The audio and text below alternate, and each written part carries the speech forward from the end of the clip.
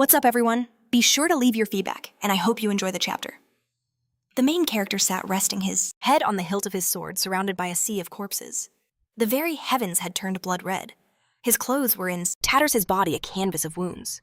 All around him lay the fallen knights, mages, and nobles alike. The warrior lifted his gaze, scanning the carnage. He rose slowly, the sheer scale of the slaughter replaying in his mind. Rain began to fall, mixing with the blood on his face. He was stunned by the endless field of the dead. Suddenly, a voice echoed, "How careless of you." The hero whipped his head around, searching for the source. The unseen speaker continued, "Who would have thought a mortal of your strength existed here?" He looked down, gritting his teeth. "So, you're not dead yet," he growled. The warrior stood upon the chest of a colossal white-skinned giant with demonic wings. A memory flashed in his mind of this being descending with a golden halo. "This is Aga," the warrior recalled. 20 days ago, he appeared out of nowhere in the Empire. The giant landed to join his fellow titans. And for reasons unknown, the hero thought they began their symphony of destruction. This was the last of the three giants. The main character stomped hard on the barely living creature, planting his foot on its forehead. "Because of you," he roared, "half the Empire is now a graveyard. Why the hell are you still breathing?" The giant's eyes pulsed with a faint light.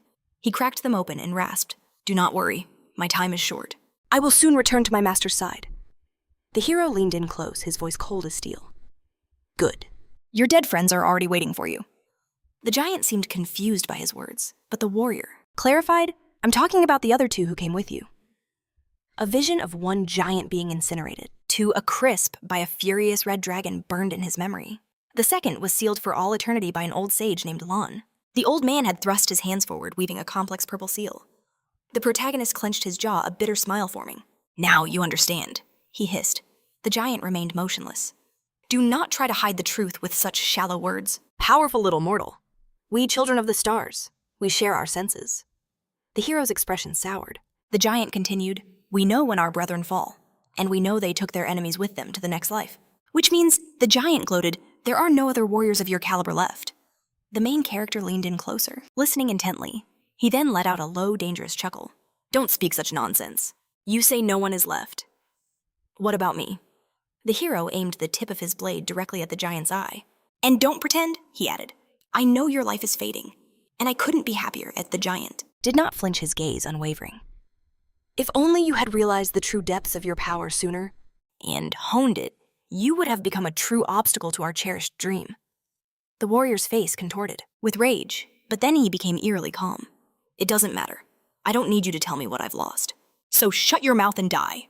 The protagonist ground his boot into the giant's eye. The creature spoke its last words. "You are a great man. You have earned the right to be proud." The warrior's grip on his sword tightened. "After all," the giant whispered, "this world is now yours." The main character was drenched in blood that the rain couldn't wash away. The giant took one final shuddering breath. "I will now be absorbed by the starlight, to dissolve into eternity." The warrior raised his sword high and brought it down with all his remaining strength. The horned head flew from its shoulders, trailing an arc of black blood. It landed with a heavy thud behind him. He looked down, finally letting out a ragged breath. Raindrops rippled in the pools of blood. "How," he wondered, "am I supposed to change what's already done?" The protagonist took a single step, his boots splashing in the crimson water. His breathing grew heavy as memories assaulted him. He saw himself sitting at a campfire, glancing over at his comrades. Another man, with a deep scar across his face, met his gaze with a wide grin. The entire party, his family, sat together by the fire. He remembered standing beside the man with the scar, both clad in armor, staring out at the horizon. Then the image shifted. The man lay gasping, staring in shock at the blade buried in his gut. Unbearable grief crashed over the hero. He stood before a mountain of his friends' bodies. "We were all here," he choked out, "because of our pride. We fought until our last breath." He collapsed to one knee. "We truly believed we were strong, just because I was." The main character gently closed his fallen comrade's eyes. "We should have assessed the situation. We should have run. But we were fools, and we remained fools, right to the very end." He sat there utterly broken amidst the silence of the dead. He sank to his knees before his fallen comrades, his spirit breaking. He asked why the giants capable of deflecting the sword aura of the Empire's finest warriors were vulnerable only to his blade. Tears of rage and sorrow carved paths down his face. If his sword was the only answer, it meant these ordinary soldiers never had to stand on the front lines. It meant they didn't have to die. His gaze felt his body heavy with grief. But then, a faint cry pierced the silence, asking if anyone was there. The main character's head snapped up, his eyes darting toward the sound. The voice was weak, strained by terrible wounds, but he recognized it. His eyes shot open. Leaning on his sword, a flicker of hope ignited. Someone was still alive. The warrior forced himself to his feet, his sword a crutch against the searing pain. The cold rain drenched him to the bone as he staggered towards a large stone where a wounded figure was slumped. A faint, pained smile touched his lips. "Commander-in-Chief, you survived." He took a closer look, his eyes widening. Her arm was gone, the wound sealed by a crude tourniquet. Aeson, the commander, looked up at him with weary eyes. The main character bit his lip, stepping closer. "For a commander-in-chief? You look terrible." Sitting in a pool of her own blood, she retorted. "For a Corporal Ronan, you're not looking so great yourself." Aeson's expression hardened.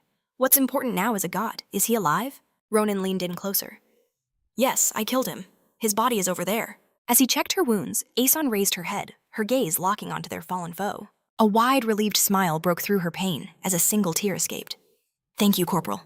Ronan said nothing, his gaze fixed on her. He slowly raised a finger. "If you're truly so grateful, would you grant me a request?" He gestured to the sea of corpses surrounding them. "I'm worried about the bodies of our fallen. They're usually just burned or left on the battlefield. But could you give them a proper burial this time?" Aeson gave him an uncertain look. "You seem more alive than I do. Why can't you take care of it yourself?" Ronan clutched his side, wincing in agony. He extended his hand, revealing a deep, bloody wound. "It's not yet clear which of us is still alive." He was bleeding out, dying on his feet. Ronan collapsed beside her. "Most of my life was just suffering, so I never had time for much else. It feels unfair dying like this, Commander." Aeson glanced at him. "If you were to survive, what would you do?" He raised his head. "So many things." Ronan gazed at the blood-red sky. "But there's only one thing on my mind right now." The commander was stunned by his words. "I would like to know what it's like to study at the Academy." A memory flashed in his mind, his foot on the giant's eye, its taunts echoing. But that faded, replaced by the image of a girl with gray hair. He added, "My older sister. She always pushed me to study at the Academy." Ronan lowered his head, a bittersweet grin on his face. "Soon, I'll be reunited with my family." Aeson struggled to sit up. "The search party will arrive as soon as the rain stops." "I told you," Ronan whispered. "I'm already dead, so why do you keep—" He sadly lowered his eyes. "Talking about useless things." Suddenly the sun broke through the crimson sky. A final drop hit a puddle with an unnaturally loud sound. Ronan and Aeson went rigid, their eyes wide with surprise. The storm had vanished, the rain had stopped. The corporal leaned on his hand, trying to stand. The corporal and the commander-in-chief both cried out in shock. The main character looked up, unable to comprehend what was happening. His eyes widened in pure terror. Descending from the sky was a grotesque creature with horns and 8 wings. Alongside it, legions of one-eyed monsters materialized, followed by an entire army of bone-white warriors. Ronan rose, pointing his sword towards the sky. He stared at the impossible army. "Who are they? Where did they come from?" Aeson looked up, her face a mask of fear. "It seems those 3 giants were not the end." She looked down, utter horror dawning on her face. "In the end, I couldn't save the world. For the 3rd time. I have one last attempt left, but I don't know how." Aeson sat frozen, lost in her own private nightmare. Ronan stood over her, his voice a desperate roar. "Get a hold of yourself!" He stood there, his mouth agape, watching her break. "Hurl me at them!" he roared. "Use your telekinesis now. I can't reach them from here." The commander-in-chief stared, stunned. "You're not going to fight them?" she asked, her voice trembling. She struggled to her feet. "Why would you fight in this state? It's suicide." The protagonist glanced back, his eyes burning with defiance. "Of course I am. Or do you plan to just sit there and die?" With a sharp ring of steel, he began to unsheath his blade. "Even if this is my end," he declared as the sword cleared its scabbard, whipping up the wind, "I'm taking a few of those bastards down with me." Commander Aeson looked at him, utterly shaken. Why wouldn't he give up even on the brink of death? She peered into his soul through his eyes and understood. That unyielding fire. It was because of him they had made it this far. Ronan stood as her final shield his back, a wall of resolve. And in that moment she knew. If it was for him. A name escaped her lips, Adashin. She called out, placing a hand on his shoulder and turning him gently to face her. She rose to her full height, her hair flowing in the charged air. Ronan turned completely. "There's no time for this, stop talking." But Commander Aeson silenced his words with a kiss. The corporal's world froze in utter shock. There, against the backdrop of an enemy-filled sky, their lips met. A sphere of pure blue light passed from her mouth into his. He stumbled backward, reeling. What did you just force into me?" She leaned close to his ear, her words a secret whispered to the wind. The main character couldn't comprehend what she was saying. He stared at her, trying to decipher the meaning in her eyes. She pulled back slightly, her grip on him firm. "What kind of nonsense are you talking about in a situation like this?" he demanded, though he stood frozen listening. A brilliant, heartbreaking smile spread across her face. "If we meet again," she began, her voice clear and strong. "Tell her not to do anything foolish. Tell her to just become a dressmaker." Behind him, the enemy's incantations began to rise. Destructive blue magic crackled in the air. "I've done so much in my life," she said, her smile widening, "but this is a first." He could only stare back, his mind blank with shock. A colossal giant with 8 wings hovered above a sphere of raw power in its hand. It fixed its gaze on the heroes. And then the world ended in a deafening explosion behind the protagonist. The blast was an awe-inspiring wave of brilliant, terrifying color. A single drop of pure essence descended, and Ronan's eyes snapped open. The sky was perfectly clear. He tried to call her name, his voice hoarse. Ronan pushed himself up carefully from the soft green grass. As he stood, a vast, peaceful plain stretched before him, bathed in the light of a warm sun. The main character's gaze fell upon a nearby village and a river. This is impossible," he whispered. He watched as children played in the water. I'm really back." The protagonist sank to his knees, his hand digging into the rich soil. He rose once more, taking a deep, shuddering breath. Ronan looked forward with dawning realization. "This is my hometown, Nimbud." He had truly returned to the past. A notification shimmered into view, the first day of regression. He collapsed against a tree, his head in his hands, a low moan escaping his lips. He looked out at the familiar sights. To think the commander's words were true. The memory of her kiss, of the glowing sphere passing between them, burned in his mind. Her voice echoed in his head, explaining everything. Thanks to that sphere, I was able to rise from a simple dressmaker to the position of commander-in-chief. 2 versions of Aeson appeared in his thoughts, a humble seamstress and a hardened warrior. "But that sphere only allows 4 journeys back in time," she continued. "And I've already used 3 of them. That means you only have 1 chance." Her voice was a ghostly whisper in his ear. "I'm leaving everything to you. Within you now lies the power to kill the giants." In his memory, the massive creatures loomed over his fallen comrades. "I believe," her voice affirmed, "that you are the key to saving this world." Her final instruction resonated within him. "You must hone your abilities. I'm glad that you desire this for yourself." A memory surfaced, a younger, more naive Ronan, declaring his dream of attending the academy. A magnificent building rose in his mind's eye. "If you want to study," her voice guided him, "then go to the Phileon Academy. Many outstanding people are there. I'm sure that studying there will benefit you greatly." He remembered the last look she gave him, and the weight of her final request. "If we meet again?" The main character pictured her, not as a commander, but as a simple seamstress, her face gentle and unworried. Tell her not to do anything stupid, just let her become a seamstress. The image of her face right before the end, her shocking words, her heartbreaking smile flashed before his eyes. "I've done a lot, but this is a first." Ronan ran a hand through his hair, his face twisted in a grimace of pain and regret. A moment later, he began slamming his head against the tree. "If this is a dream, then I need to wake up right now." His frantic shouts drew the attention of 2 passersby. Ronan paused, his gaze slowly shifting to the bustling city streets. Even if this wasn't a dream, if he truly had returned to the past, what could he possibly do alone? Ronan froze. If this really was the past, he carefully gripped the wooden stick, realizing. He straightened his back, facing the tree, his eyes filled with a desperate hope.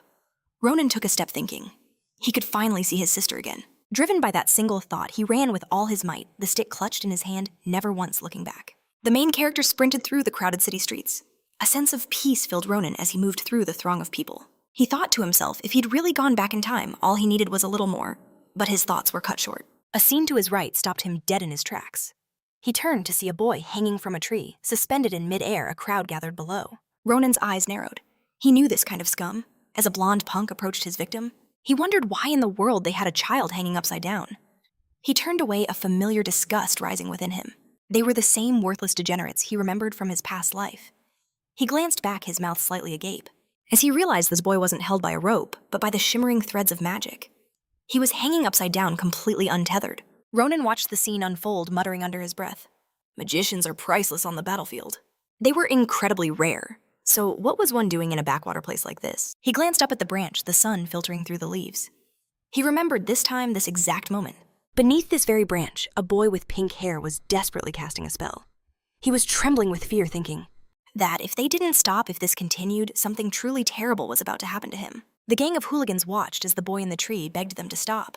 The victim's face was twisted in agony as he cried out that he truly had no money. The blonde bully stepped forward, slapping him lightly across the cheek. When the boy pleaded that his mother's medicine cost more this month, the bully just sneered, "Like I care." The blonde thug tapped at his own chin, adding that he was just extorting money. Why should he give a damn about the health of some old woman? He raised his hand for another strike, shouting, "If you want to be a good son." The fair-haired delinquent delivered a series of sharp slaps to his face. "Then you should be earning more money." The rest of the gang watched the cruel display with cold amusement. The lead bully then turned to the magician and called out to him. The young mage froze, listening as the bully said, "This guy isn't getting the message. Lift him higher." The magician trembled, pleading, "I can't. If I lift him any higher, I might drop him by accident." The blonde leader slowly stalked towards him. "Stop acting like a little girl. You're not the one hanging." His face twisted into a furious snarl. "Now shut your mouth and lift him higher, before we hang you right next to him." Asel stood there soaked in a cold sweat, trembling, as he wondered how it all came to this. Was learning magic a mistake? A memory flashed in his mind, performing in the village market, just wanting to prove that he could use his powers for something good. Asel stretched a trembling hand, forward blue magic swirling from his fingertips. He knew he had to refuse the bully, but he was paralyzed by fear. Asel squeezed his eyes shut as a tear escaped. He bit his lip, knowing in his heart that he had to overcome this. But as the hooligans moved closer to the tree, the magician behind them finally found his voice. He was pleading with them when a club suddenly appeared from behind. Ronan swung with practiced ease, landing a clean blow to the back of the magician's head. "That's enough," he said coldly. "One more move and you're dead." The magic holding the boy's legs dissipated instantly.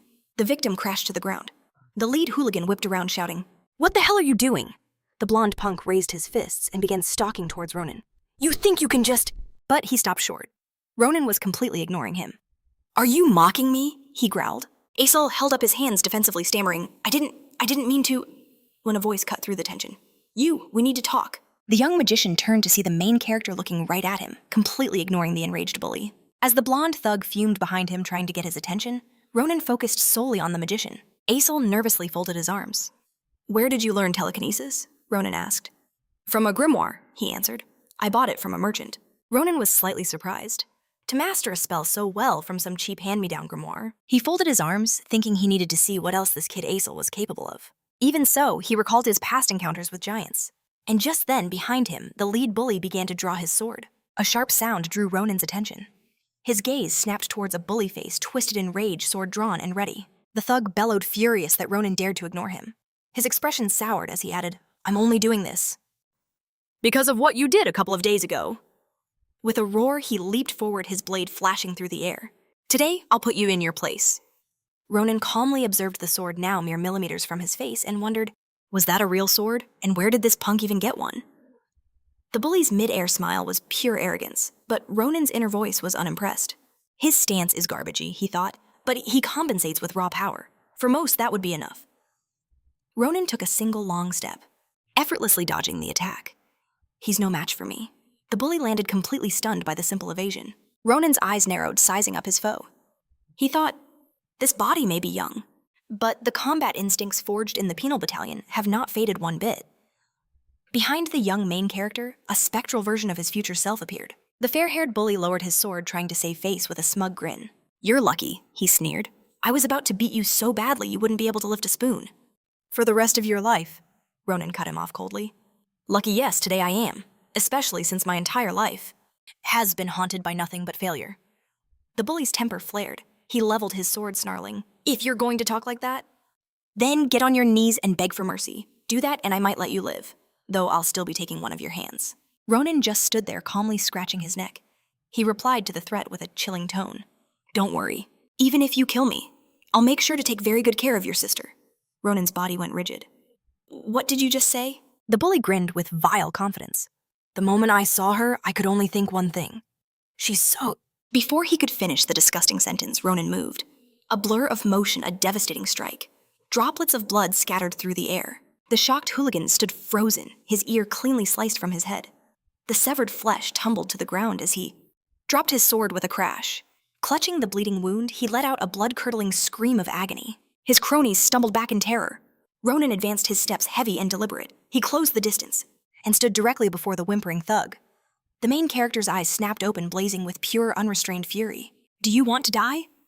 The hooligan squad watched, paralyzed, as Ronan loomed over their screaming leader. They were in absolute shock. How did he cut off his ear with just a stick? Blood dripped from the end of Ronan's makeshift weapon. Ronan's gaze then lifted and fell upon the terrified group. "Enjoying the show?" He kicked the bully aside and roared, "Now! Get lost and take this trash with you unless you want to end up just like him." The bully sat on the ground, staring at the bloody stick. Ronan added coldly, "And the money stays. Consider it payment for ruining my mood." The hooligan squad stood motionless, then quickly agreed to give up everything. A moment later, Ronan handed a heavy bag of gold to the boy from the tree. "This is all yours." But the boy couldn't believe his eyes. He stared at the main character. "You're really giving all this to me? This is so much more than they took." Ronan simply picked up the bully's sword. "All I need is this." The boy clutched the huge wallet with trembling hands. Ronan assured him, "They won't be back for it. They won't have the courage to show their faces around here again." Overwhelmed, the boy sincerely thanked his savior. Ronan just waved a hand dismissively. "It's nothing. Just go home." Suddenly, Asel the magician made a sound. All eyes turned to him as he opened his mouth. His voice trembled. I'm really sorry." Asel bowed his head deeply to the victim he had helped to trap. The image of the threatening bully flashed in his mind. Asel looked up, his eyes filled with shame. "I knew I shouldn't have done it. Even when he threatened me." Asel's shoulders slumped as he began to sob uncontrollably. "I was just so scared," he cried. "I couldn't stop myself." Ronan and the other boys simply watched the magician's breakdown. He kept repeating how sorry he was and that it was all his fault. Unexpectedly, the boy who'd been robbed offered a small smile. He remarked, "You're crying the same way you did when they first dragged me here." Asel looked at him, his eyes wide and tear-filled. Hugging the bag of money, the boy continued, "When I first saw you, I knew it. They were bullying you too. Just like me." A relieved smile bloomed on Asel's face wordlessly. The boy placed a gentle hand on the magician's shoulder. "You shouldn't blame yourself," he said. His own smile was incredibly kind. "It wasn't your fault." He kept his hand there and concluded, "But I do appreciate your apology." The boy with the money prepared to leave. Waving goodbye, he departed. As he left, Ronan's gaze shifted to the magician, a suspicious glint in his eyes. As he looked at it, a faint shimmer appeared. A small smile touched Ronan's lips, thinking it wasn't half bad. The main character gave the magician a slight nudge. He leaned in, saying they needed to have a talk. A flicker of fear crossed Asel's face. He turned away, eyes squeezed shut, and stammered, "Right then. We'll meet back here in 4 days." Asel was baffled by the delay. The magician turned his head to watch the retreating protagonist and asked what he meant. The answer was simple: Ronan was busy for now. They would postpone their conversation. Their meeting would be when the moon rises. Suddenly, our hero spun around, his hand resting on the hilt of his sword. With an ominous expression, he noted, "Of course, if you don't show up, I'm sure you can guess what happens." Sheer terror gripped Asel. He began to scramble away in the opposite direction, yelling that he understood. If he was late, he was finished. Asel was left alone in the field, completely bewildered. Meanwhile, Ronan stopped before a lonely hut. He approached the door carefully, holding a gorgeous bouquet. He clutched the flowers in his hands, wondering if he'd gone overboard. With a serious face, Ronan remembered that his sister had always loved them, so he picked every last one he could find. Abruptly, the main character turned, moving away from the door and muttering it was too much. He'd just throw them away. But then a girl's voice came from inside. "I was wondering who was out there." Ronan froze, a flash of nerves on his face. Standing in the doorway was his sister. He stared at her, the question echoing in his mind, was he truly back in this time? He began to think that back in the penal battalion, he often imagined this moment. What would he say to her when they finally met? Would he apologize for vanishing without a word? Or confess how much he'd missed her? But those were the thoughts of his past self. The adult Ronan looked down at his own hands. He realized now that all those rehearsed words were things only the Ronan from the penal battalion could say. In his mind, his two selves from two different times stood back to back. But he knew in this moment there was only one thing he could tell her. His sister suddenly leaped from the doorway, her face lit by a huge, pure smile. "Ronan, you're early today?" For a second, our hero was completely speechless. He couldn't find the words. He simply walked toward her, head lowered, and said, "I'm home." His sister soon set the table, with a mountain of food and drinks. She said she never thought she'd see this day.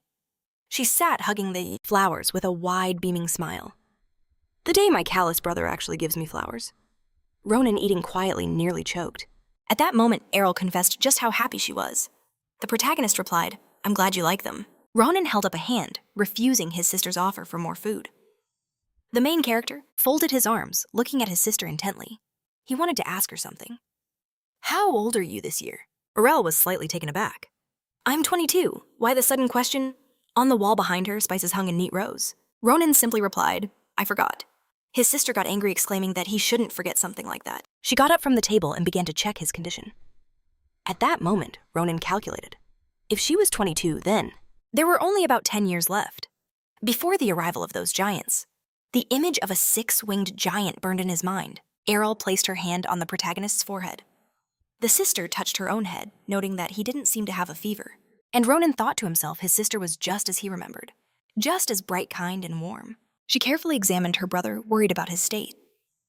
Erel still had her hand on her brother's forehead, and he wished this moment could last forever.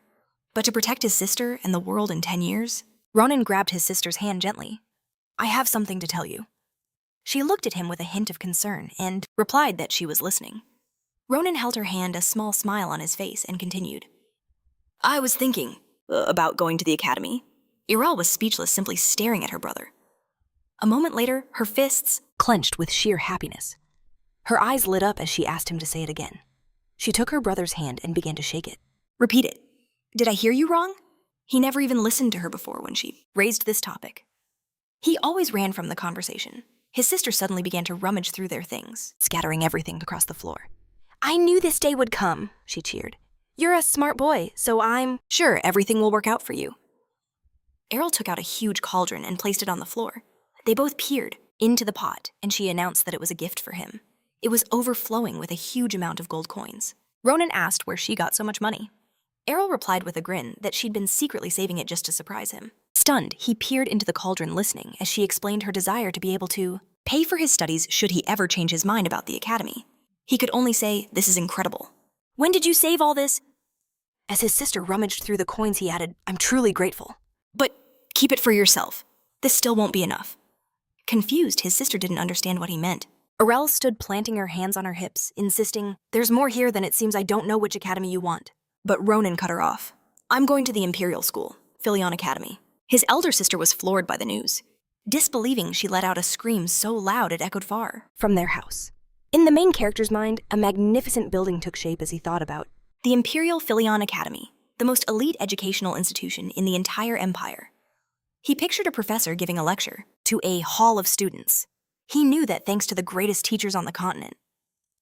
A mountain of gold flashed in his mind. He continued his thought. With immense funding from the imperial family itself, this place offers the best education possible. Images of legendary graduates appeared in his head. Commander-in-Chief Fesan, Swordmaster Shifa, even the worst of the bandits and the infamous Winter Witch. He knew Phileon Academy was so prestigious it earned the nickname the Hero Factory. Its status was beyond legendary.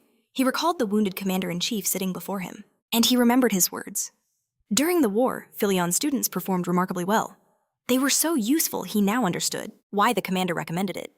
But the real problem was its popularity, not to mention the sky-high tuition fees and impossible standards. Ronan walked cautiously along a narrow path deep within a dark forest. He remembered his sister's shocked reaction followed by her optimism. Ronan paused, his gaze fixed ahead. He murmured to himself, "I'll just have to prove it with my actions." Reaching a tall tree, he called out, "I actually came." But he was met with a correction. A boy named Asel peered out from behind the trunk. "It's pronounced Asel." The young magician stepped out cautiously, his fingers intertwined as he added, "You did say you wouldn't leave me alone if I didn't come." A slight smile touched Ronan's lips. "Just forget about that." The main character began shrugging off his backpack. "We have a lot of work to do. But first, I need to test something." Ronan dropped the pack to the ground, leaving Asel completely bewildered. The protagonist simply held out his hand, pointing a single finger. Asel still had no idea what he was talking about. Ronan then pointed that finger at himself. "Use your telekinesis on me," he commanded. He stared intently at the magician. "Lift me, as high as you possibly can." Asel was shocked. Why use telekinesis? So suddenly, the young magician held his hands out to his sides, asking, "Why would we do something so dangerous?" But Ronan just folded his arms. "It's not that dangerous," he replied coolly.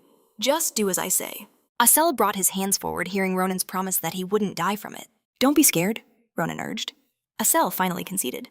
"All right then." A blue essence began to glow around the boy's hands as he announced, "I'm starting." Asel thrust his hands forward, shouting the spell's name, "Invisible Hand." A wave of blue magic surged toward our hero. Ronan's eyes widened as an unseen force seized him, lifting him upward. His feet left the forest floor, and a thought crossed his mind. Asel was far more skilled than he had imagined. The boy raised him to a great height, and in the main character's mind an old memory surfaced, of him flying towards a giant preparing an attack. He thought to himself, the height and stability are a bit lacking. But it was fundamentally the same feeling he had when two court magicians cast a spell on him. He remembered it clearly. It was telekinesis that allowed him to fight on even ground, with that giant. An image of Ronan, eyes glowing red, face dark with determination, raising his sword to strike the beast. He looked down, at the ground below him, a small grin forming on his face. He knew that telekinesis was an exceptionally rare ability among magicians, not to mention that magicians themselves were already incredibly scarce. Ronan watched the young mage struggling below, and the implication hit him. Asel was destined to be a crucial part of his battle against the giant. A wide smile spread across his face. "This is a very good start," he declared. But Asel's face was strained with effort. "This is getting difficult for me," he gasped. "Can I let you down now?" Ronan began to draw his sword from its sheath. "Just a little longer," he replied with a grin. "There's something else I want to check." Asel looked up, hearing him say, "I'll get down on my own." But the young magician couldn't possibly understand how.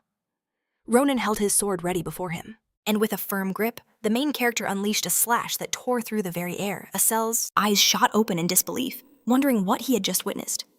Ronan landed perfectly beside the mage, his blade, having grazed Asel's mana. Stunned, Asel stammered, asking what he'd done. Ronan, brushing himself off, casually replied, "It's nothing, just a little acrobatic trick I learned ages ago." Asel nearly collapsed when Ronan playfully spun a fist over his head, thinking, "An acrobatic trick? I've never seen anyone cut through pure mana before." Ronan simply said he should be grateful, admitting even he didn't know how it worked. Sheathing his sword, Ronan made a mental note, figuring out this new power was now a top priority. In the blade's reflection, a memory of his battle with the giant flickered. He mused internally that it was likely thanks to that fight that his sword had awakened this ability. Shaking it off, Ronan walked towards his pact, deciding to ponder it later. Right now, more important matters were at hand. The main character reached for his backpack's strap, announcing that in any case, the mage had passed the test. Ronan then tossed the second pack towards Asel. "Grab it," he ordered, "and hurry. We need to get moving before the moon is gone." In response to the mage's confused look, Ronan just grinned. As for what they were doing so late, that didn't matter. Standing against the brilliant moonlit sky, he declared this moment could be the very first page in the hero's epic biography, a legendary tale for the Empire. The forest glowed under the moon's gentle light as Ronan and Asel journeyed onward. The mage finally asked about the Phileon Academy. Breaking into a nervous sweat, Asel asked if he'd heard correctly. "Phileon Academy, the school for the absolute elite of the Empire." Ronan simply brushed a vine from his path. "You heard me," he said, a hint of annoyance in his voice. "Why do you keep asking?" Asel rushed to catch up, explaining that he truly didn't want to go. The mage insisted that wasn't the issue. He fidgeted nervously, admitting, "You're a genius in martial arts, but I'm useless." Ronan turned his head slightly. "You're cowardly and timid," he heard the mage say. "Is that how you want to live?" The protagonist's words struck him hard. Asel's eyes widened as his world froze. Trapped in the dark recesses of his own mind, he heard a voice echo. "You have an innate talent, yet you waste it entertaining scum. Is that truly the life you desire?" Ronan stopped crossing his arms. "To be honest," he continued, "you have so many pathetic flaws. You're cowardly and shy." Each word was a dagger to the young mage's heart. "You're a crybaby ready to weep at the smallest thing. And on top of it all, you're a complete loser." But just as Asel's spirit broke, Ronan added, "But that's fine, because from this moment on we can fix all of it." The main character's expression grew serious. He faced the mage. "The past can't be changed." As Ronan started to walk away, he glanced back. "But one day, you will regret this." He lowered his gaze, thinking to himself, "He's just like I was." A vision of a wounded Ronan, clad in torn clothes, standing alone on a battlefield, with his sword flashed in his mind, a memory of his past life. Ronan returned to the mage, placing a hand on his shoulder. "So, have you changed your mind?" A deep blush spread across Asel's face. He wondered, "Is this really Ronan?" The young mage covered his mouth, thinking, "He's this worried about someone like me." Just then Ronan said, "I won't force you. It's your life. You can go back if you want." The main character turned to leave, saying, "I'm going." But behind him, Asel frantically waved his arms, shouting, "Wait, please stop, I want to change." A wide grin spread across Ronan's face as the mage declared he would go to Phileon with him, begging to be taught everything. The main character spun around, his gaze sharp. "Well, look at that," he said with a smirk. "Your first courageous act, so let's get you past the first obstacle for a brave new mage." Asel stood tall, agreeing with newfound seriousness. A sly look crossed Ronan's face as he thought. He took the bait, a campfire, flickered in the heart of the dark forest. Asel looked on, a mix of shock and fear on his face. Ronan and Asel were hiding behind a bush when the mage whispered, "What's my first obstacle?" Ronan simply nodded towards the fire. A hulking green silhouette sat by a stone. "The perfect opponent to test your resolve," Ronan explained. "A moon goblin." An ugly goblin sat by the flames. leaning against a large rock.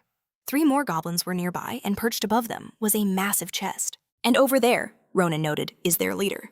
A wicked smile played on his lips. So, what do you think? Like what you see? With the mad-eyed magician in his sights, he declared it was time to begin. From behind the bushes, Ronan and Asel observed their unsuspecting prey. The protagonist revealed their target, the moon goblin, a common monster in these parts. Images of various gnomes flashed through his mind as he explained how most people identify them. It wasn't just their yellow skin or disfigured bodies. The moon goblin's grin was its true signature, revealing a mouthful of greed. Holding a fistful of gold, its love for treasure was undeniable. This, Ronan explained, was their fatal weakness. A vision appeared in the hero's mind. Moon goblins swarming merchants, leaving no survivors. He continued his tale, describing how they ambush travelers, steal their valuables, and gather all the loot in one sacred place. A whole tribe of them, worshipping a towering spire with a chest overflowing with gold. Ronan knew their rituals well. On the night of the full moon, just like tonight, they hold a grand feast. Inside that chest lay a fortune in jewels and coin. Asel's hand clamped over his mouth in terror, realized why they were here. He barely managed to whisper, "We came here to..." Ronan's wicked grin was all the answer he needed. "Tonight," he declared, "we relieve them of their entire hoard." Peeking from their hiding spot, Asel watched the goblins murmuring. He'd never heard of such a thing. Goblins collecting treasure. As Ronan coolly prepared his gear, Asel couldn't help but ask how he knew all this. "I have my sources," Ronan replied, thinking to himself that revealing he'd met them in a past life might be a bit much. Suddenly, Ronan shot towards the magician, hoisting him up with a wild look in his eyes. He spelled it out clearly. "Your only job is to use your telekinesis and move their treasure into this backpack. And for heaven's sake," he growled, "don't wake them up." Asel heard the plan, his mind racing. "Easy," he stammered. "That doesn't sound easy at all. What if I mess up? What if they wake up?" Visions of giant enraged goblins filled his head. If that happened, Ronan confirmed grimly their end would be anything but pleasant. Asel grabbed Ronan's collar in a panic. "This is insane. It's too dangerous. We need a better plan." But Ronan simply scoffed at his cowardice. The protagonist held up 2 fingers directly in front of the magician's face. "To get into Phileon," he stated, "we need 2 things." In Ronan's mind, he saw the Grand Academy, and beside it, a mountain of gold. First is money, an insane amount to cover the tuition. And second, he continued, is experience. 2 warriors were seen honing their skills. While money was a problem, Ronan knew that raw experience was far more critical. He leaned in, his 2 fingers unwavering. "I know for a fact that Phileon is crawling with aristocrats who've had elite training since birth." Ronan's voice was a low, intense whisper. "If you want to stand a chance against them, there's only one way." A chilling smile spread across the hero's face. "You have to gain real experience by putting your life on the line." They both peered out at the slumbering goblin chief. "And these guys," Ronan said with a smirk, "are the perfect opponents. We'll get both the money and the experience we need, killing 2 birds with 1 stone." Asel just sat there, defeated. "Unless you have a better idea," Ronan challenged. Asel could only shake his head. "Then it's settled." The main character gave the magician a firm pat on the back. "We start now." In the dead of night, jewels began to levitate from the goblin's chest, flying silently through the air. The glittering treasure sailed smoothly into the protagonist's open backpack. Ronan watched intently, whispering, "Just a little more." Asel, focused like never before, guided the last of the items with his telekinesis. "Now," Ronan commanded, "let it go." The magic dissipated, and the treasures clattered softly into the bag. A wide, triumphant smile broke across the main character's face. Peering into the now full pack, Ronan placed it next to another. Both of them were stuffed to the very brim. The protagonist began ruffling the magician's hair enthusiastically. "See, I told you experience is what matters." Asel was stunned. It actually worked." Ronan grinned, thinking to himself that, honestly, even he wasn't 100% sure it would. To think Asel got the hang of it so fast. Asel was overcome with joy. They'd actually pulled it off, and Ronan knew this kid was even better than he'd expected. A predatory look glinted in the hero's eyes. A new thought formed in his mind. He had just found himself an exceptionally useful servant. Ronan slung the heavy pack over his shoulder. "All right, we're full up. Time to get out of here." The protagonist sealed the bags, their mission a complete success. Under the gentle light of the moon, they vanished back into the forest. But just before disaster struck, a lone crow darted through the forest trees, followed closely by 2 armed men. The strangers crashed through the woods, shouting after the bird, calling it a comb chicken. Hearing the screams, Ronan and Asel turned toward the noise. The main character sighed, a bead of sweat on his brow. He wondered what kind of fools were making such a racket in the dead of night. Just then, one of the goblins stirred from its sleep. Confused, it rose to its feet, glancing at their treasure chest and wondering about the noise. The goblin peered into the empty box and shrieked, "Where did all our sparkles go?" His cry jolted the entire camp awake. A mob of goblins instantly surrounded their leader, demanding to know where the thieves were. A sudden sound made them all turn. They spotted two figures hiding behind the bushes, trying to sneak away. Ronan's eyes narrowed, watching as the furious horde of goblins charged in their direction. He knew instantly that their situation had just gotten much, much worse. Asel stood frozen, his eyes wide with panic. With a heavy sigh, Ronan dropped his backpack to the ground. "I knew it," he muttered. Everything was going too smoothly. Asel collapsed onto the grass in pure terror, asking what they should do. "Should we just drop our bags and run?" "Absolutely not," Ronan declared, his hand already moving toward the hilt of his sword. "Just when I was wondering how I'd pay for training," he thought, "it seems the money is coming to me." Asel stammered that this was hardly the time for that. A wave of snarling goblins was already closing in. Only a single bush separated them from the horde. Asel whispered in horror, "They're here!" Ronan slowly drew his blade, inspecting the cheap steel. He calculated its weight and strength. His eyes glinted in the sword's reflection. This blade, he thought, will last for maybe 15 strikes. A massive group of goblins lunged forward to attack. The main character calmly noted their numbers, roughly 30 of them. One creature was already swinging its club at him, while Asel cowered behind him in fear. "Watch out!" Asel screamed. But before Ronan had even fully unsheathed his sword, the goblin's arm was inches away. He remembered his limit. Only 15 blows. With a sudden motion, he slammed the sword back into its sheath. Then, in one explosive draw slash, he decapitated 3 goblins instantly. That should be enough for now, he thought. Their heads flew through the air as fountains of blood erupted. Asel stared in disbelief at the gruesome sight. The tip of the sword was now stained crimson. Ronan calmly noted, 14 strikes left. A few crows watched from a branch, cawing into the night. Ronan moved like lightning, piercing another goblin's head. He glanced at his fallen foe. That's the last one. He mused that it hadn't been so bad after all. Asel could only stare in utter shock, thinking it was impossible. He gasped, wondering what he had just witnessed. The image of the main character felling 3 enemies at once flashed in his mind. He beheaded 3 goblins, with a single blow, Asel thought. And when the rest of the mob swarmed him, Asel recalled the wave of goblins rushing the swordsman. But as he watched, Ronan seemed to have vanished completely. In a blur of sharp, precise movements, the main character carved a path right through the horde. Moments later, he reappeared before the very last goblin. Asel realized that by the time he reemerged, the crowd was already gone. One by one, the main character had cut them down with powerful circular strikes. Asel bit his lip, staring straight ahead. The young magician saw Ronan calmly checking to make sure no goblins were left standing. To think, Asel marveled, he created such a spectacle all by himself. Ronan turned to him and asked, "What are you standing there for?" Asel snapped out of it and began to apologize profusely. The main character simply slung the sword over his shoulder. "No need for apologies," he said. "Just pack your things quickly." Ronan gave him a wide grin. "We're going home." Suddenly, a magical blue bird began to circle above their heads. Ronan looked up, surprised. "What a strange chicken," he commented. The beautiful blue creature flew overhead, its plumage shining. "It has blue feathers," Asel exclaimed, his hands clasped together in awe. "I've never seen a blue bird before." "Neither have I," Ronan admitted. But then his gaze sharpened, focusing on the bird's legs. He spotted a pair of shackles.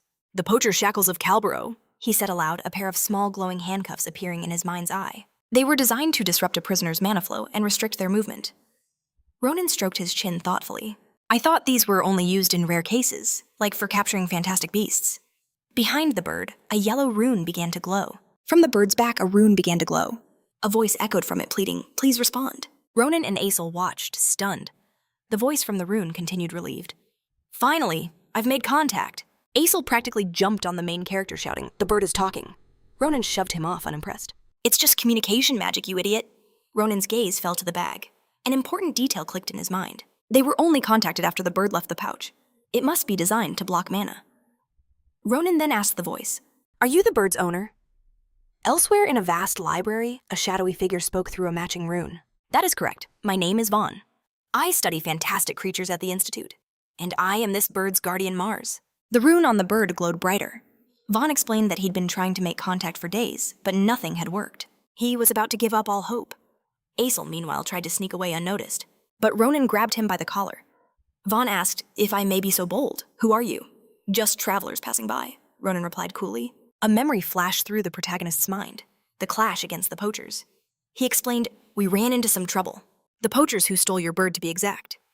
The main character recalled the flurry of strikes that brought one of the thugs down. He added, "It was too bloody to describe in detail." Ronan then raised his eyes, glancing at the glowing rune. Mars flew a bit closer to him. "So you saved her?" Vaughn realized, his voice laced with concern. "Poachers? I feared as much." Vaughn sounded utterly distraught. "To think they would actually succeed. I am deeply in your debt." Hearing this, Asel's face lit up with a greedy smile. Vaughn confessed he had no idea how to repay them. Ronan stepped forward, dismissing the idea. Don't worry about it. Just tell us how to get her back to you. She looks exhausted from those shackles. Ronan's eyes fell upon the chains. If I remove them, will she be able to fly home? Yes, absolutely, Vaughn confirmed. Dream birds have an impeccable homing instinct. So if you can just free her... Before Vaughn could even finish, Ronan's hand was on his hilt. The sound of steel being drawn echoed. Then that settles it. With a single impossibly swift strike, Ronan shattered the chains into countless pieces. The bird was finally free. As the main character sheathed his blade, he murmured, Go on, fly home to your master. Mars gazed at him, her eyes filled with admiration. Don't keep him waiting. Instead of leaving, the bird flew even closer. She let out a soft chirp, then turned around presenting her tail feathers. Ronan deadpanned. Is she sticking her butt in my face? What does that mean? Vaughn's voice came through the rune, filled with awe. She's asking you to take a feather as a gift. It seems she wishes to meet you again someday. Ronan gently held the bird and carefully plucked a single shimmering feather. Vaughn explained, a dream bird's feather acts like a compass. It will always point toward her. Mars spread her magnificent wings. If you ever visit the Institute, please come find us. With a powerful thrust, the bird launched into the sky. As she disappeared, Vaughn's parting words echoed, I will surely repay this debt. Ronan watched her go, thinking, she's damn fast. Asel stared at Ronan's hand. Hey, what's that on your hand? The main character glanced down. A strange stinging sensation pulsed from his palm. They both stared at it, bewildered. A new mark had appeared. In the middle of the forest, Ronan and Asel tried to make sense of it all, while their horses waited to continue the journey. Several days passed since that fateful encounter. At a bustling outpost, workers were loading crates onto a large cart. A man with a monocle inspected a piece of jewelry. Magnificent, he muttered. A truly valuable stone. And the craftsmanship is exquisite. He held the necklace high for all to see, exclaiming that everything about it was simply perfect. I'll give you 20 gold for it. The buyer was none other than the famed merchant, Don Carable. Beside him, a pouch was already brimming with gold. Don Carable beamed.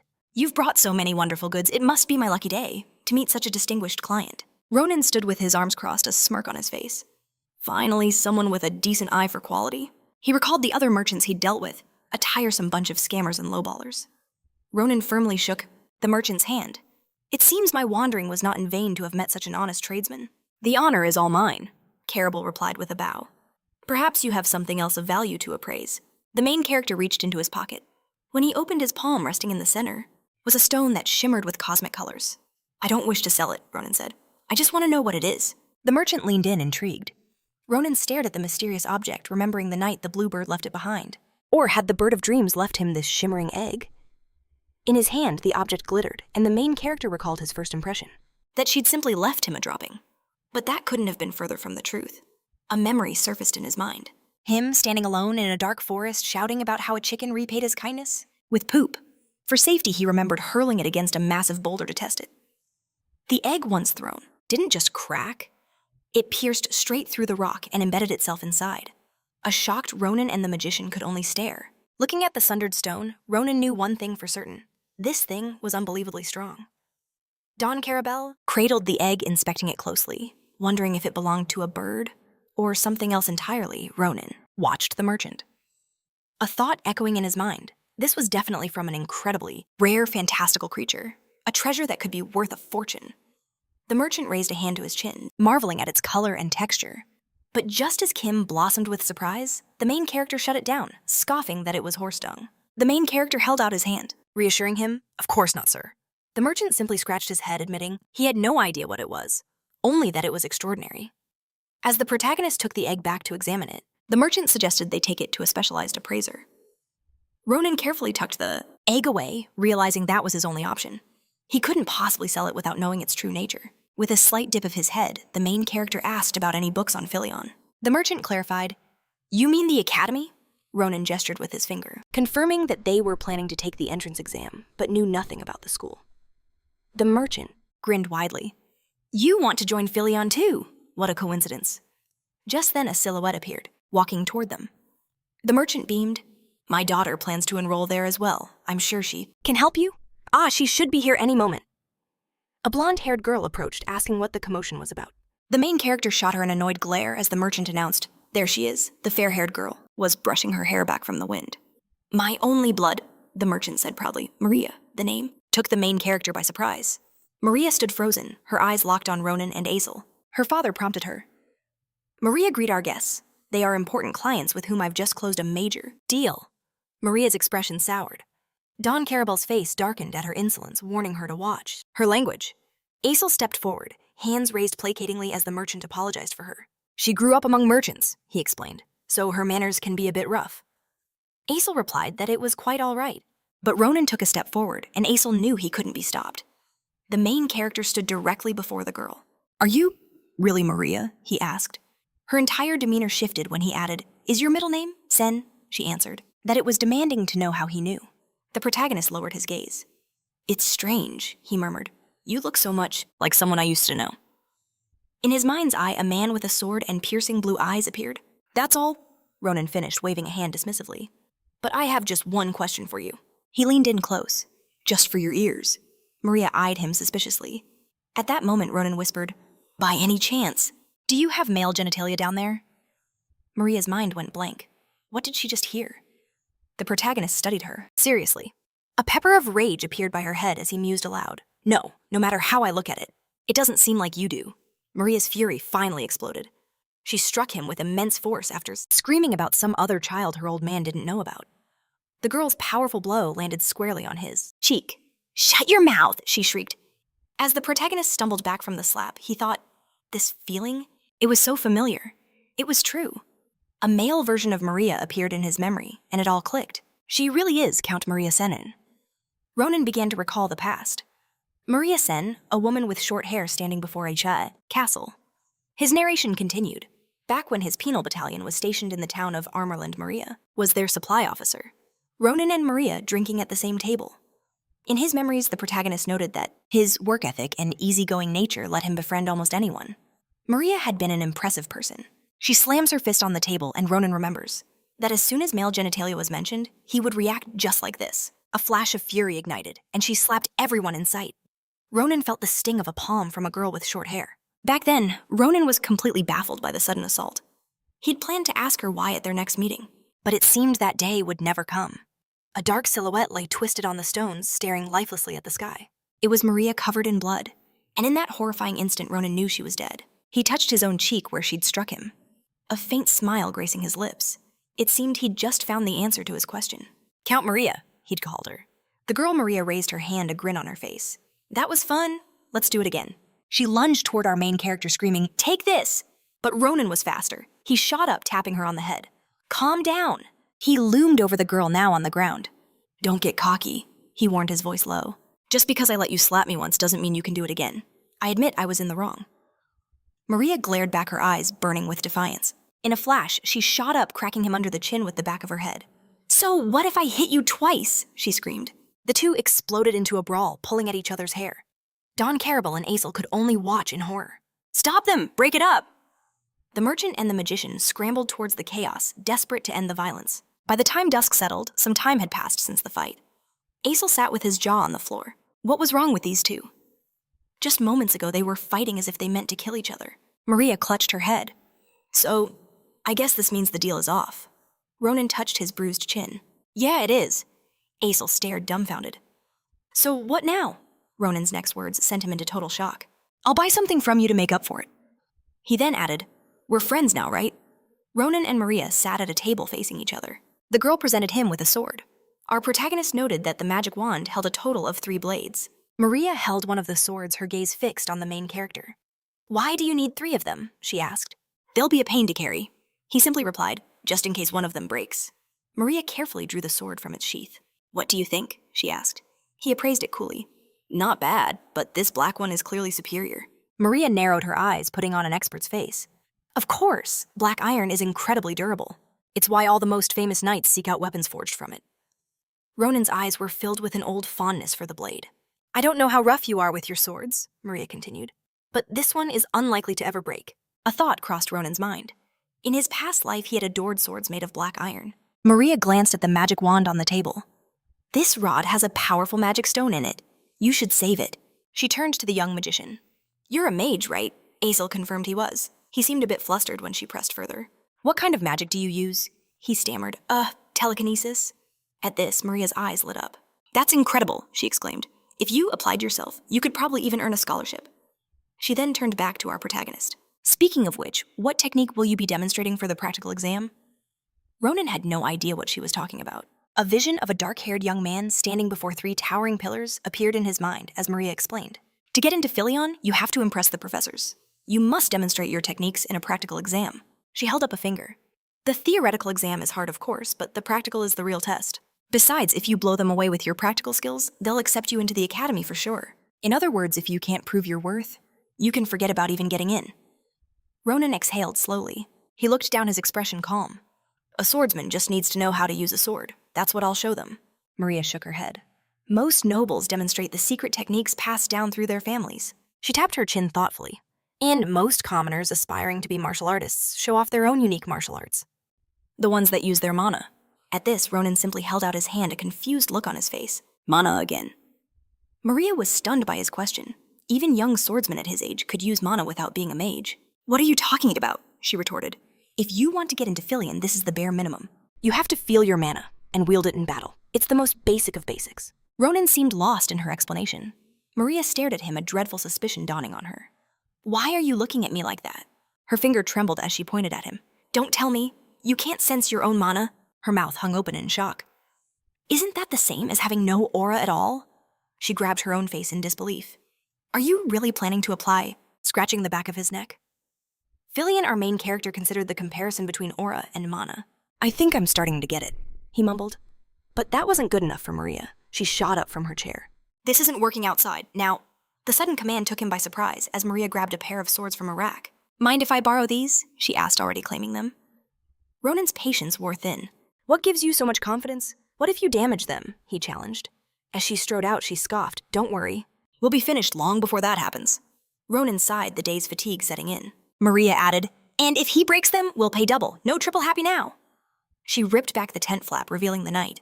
Enough talk, follow me. I'm giving you a special training session.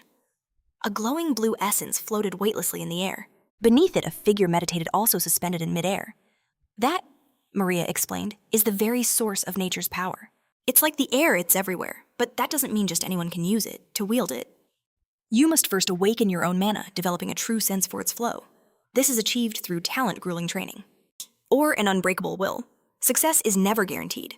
Most people take a full year just to feel a spark. Everyone accepted into Phileon has already passed that stage. In the distance, the Grand Academy stood against the sky.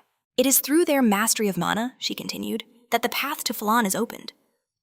The moon cast its light from above. Are you starting to understand?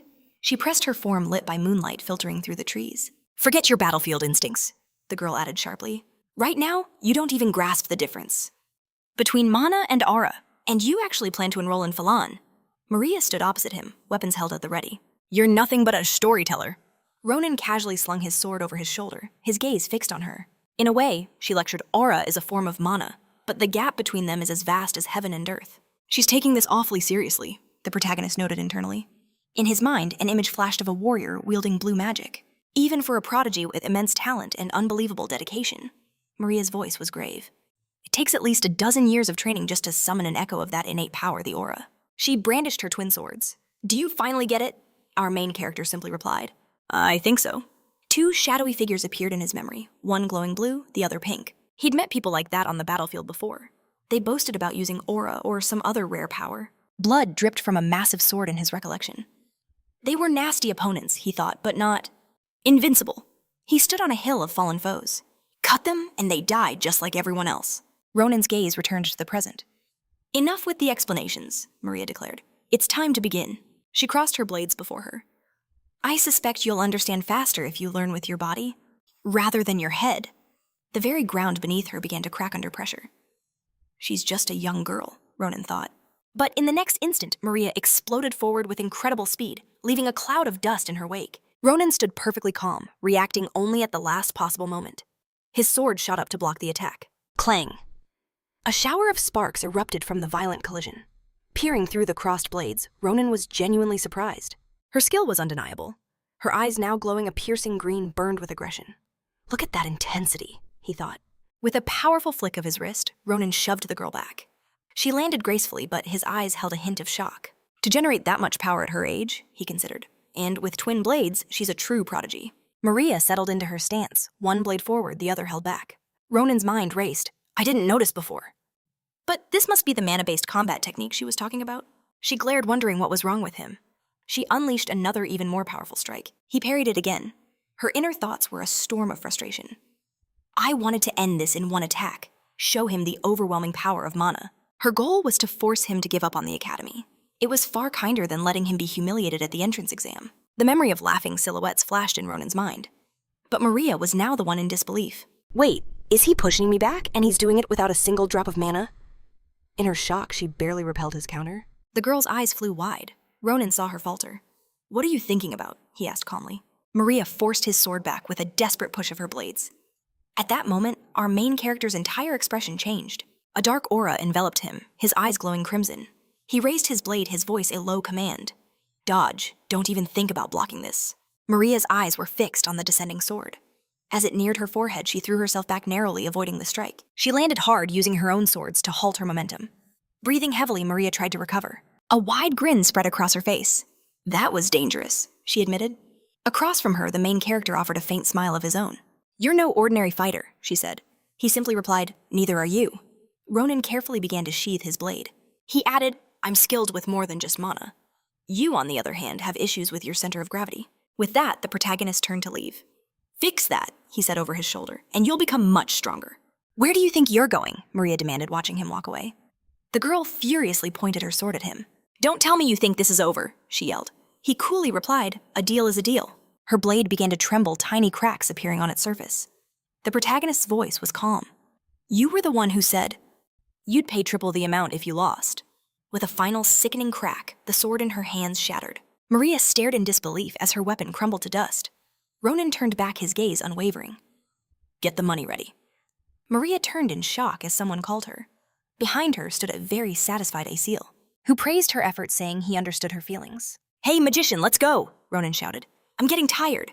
Asel quickly scrambled to his side. Maria was left standing alone in the clearing, watching as the mysterious duo walked away from her. She could only wonder, who in the world were they? The next morning, the market was bustling with life. I came for my payment, Ronan announced. But he and Asel looked confusedly at the sacks and barrels. Behind them, Maria stood with a sarcastic grin. The main character watched as she began stuffing his bag, with books and notes needed for the Phileon Academy entrance exam. The protagonist shot her a confused look. You won't need money there, she stated.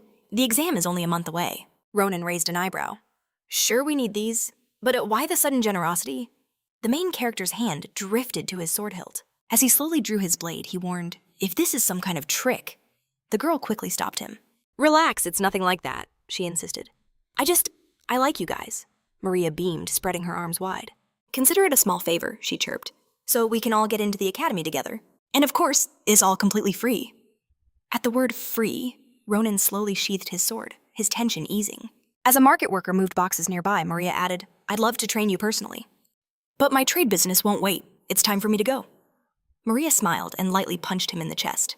So study hard. If you fail after all this, I'll never forgive you. Ronan smirked.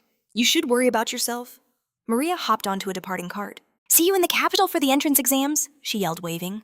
Ronan stood calmly. Asel waved back energetically as she shouted one last thing. Study everything from cover to cover. The main character lowered his gaze, looking down at his own hands, lost in thought. I have to train this weak body, he resolved. Then he remembered the notes and sighed. And now I have to study on top of it all. What a pain. But as he turned to leave, a small smile formed. Still, I kind of like it. His sister's house stood peacefully under the bright sun. The author says that upon returning home, his daily life resumed, but with a few crucial changes. Erel watched in pure shock as Ronan devoured his meal. The narrator adds he was having lunch with Asel. Ronan was inhaling food, and his sister commented on his massive appetite. He would fill his stomach until it felt like it would burst. After that, Ronan would carefully draw his sword. The author notes he would burn every single calorie by nightfall by hunting monsters around the village. He was slowly forging his body, increasing his stamina and adaptability. The main character moved like a shadow through the dark forest. He paused to catch his breath, standing alone in a field of defeated monsters. That's enough for today, he declared. The narrator explains that this brutal routine continued day after day, until not a single monster remained in the village's vicinity, save for one. From outside, lights spilled from a room where Ronan sat at a table. He was studying relentlessly, an incredible sight for a former penal battalion soldier. Ronan sat tense with frustration. He muttered under his breath, why in the world do I need to know the dining etiquette of nobles? Beside the main character, a bag filled with notes rested on a chair. the author, unaware of what destiny awaited, had poured his soul into this journey. A month later, a crow perched on a magnificent wall, a sign that they had finally reached the heart of the story. A grand, luxurious city soared into the sky, its tall spires piercing the clouds. This was Phileon, the capital of the empire. A proud coat of arms adorned the gate, marking the home of the empire's most prestigious institution, the small city of the White Tower. Awestruck Asel gazed upward and realized he was standing within Phileon itself. From this vantage point, the entire city unfolded before him. He stood upon the city walls whispering, "It's breathtaking, like something from a fairy tale." Ronan appeared, from behind, bluntly remarking that he was blocking the path. Startled Asel turned a bit flustered and urged him not to act like a country bumpkin, or they'd be late for the entrance exam. Ronan glanced at the anxious magician, asking what had gotten into him. Asel paused, admitting it was nothing. It's just that, in the months since they'd met, Ronan had grown so much. Ronan rolled his eyes, wondering what he was on about now. The main character stepped in close, grinding his fist into the magician's hair, telling him to stop spouting nonsense and get a move on. As he walked away, a thought crossed his mind. Now that they were in Phileon, there was a chance they could finally meet him. An image flashed in his mind, a man with piercing blue eyes, sword in hand. Ronan's voice cut through his thoughts. The saintly swordsman Church, the heir to the legendary Grantia family of swordmasters. A true genius hailed as the strongest swordsman in the entire empire. The main character glanced toward one of the towers, thinking that Church must be around his age. He might even run into him at the exam. Ronan looked up, dismissing the thought. It wasn't that important.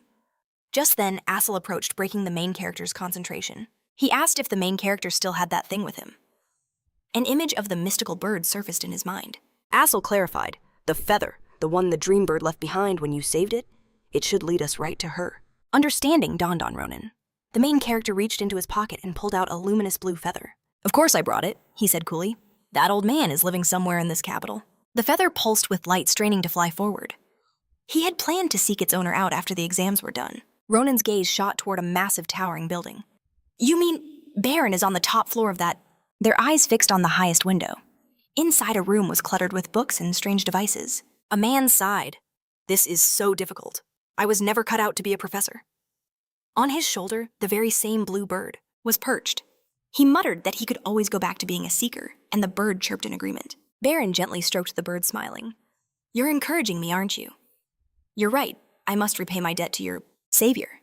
And then Vaughn revealed his true form, a magnificent lion with a glorious mane and stylish glasses. He was a professor of zoology at the Phileon Academy, and his secret, he was a werewolf. Professor Vaughn stood up, deciding he should air out the room. It would be terribly inconvenient if her savior arrived today and found it stuffy. As Baron slowly opened the window, a sinister face appeared in the crack. The protagonist smirked. "I didn't even knock," he said, "and you opened right up." A terrified scream echoed from the tower, and Ronan, who had just entered, coolly remarked that "sine as" meant its owner was a beastman. Wild chirping and yelling erupted. In the center of the room, a trembling professor hugged the bird for dear life. "Who are you? How did you get in here?" he stammered. "This is one of the highest floors." The main character casually held the blue feather, cleaning his ear with it. "You really scared me there, Professor," he said dryly. "I thought I'd gone deaf." Behind him, Asel struggled through the window, complaining, "See, this is why I said we should have taken the stairs." Professor Vaughn's face hardened with anger. "You've come for my bird, haven't you?" But the next moment he spotted the glowing feather in the protagonist's hand. His eyes and mouth flew open. "Wait a minute," he breathed.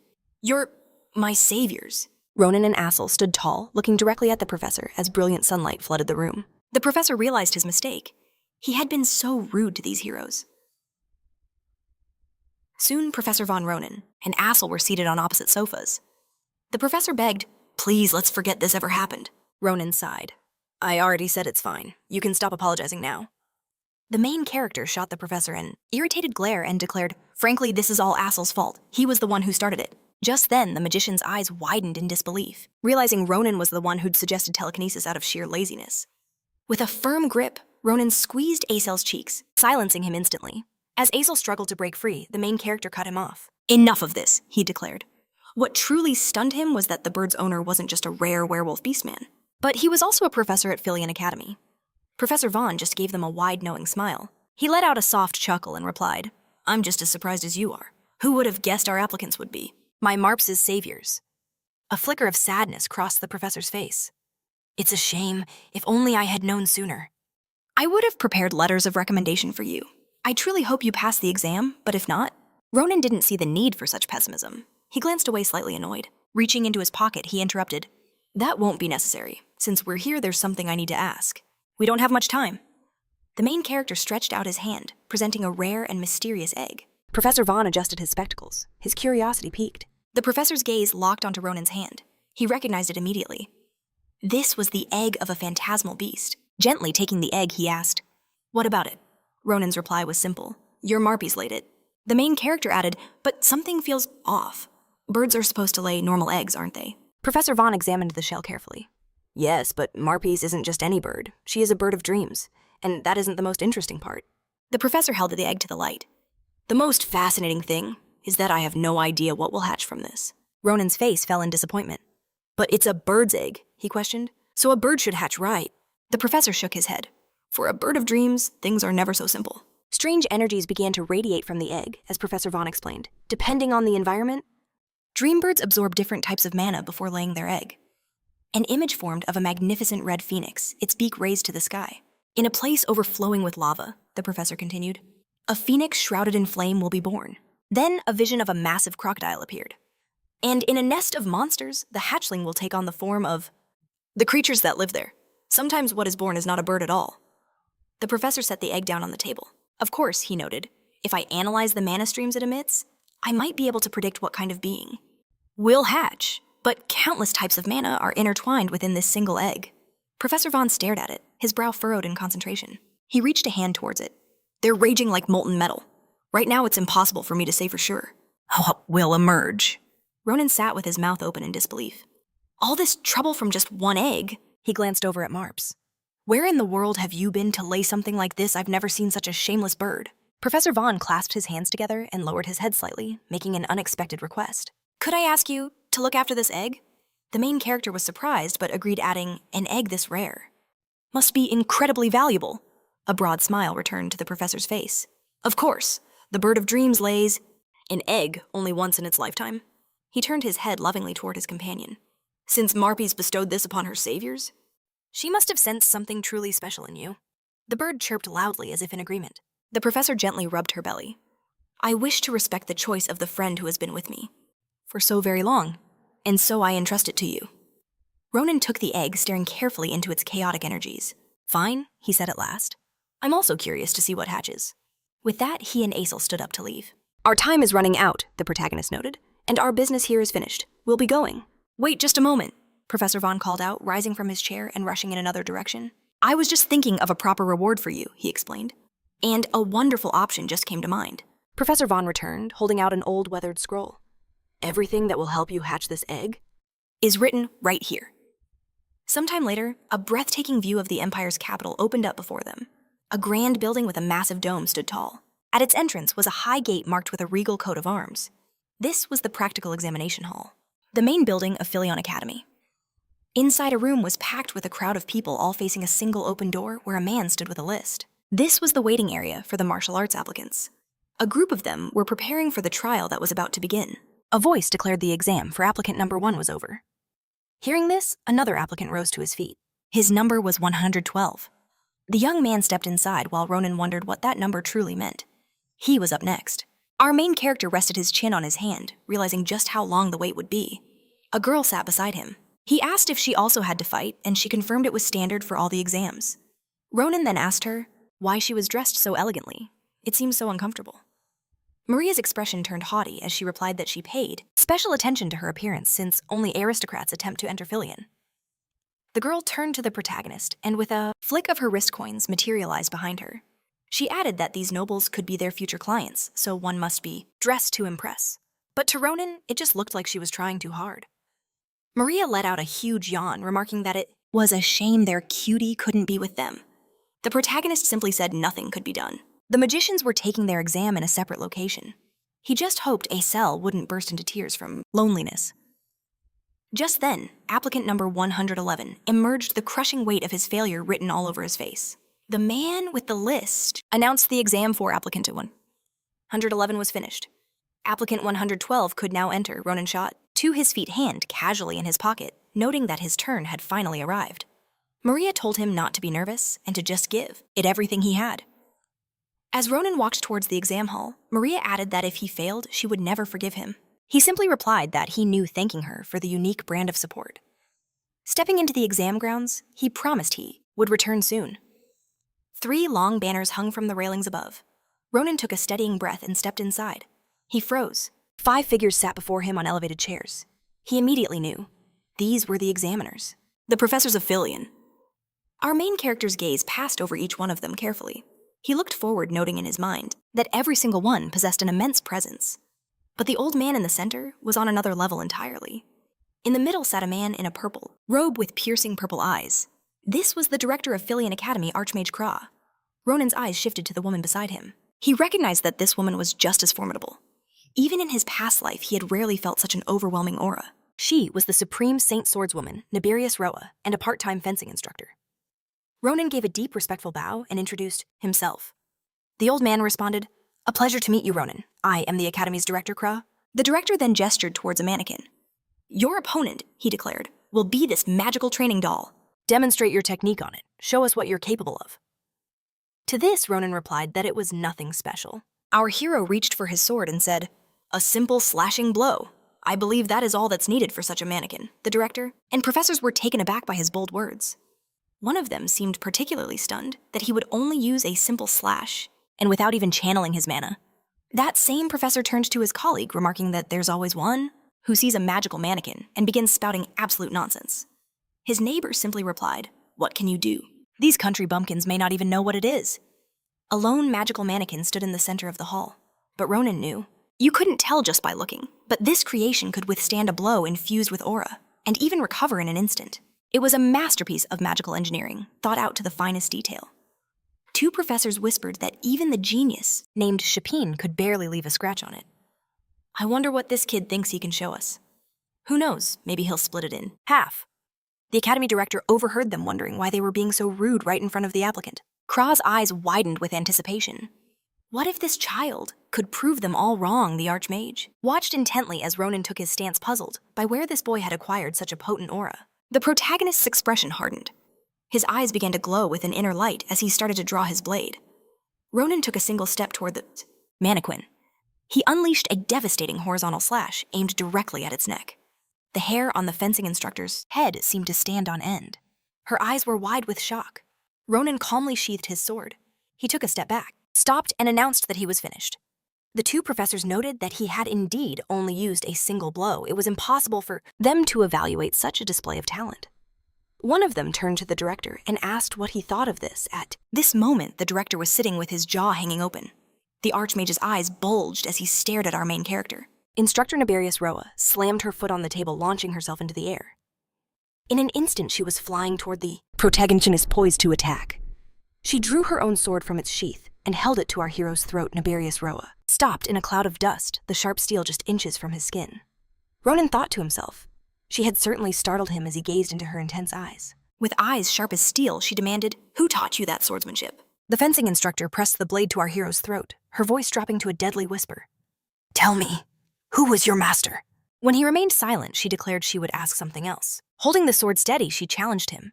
"Did you see my movements just now?" To which the protagonist could only admit, "You were truly breathtaking." In a flash, the instructor launched herself from the table, a blur of motion aimed right at him. Drawing a sword that fast was a feat in itself, but she'd also unleashed 3 flawless swings in an instant. Standing firm, she stared him down, acknowledging his sharp eyes. "You're right, 3 swings, just like the ones he'd shown off." A flicker of surprise crossed the main character's face, but he wisely decided to keep his mouth shut. A memory flashed in her mind, Ronan's display of talent. He thought she wouldn't figure it out. She remembered him striking the dummy, and now she understood his stupid trick. He deliberately slowed his final blow, she realized, as if to make absolutely certain we would see it. The Archmage watched intently as the instructor seethed. How arrogant, he'd completely forgotten his place. 2 clueless professors nearby listened in, utterly baffled by what they were supposed to have witnessed. As the narrator noted, they were nothing more than annoying book-smart theorists. Ronan lowered his gaze, realizing she had completely misunderstood. He only held back on the final strike, because he was afraid the flimsy training sword couldn't handle the strain and would shatter. But judging by her fierce expression, the fencing instructor's eyes burned with suspicion. He knew she would never believe such an excuse. Slowly, the blade at his throat began to lower. Nabar Roa sheathed her weapon and started to walk away. I'll remember this. Ronan was stunned. Was that all? But a moment later, she whipped around her face a mask of fiery determination. I will train you personally, she declared. He knew then this was far from over. As Nabar Roa slammed down into her chair, the Archmage replayed her words in his mind. I will definitely teach him personally. The headmaster of the academy sighed. It sounded less like a threat and more like she had already claimed the boy as her disciple. Our main character stood silently before the academy's elite, thinking he needed to be more careful from now on. Just then, the Archmage broke the silence, praising the protagonist's impressive work. The director seated at the table extended his hands. Then let us conclude this test with a simple question. There is no correct answer, he explained, so just answer from your heart. Ronan stood motionless, listening. Then came the question, what is it that you wish to learn here at Phileon? The main character's expression turned thoughtful. An interesting question. A memory surfaced of him standing before his fallen comrades. He knew what his answer had to be. Ronan's lips parted, and the voice that emerged was not of a boy, but of a seasoned warrior. I want to learn, he said, his eyes wide with resolve. How not to have regrets. From a small balcony overlooking the room, the academy's director understood the profound weight of that answer. You may go, he said. Ronan gave a quick bow and exited the doors, closing firmly behind him. The Archmage stared after the departing student, muttering the words under his breath. To not regret anything. Crater let out a broad smile, scratching his beard. What a troublesome kid. How can anyone even teach that? The theorist professor, still confused, turned to him. What just happened, First Instructor Nabaroa? And now you, Director? The director looked straight ahead, his expression unreadable. What did that boy do? Did he display some kind of brilliant technique? He pressed. Crater replied, You could say that. The Archmage had been staring at the crumbling mannequin the entire time. I would call it a true talent. The theorist professors finally noticed it too, and were left utterly speechless. With a final crash, the mannequin's head fell to the ground. Ronan paused outside the exam room, looking up. That instructor's sword skill? He recalled the instant Nabar Roa had flown at him. Even the old him from his past life would have struggled to defeat her. He looked down at his small hands. It seemed his fate was to be tested. He had already faced so many hardships, but it was clear he still had a long and arduous path ahead of him. A wide smile spread across Ronan's face. He thought to himself, Commander, coming to Phileon was not a mistake. The main character closed his eyes for a moment. There was so much he could learn here. He then turned and walked away, ready for what was next. All that remained was the written test. After a month of brutal memorization, this was going to be a walk in the park. With a confident smirk, Ronan stepped out of the room. But for our main character curled up in a gloomy ball, the test had been anything but a walk in the park. He was so screwed. His life felt like one continuous failure. Maria and Asel exchanged a worried look. To think he left half the questions blank, Maria sighed. I told him to review the notes in his bag. Asel's eyes widened. Wait, the bag! An image of a backpack filled with books flashed in his mind. Ronan had grabbed a couple of books and left the rest, so focused on studying that he completely forgot about the mountain of material still inside. Asel wrung his hands, whispering, It's all my fault. If only I'd reminded him. But Maria shot him a furious glare. How can the earth bear such an idiot? Standing in the main square, Asel asked nervously, Has Ronan been like this since the test ended? The results should be out soon, right? Maria gently pulled the main character up by his hand. I get it, but stop whining. Everything will be fine. The practical test is what really matters. With your skills. Just then, a massive blue rune flared to life beneath the main tower. The results are up, a student yelled. The announcement ripped through the anxious crowd. Everyone craned their necks, scanning the glowing list. Asel squinted. Is that the list of everyone who passed? Maria nodded, surprised. It appeared sooner than I expected. Both she and Asel easily found their names. The young magician had placed 12th in practicals, and an astounding first in the written exam. Maria took 9th place overall. Their eyes met. A deep blush spread across Maria's face, her gaze locked on the magician. In the next moment, she leaped on him with a joyful shout, We passed! We actually passed! Maria grabbed his head, her eyes sparkling. You took first place in theory. Asel couldn't believe it, but she pointed a triumphant finger. See, it's written right there, though you're sharing first place with 2 others. She began ruffling his hair affectionately. You're still number 1, good job, cutie. Asel just muttered. He got lucky. A beaming Maria suddenly whipped her head around. Hey, Ronan, what place did you get? She turned to find a terrifyingly gloomy protagonist standing stiff as a board. An ominous aura surrounded him. I know, he said, his voice hollow. I'm not on the list. Maria and Asel rushed to his side.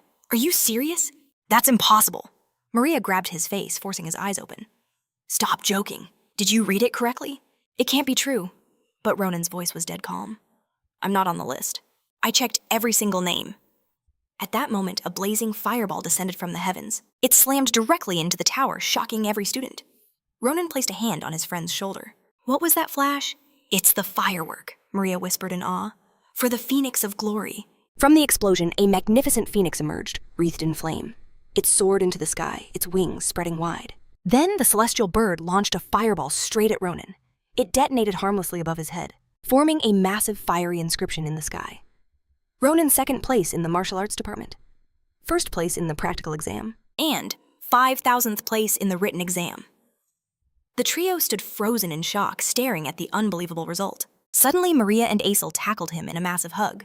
You got second place, they screamed. Maria hugged him tightly, shouting in disbelief. Even after placing 5,000th in theory, you still took second in the entire department. Purely on your practical score. That's amazing, Asel praised. Maria started scratching a beaming Ronan's head. I knew you were a genius, Ronan grinned. I thought you were good at reading people. His mind was racing. If he took first place in the practical exam, then that means the number 1 overall, lost to him in combat. Someone with that kind of pride would never tolerate it.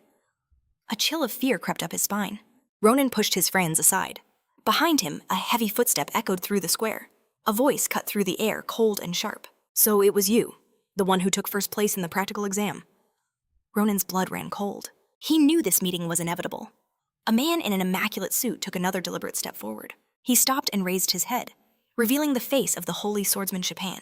Ronan spun around, his eyes locking with the swordsman's icy glare. A gasp went through the crowd. That's Chopin! To meet the Empire's rising star under these circumstances? Maria watched the swordsman intently, realizing he wanted to confront the protagonist. Asel felt a terrifying pressure descend as Ronan stood there gritting his teeth. He knew he'd stumbled into a landmine. Sheelan was just as obsessed as he remembered. Ronan stared directly into the swordsman's cold blue eyes, recognizing that familiar look. This was a man who couldn't stand anyone better than him, driven by a twisted desire to always be the victor. He had to defuse this, quietly. Forcing a wide smile, Ronan feigned ignorance. First place, I'm not sure what you're talking about. Sheelan's face darkened as he shot a glare at the main character. Standing tall, the swordsman demanded, Why are you lying? Why would I lie? Ronan shot back. Do you have any proof? If not, then just walk away. In response, Sheelan's hand moved slowly to his hilt. Proof, you say very well. I'll create it right now. In a flash, his sword was drawn, unleashing a devastating strike at the protagonist. But just as suddenly, Ronan blocked it, the impact jarring him to his core. Asel and Maria could only watch in horror, their hearts pounding for him. Sheelan paused. Is this proof enough? Someone who wasn't number 1 could never have reacted in time. The crowd of students gasped, realizing a true battle had erupted. Sheelan, gritting his teeth, was getting even more furious. Show me the skills that supposedly surpass mine. In response, Ronan's jaw tightened. You're unbelievable, he muttered. A blur of steel erupted from Ronan's blade. Fine, if you insist. The protagonist's expression turned grim and intense. I'll show you exactly what you want to see. Ronan launched himself into the air, delivering 3 lightning-fast cross kicks at his opponent. The swordsman, caught off guard, could only raise his sword defensively. A moment later, a powerful counterparry deflected the protagonist's assault. Landing gracefully, Ronan tossed his sword up in a slight flourish. Is this what you wanted? Are you satisfied now? Sheelan stared intently at his own trembling hand. Across the sunlit square, his voice finally rang out. Now I see. So that's the excellent technique that earned you that score. Sheelan then tensed his legs, adding, just as I thought. Their swords crossed once more with a piercing shriek of steel. But it's not enough to defeat me, Sheelan declared. Ronan stared back, exasperated. No, let's just cool our heads. But the swordsman shot back. Show me everything you're hiding. Suddenly, Sheelan's expression became utterly grim. You are still... Before he could even finish, he unleashed a furious blow at the protagonist's sword. I do not acknowledge your victory. Ronan parried another vicious strike, thinking, this absolute moron, is he trying to get himself killed? This was exactly why he never wanted to cross paths with him. A fierce battle of steel raged between them. At this rate, Ronan thought grimly, he'll even draw out his aura, and that's a real problem. He remembered the rumors. How Sheelan, with a single swing, could conjure a literal storm. For this reason, his incredible power was called the Sword of the Storm. And against that, Ronan stood no chance. Ronan broke away, starting to run from his relentless opponent. What are you doing? Sheelan roared from behind. Turning your back on an enemy during a duel. In a flash, Ronan wrapped his arm around the young magician. Sheelan charged towards them, shouting, Do you really think I'll let you escape? Asel was too stunned to resist. The swordsman clenched his fist in rage. To think you'd stoop to using a lady as a shield and you call yourself a knight. With a cold expression and blazing red eyes, Ronan stood behind the terrified magician. Your noble character is the same as ever, even when facing death. Ronan then drove a powerful fist straight into the swordsman's face. You value nobility above all else. Shilin staggered back from the brutal impact. Kneeling and clutching his face, he heard Ronan shout to the two girls. This is your chance run now. Shilin, coming to his senses, could only glare in the protagonist's direction. The swordsman reached out a hand, shouting, Wait! Just then, a bald man pushed through the crowd, demanding, What is going on here? He drew closer, his eyes wide. I heard a commotion, but to see this, I'm speechless. Shilin turned to face the knight. Are you all right? The man asked. Who did this to you? The knight stepped closer. Just describe them, we the guards. We'll find them and deliver punishment. But Shilin, wiping his nose, replied, Please speak informally. Right now, I am not a duke's son. I am just an ordinary student like everyone else. The swordsman stood up sharply, turning to the murmuring crowd. Moreover, he announced, there is no need for concern. This was nothing more than a fair duel. He placed a hand on his shoulder. I will take care of this myself. Then the swordsman glanced down and froze. A tiny crack had appeared on his blade. He stared at the sword, a crack marring its surface. A blade forged from high-quality mithril. Then Shishon remembered the protagonist's technique. The skill itself wasn't unusual, he thought. But to think he performed something so similar, with a mere sword, a grin spread across the swordsman's face. Interesting, he whispered. Shishon's smile grew even wider. He finally recalled the main character's name. As the sun blazed through the dense forest canopy, the next day dawned. On the capital's outskirts within the Shima forest, Ronan strode confidently along the path. He and Asel journeyed through the woods, the main character's eyes glued to a map as he muttered, It has to be somewhere around here. Asel, rubbing his lip nervously, glanced at him and asked, Are you sure this is all right? Ronan turned confused. What are you talking about? An image flashed in the young mage's mind, Ronan delivering a devastating blow to that swordsman. I mean the guy you fought yesterday, he continued. I heard he's the heir to the ducal family. Of Grantia, second only to the imperial family itself. The image of the man's broken nose came to mind. Asel kept pace with the protagonist. What will you do if he decides to take revenge? But Ronan, his gaze fixed on the map, simply replied, Don't worry, he's not a bad guy, just passionate about swords. In Ronan's mind, he saw Shishon, a blue aura flaring around him, an army at his back. He has principles. You can trust him. He's a shining example for anyone who protects the weak. I'd even say he's the embodiment of an ideal aristocrat. The memory of yesterday's talk between the swordsman and the guards surfaced. Besides, Ronan added, he probably called it a duel. Otherwise, we'd all be in jail by now. Asel, gripping his backpack straps, didn't seem so sure. I suppose you're right, he replied. Ronan glanced back slightly. Just forget about it. It's better to. Why, look, I think we've arrived. This was the Manavane Professor Varen had told them about. Before them was a view of azure water. A wide grin lit up Ronan's face. This, he said, is Fernando's spring. An image of pure mana filled the main character's mind. Mana, he began to explain, envelopes the entire world. A place where it gathers for unknown reasons, forming a pool, is called a mana vein. When that happens, the mana penetrates the entire environment. A simple stone can become a high-class mana stone. And a common weed can transform into a miraculous healing herb. Everyone is trying to find these veins for their incredible effects. Ronan leaned over the water, looking at his reflection. A place like this is incredibly valuable, so no one speaks of them. But that professor, he was very generous. The main character recalled looking over the map he'd been given. To share something this precious, all for a single egg. Asel carefully examined his hands, then heard a question. Ronan asked what he thought. Asel felt something truly unusual. It's my first time, he replied, feeling so much mana collected in one place. A blue essence swirled around the young mage's hands as he added, I think here I can use magic far stronger than I normally can. Asel then turned to the protagonist, glancing at the bag with the egg. The egg is reacting, but now it's absorbing the mana. At an incredible speed, bright violet rays pulsed into the egg. It seems Asel said the egg likes the mana here. Ronan turned to the mage. I wouldn't know about that, but I bet she would like it here too. Asel shivered at the main character's words. He stepped slightly, closer to the water. Doesn't this place seem strange to you? Asel watched the wind carry the leaves. And added, Professor Varen said there's a lot of mana here. That means there should be plenty of fantastic creatures. And ordinary animals should be everywhere too. Ronan's eyes widened in shock at the sudden realization. He froze, his mouth hanging open. The main character turned to the mage, who asked, Then why? Haven't we heard any animals? Ronan took a sharp breath, his mouth suddenly dry. He lowered his head, realizing he'd been too relaxed. He shot to his feet and slapped his forehead. Again, everything's going off plan.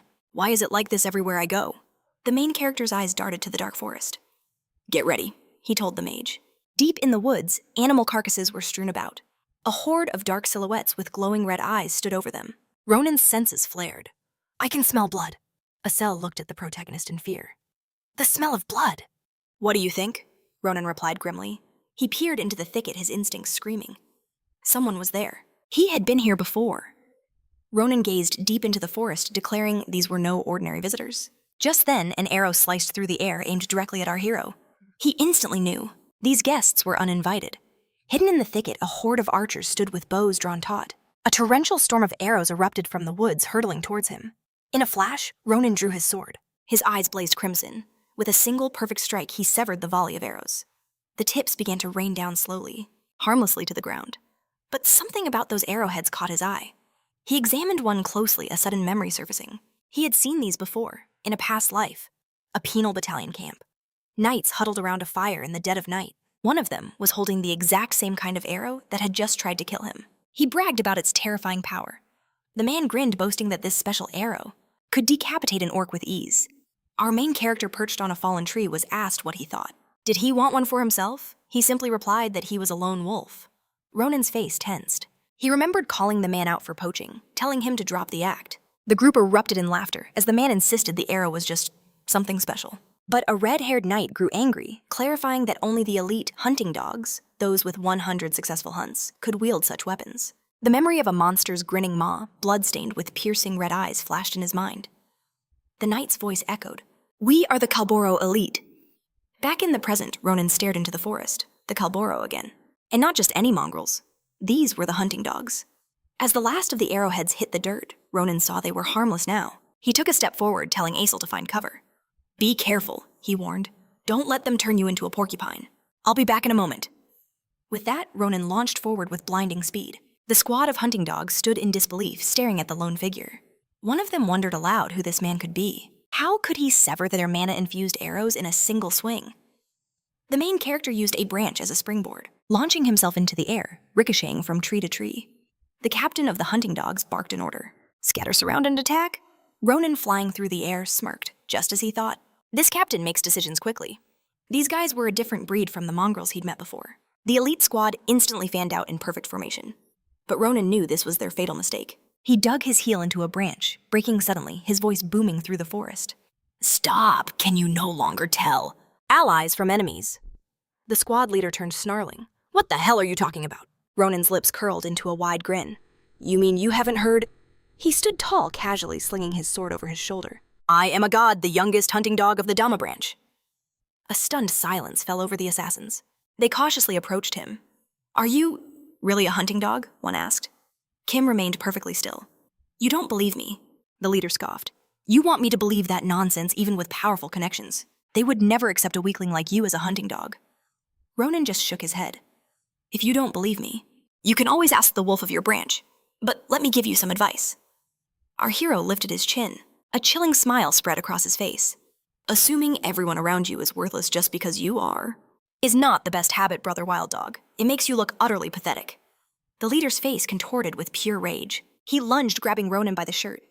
You're just a brat. How dare you? Insult me.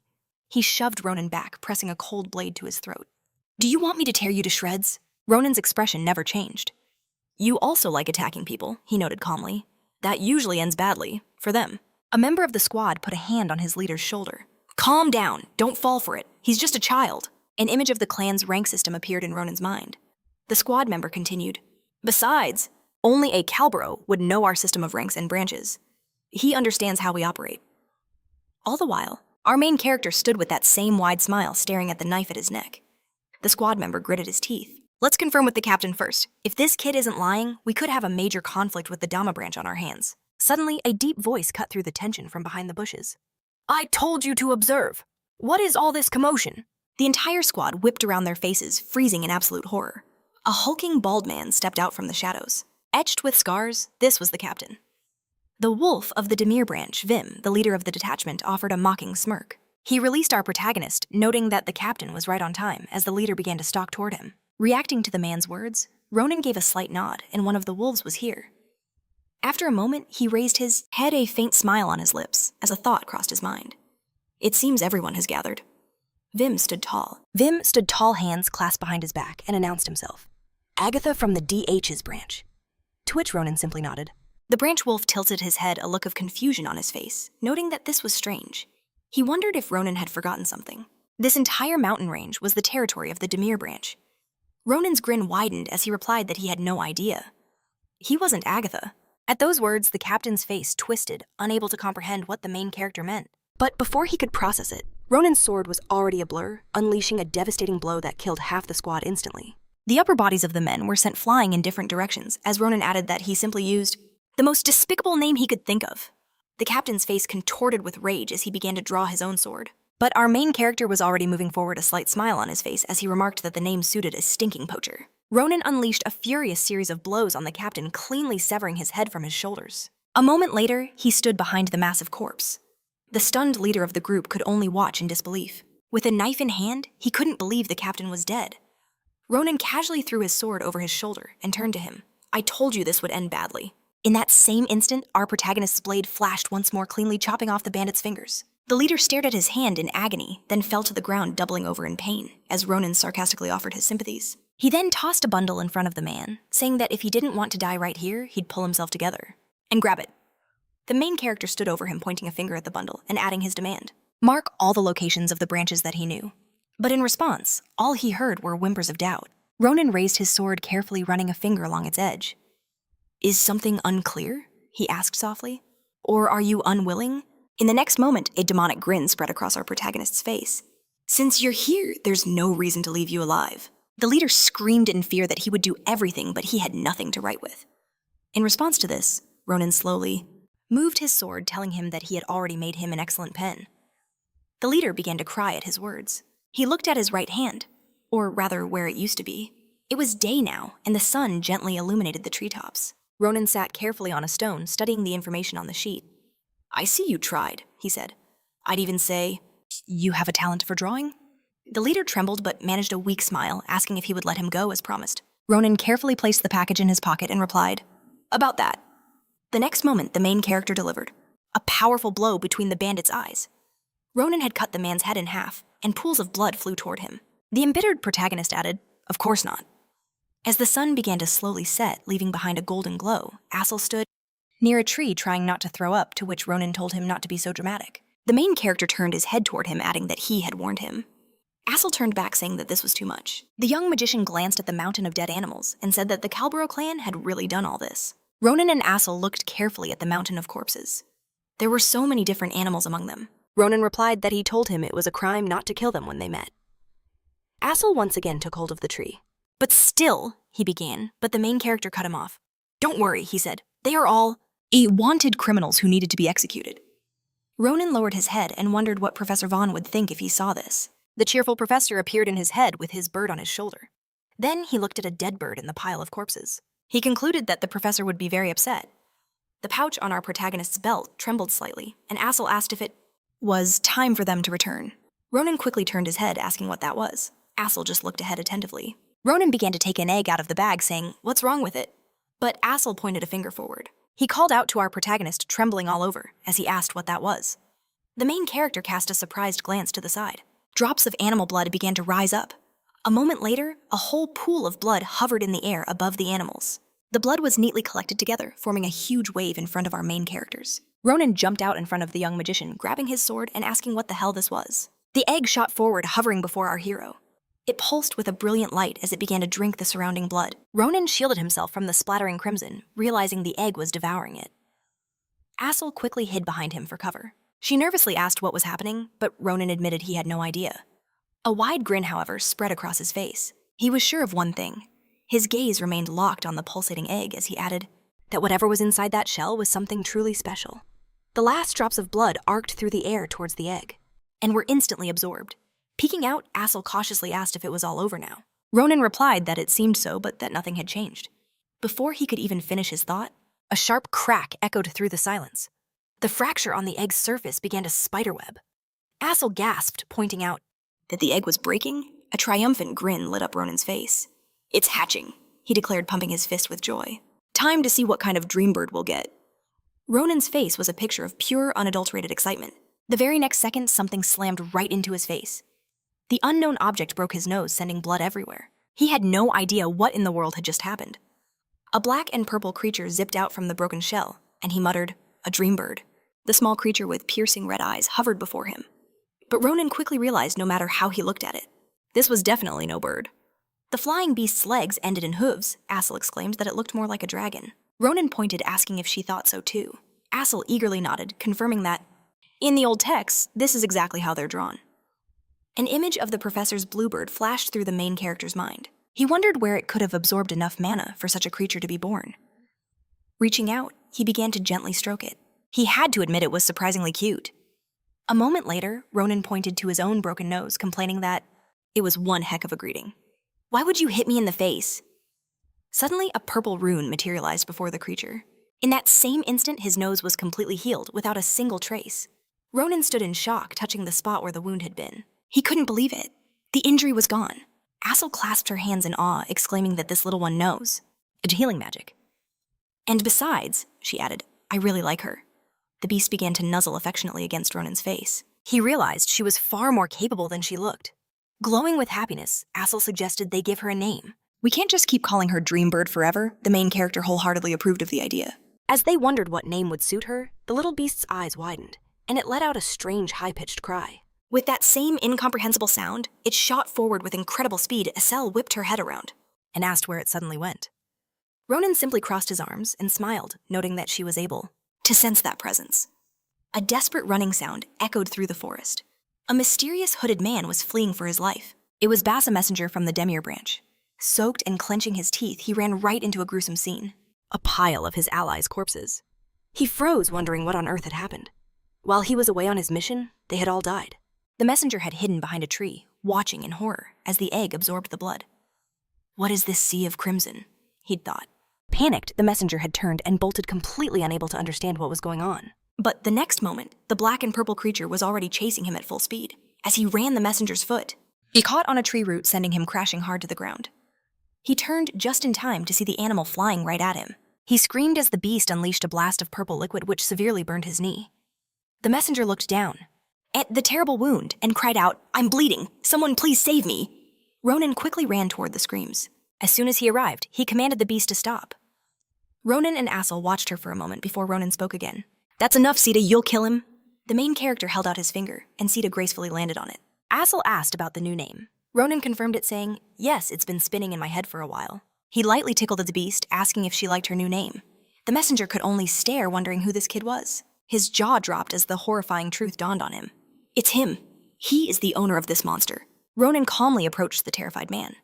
"How are you, Bass?" he asked. The bandit immediately fell to his knees. He stammered that he was alive only thanks to Ronan's mercy. Then, utterly baffled, the messenger asked how Ronan knew his name. In a flash, Ronan drew his sword, pressing the cold steel to the bandit's throat.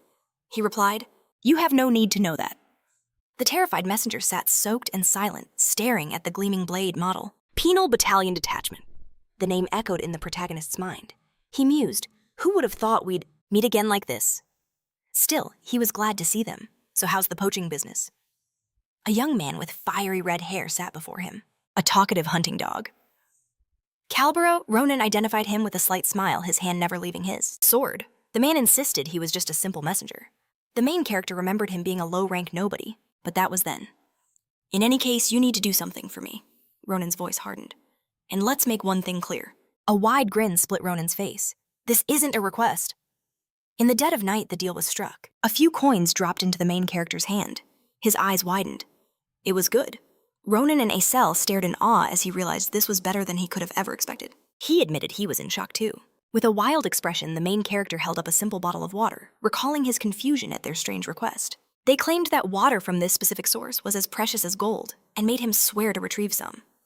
Now Don Carabella stared at the bottle, his mind reeling. The protagonist never imagined the girl's father would offer such a staggering price for it. Asel turned to him, her voice filled with hope. "Does this mean we don't have to worry about money anymore?" To which Ronan simply confirmed yes. And they owed it all to the professor.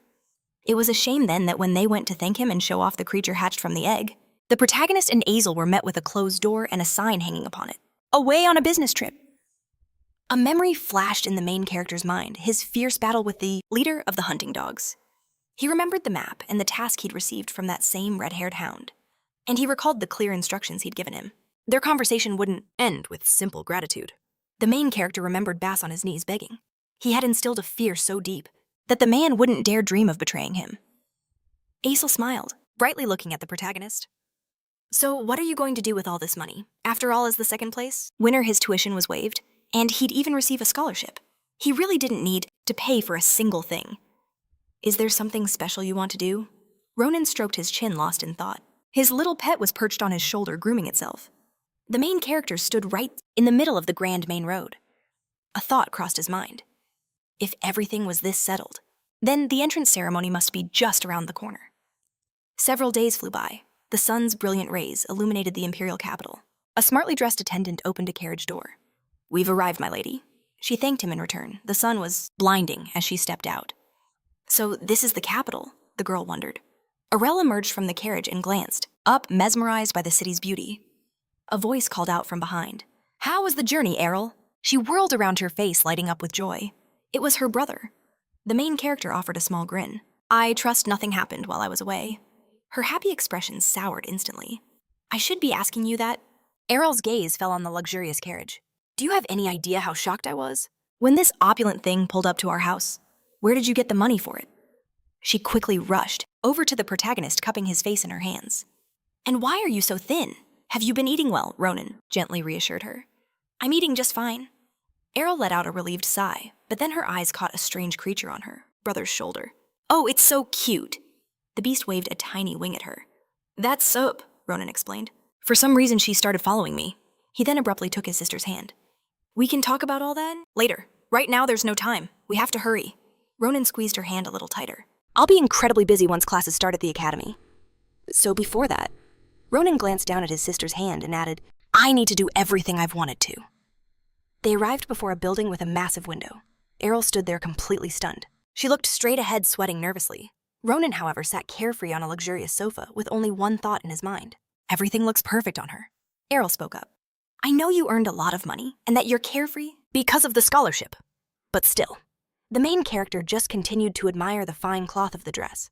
Erel spread her arms wide, showing off the gown. "Isn't this a little too expensive for a gift?" Ronan simply turned to the shopkeeper. "Can you deliver all of this?" The man enthusiastically agreed. In that same moment, his shocked sister turned to look at the mountain of gifts. "Besides, isn't this way too much?" To which Ronan's reply was simple, "No." She had suffered so much because of him, and now was his chance to make it right.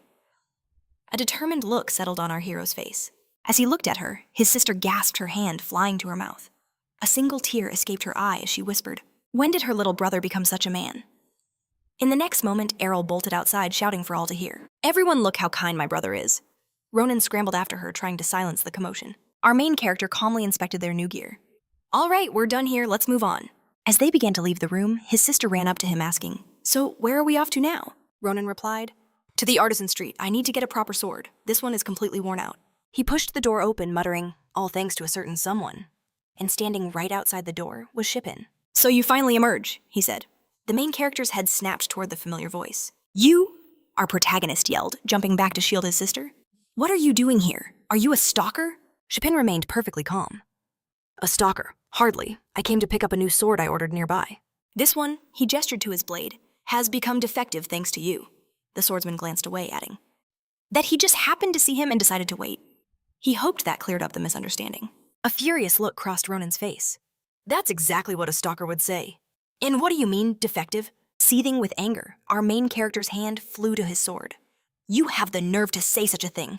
After what you did to my sword, who's the one to blame here?" He stormed toward the swordsman, his eyes blazing. "Let me show you what a truly defective sword is." To which the swordsman replied with a smirk. "That sounds interesting. Are you seeking revenge?" Just then, the main character's sister leaped between them, shouting, "That's enough." "Stop it," she turned to Ronan. "Don't cause a scene." He tried to protest. "Sister, you don't get it. This guy is—" Before he could finish, she silenced him with a finger to his lips. Behind him, Shippen watched, intrigued by the scene. Erel gracefully composed herself, turning to the swordsman. "I am so terribly sorry for his behavior. My brother can be foul-mouthed, but he's a good boy at heart." Ethereal flower petals seemed to float around the swordsman. The heir to the great noble family of Granja, the rising star of the Empire Shipin, stared intently at her. He looked at the protagonist's sister with an utterly captivated gaze. In his eyes, Erel was a radiant vision. He was completely stunned. A faint blush colored his cheeks as he found himself unable to look away. He had met a goddess. Erel bowed slightly. "It is all my fault. I must not have raised him well enough. Please forgive my younger brother." A flustered Shipin immediately protested. "No, no." He placed a hand over his chest and insisted, "It was because of my own short temper. You have nothing to apologize for." Erel looked at him, her eyes shining with admiration. Believing he was taking the blame, she answered warmly, "You are so very kind." The sister then stepped closer, taking his hands in hers. "To think my brother has such a wonderful friend, I am so glad." Ronan watched in stunned silence as a rosy aura floated around them. His sister pleaded, "Please take care of my brother." Looking at them, our main character's jaw dropped. At that moment, Shipin composed himself and said, "First, allow me to compensate you for the sword, although I don't have any gold on me right now." He pulled a large golden seal from his pocket and held it out to her. "Please, I ask you to take it. Take this. This is my family's identification token." The sister accepted it, her eyes wide with shock as Shipin explained that with it she could go anywhere in the Empire. The protagonist's emotions overflowed as he shouted, "Do you have any idea how valuable that is?" Shipin ignored him completely, his gaze fixed on the girl. "If you want to buy a sword, I recommend the forge at the western end of the Artisan Street. They create weapons with the utmost care and responsibility." Shipin noted its 500-year history, making it a place difficult for ordinary people to get into. "But with this token, you will be allowed through." The swordsman turned sharply, blushing deeply as he began to leave. "I hope they will make an elegant sword for you there," he added.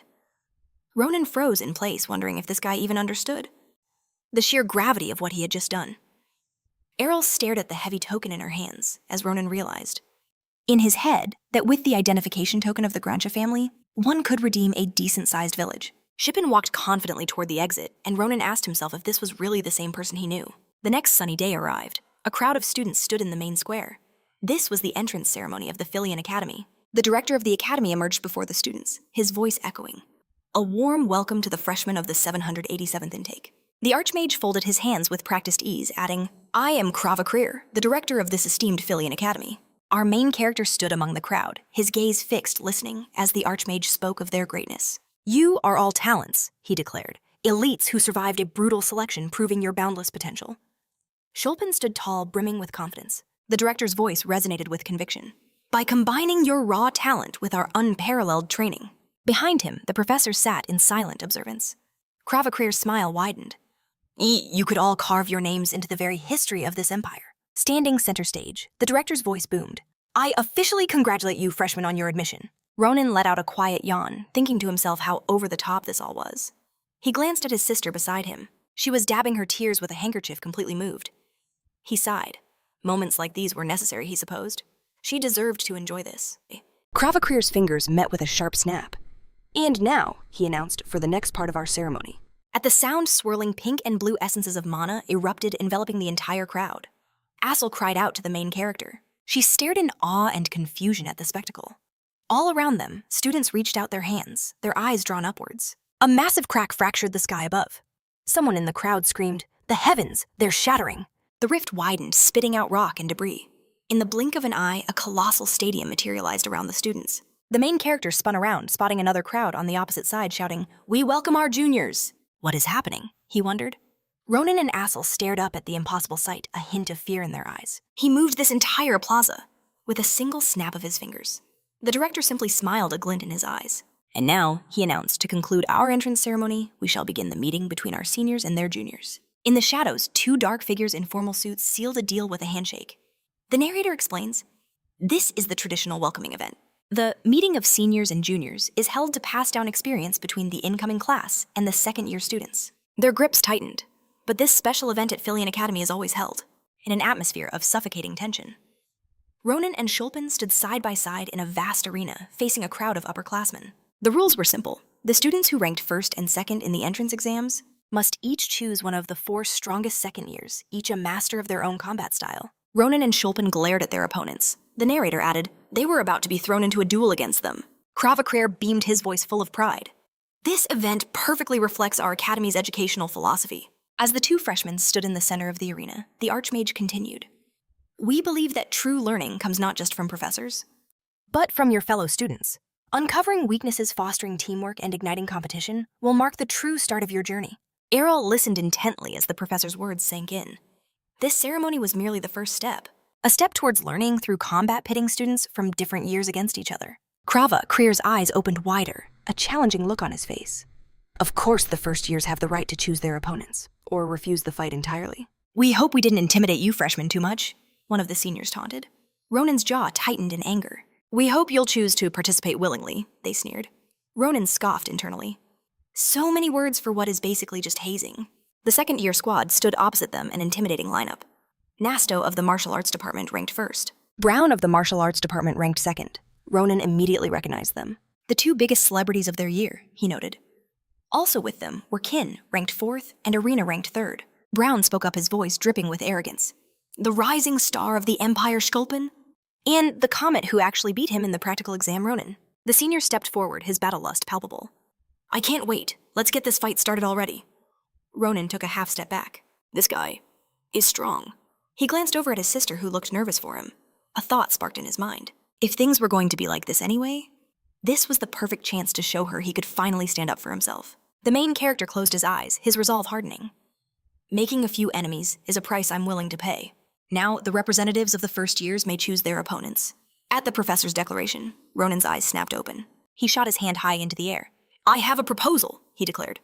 The Archmage looked down, surprised. I'm listening. With his hand still raised, Ronan's voice rang clear across the arena. If I am free to choose, he declared his intent to learn from all his respected seniors. At those words, Crocker's eyes shot wide open. His gaze locked onto our hero. The second-year squad glared, radiating pure hostility. But of course, our main character just grinned and added, from all of you, at the same time. The arena fell silent. The students stood, frozen, waiting to see what would happen next. Meanwhile, the Academy's director was in quiet discussion with the professors. The Archmage turned to the fencing instructor, asking, What's your take on this? Neighbor Roa lowered her hands, her voice steady. Permit it. The main principle of this academy is that you can do whatever you have the strength for. Whoever wins today will serve as a lesson for many. At that moment, the entire teaching staff turned to look at her. Neighbor Roa added, If things get out of hand, I will intervene. And Crocker simply lowered his eyes. The director closed his eyes and announced, Very well, that's what we'll do. Our hero stood confidently before the four seniors. Four second-year students stared back, their faces masks of fury. Karan raised his spear, his face twisted in anger. This is absurd. The milk hasn't even dried on his lips. And he's already looking down on us, the girl added. He beat second place and the victory's gone to his head. He needs to be taught a lesson. The blonde man, with his head slightly bowed, urged them to calm down. At that moment, he shot a look at the swordsman, adding, He may be arrogant, but he defeated the Empire's rising star. He should not be underestimated. The guy began to draw his blade from its sheath. We must give it our all. From the very beginning, does everyone understand? At his words, the entire squad reached for their weapons, their auras flaring.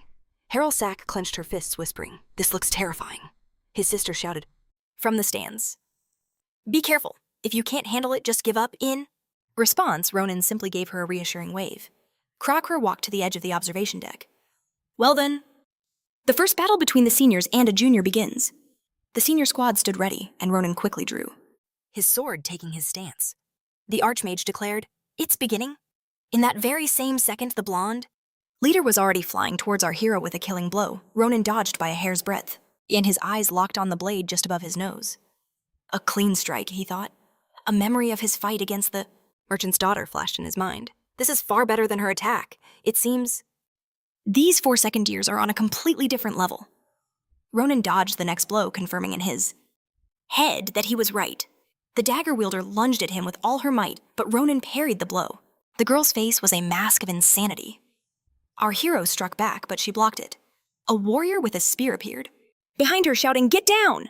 He unleashed a powerful thrust aimed directly at Ronan. Ronan watched the approaching steel with sharp eyes. In the next instant, he masterfully deflected the blow, noting in his head, Their teamwork is flawless. Ronan landed on one knee. His gaze darted to the left. Behind him, a giant of a man swung an equally massive sword.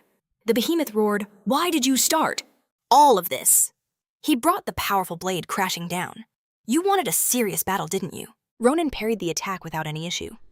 Such a strong and confident strike, he mused. But before the main character's eyes 3 more attacks rained down. He thought they're coming one after another.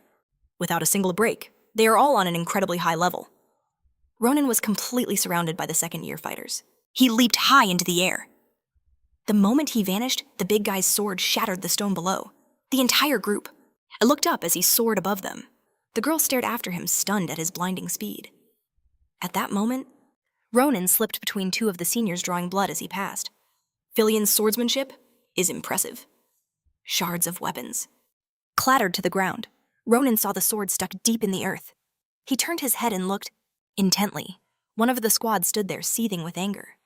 This kid, he's really strong. Ronan put his hand on, his belt looking straight at the swordsman. I haven't lost a battle yet. Boom, our hero raised his sword before his face. If this is how it's going to be, I'll get serious until the very end. Our main character and the second-year student simultaneously raised their swords to strike. The senior's eyes flew open in shock. His mind raced. That stance, it can't be. Ronan carefully raised his sword, preparing for a powerful blow.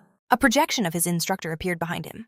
Ronan smiled widely and unleashed a devastating strike. With a sharp crack, a fissure appeared on the massive white blade. The main character stepped forward cautiously into the center of the arena, declaring he had learned a great deal. As Ronan spoke, the fragments of the defeated students' swords clattered to the stone floor. The entire arena was plunged into a stunned silence. The spectators gazed at the battlefield, with their jaws hanging open. Then a roar erupted from the stands, a unified scream declaring this newcomer was unbelievable. It had seemed like a surefire loss for him, but in a single breathtaking instant, he had flipped the outcome completely. He's really a first-year. The defeated group could only stare at their broken weapons. The blonde senior gave a weak smirk and admitted there was nothing more he could say. He was completely outmatched. Our hero stood tall as the senior, wondered just where this monster had come from. At that moment, Ronan's gaze shifted, searching the crowd for his sister. He focused his eyes, looking intently for her. He spotted Erel clutching her neighbor's shirt and realized she was pointing him out as her brother. A small smile touched Ronan's lips.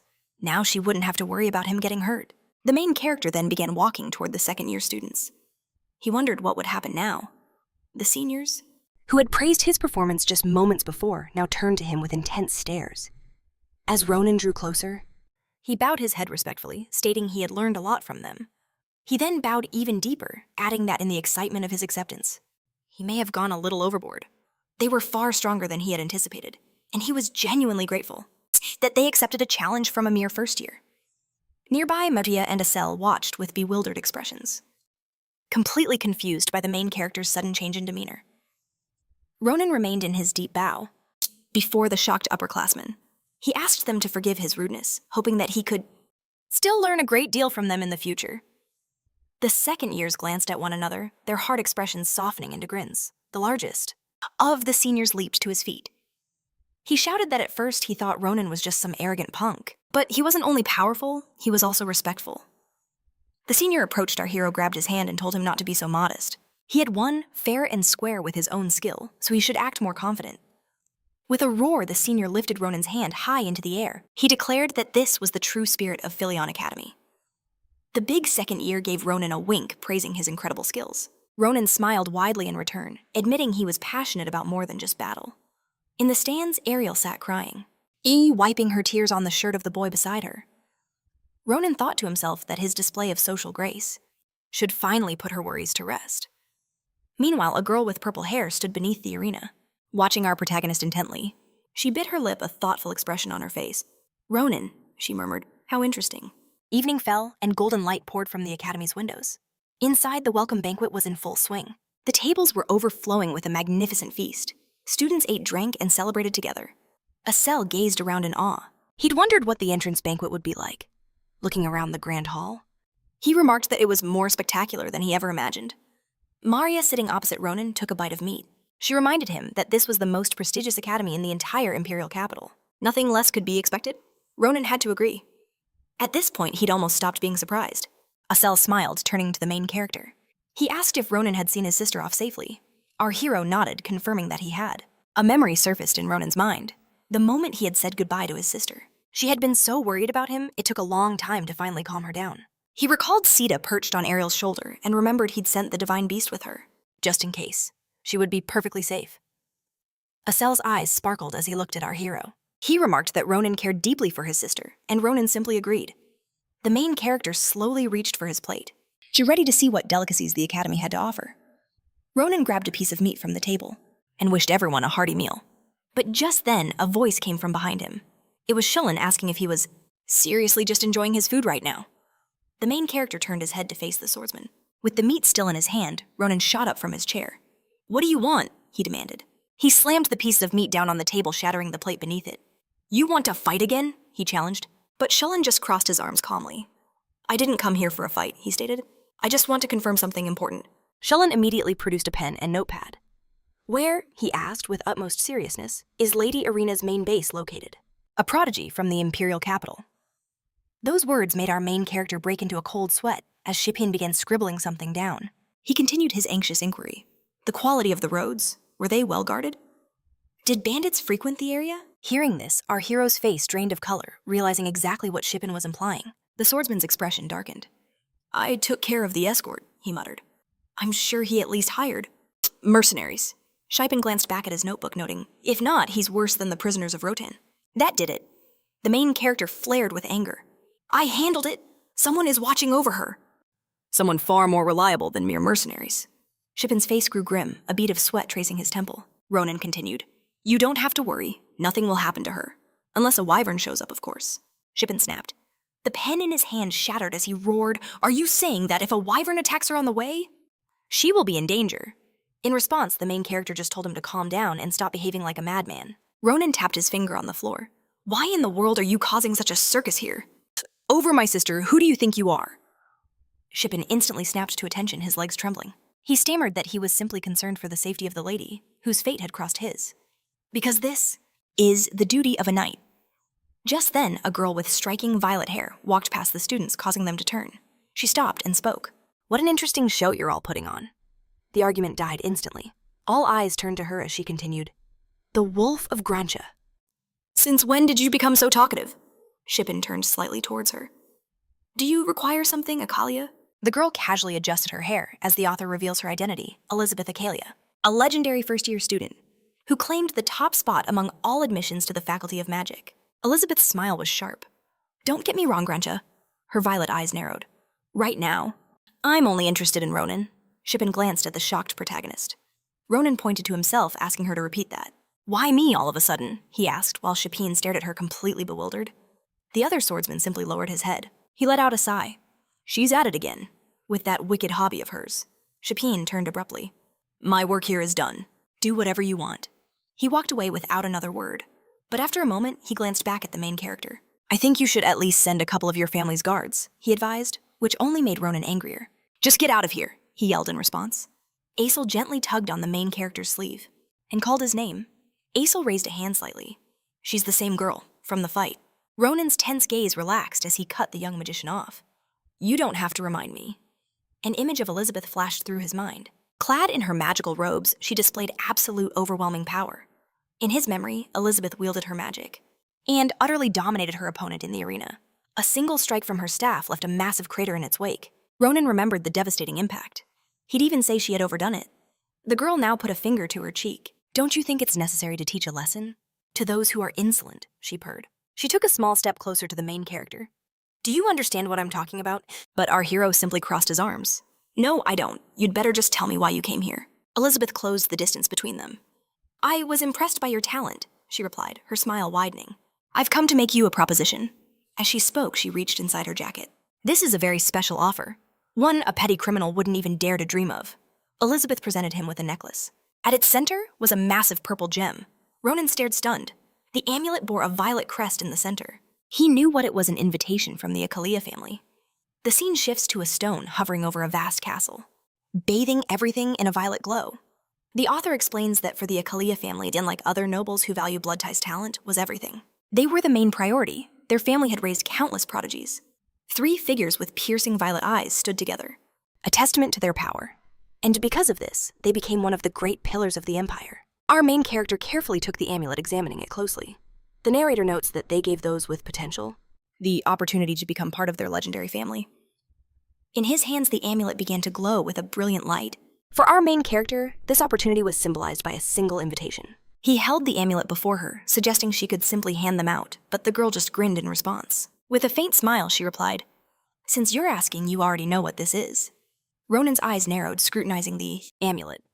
"I've only heard rumors," he stated, his gaze locked onto the artifact, unable to look away. His eyes unfocused as a memory surged forward. Him sitting by a campfire across from the commander-in-chief. Adès. She had presented him a similar amulet, declaring it was an invitation. Ronan had looked back, utterly bewildered. How could a commoner like him ever become part of a great family just like her? The commander-in-chief, perched on a rock, had simply confirmed it. Her voice echoed in his mind. "Of course. You must first pass a test from the head of the family. But for someone with your talent, that's hardly an issue."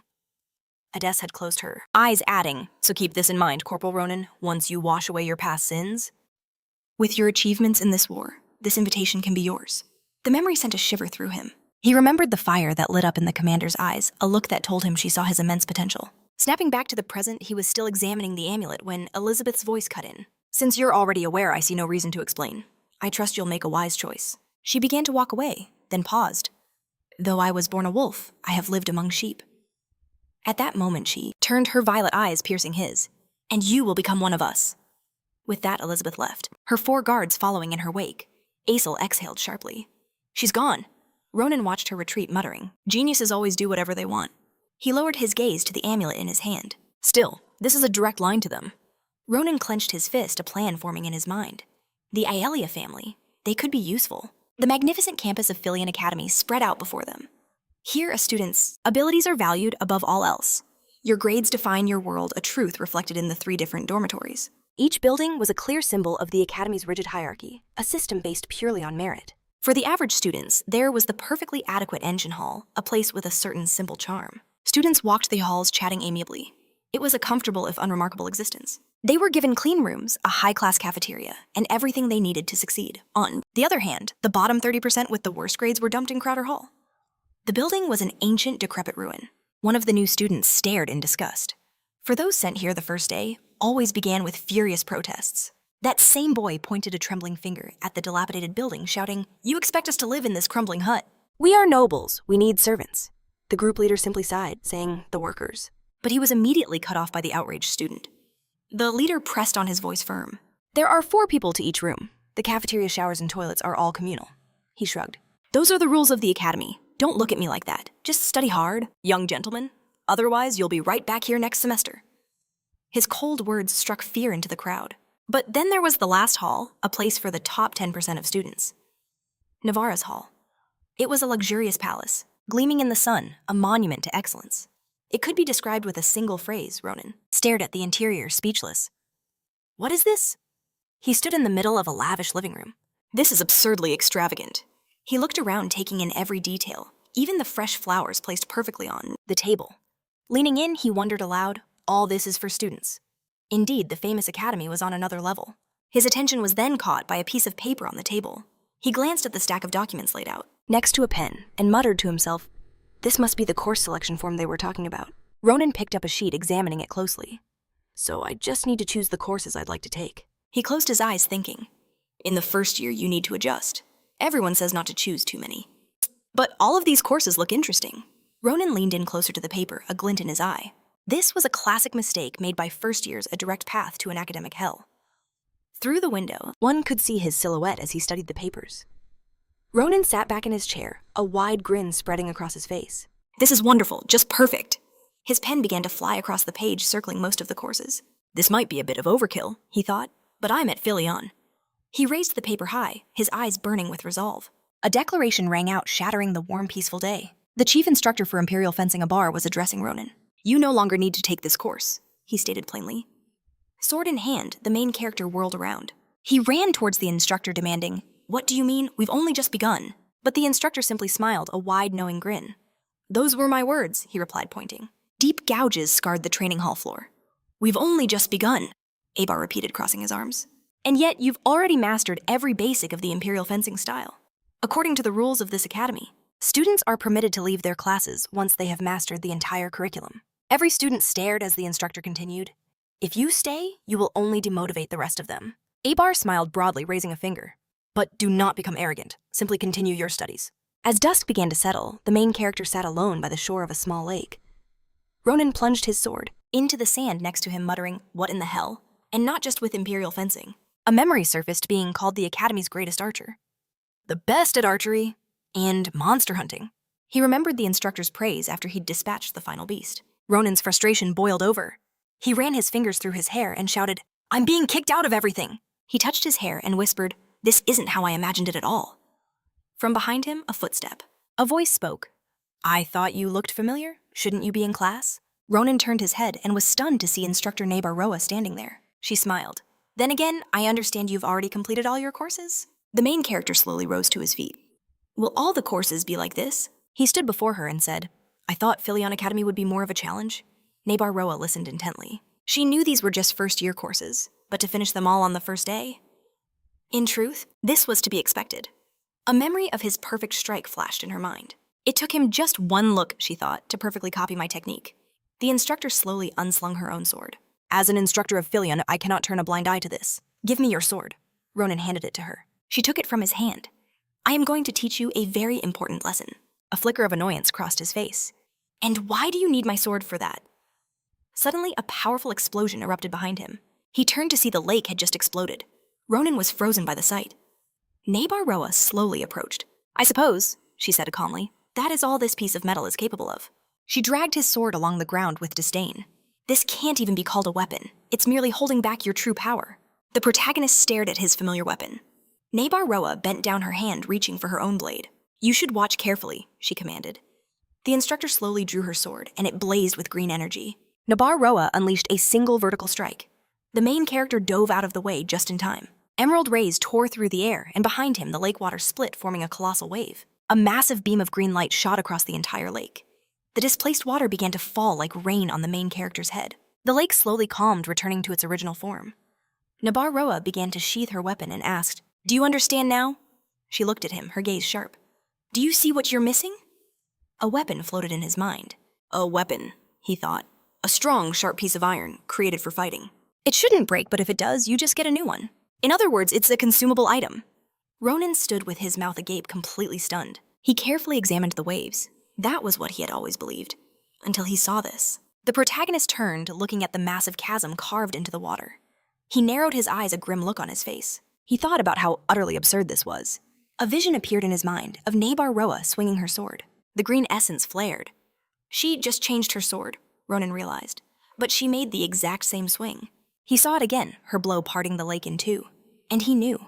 The difference in their power was simply colossal. Nebaroa casually slung her sword over her shoulder.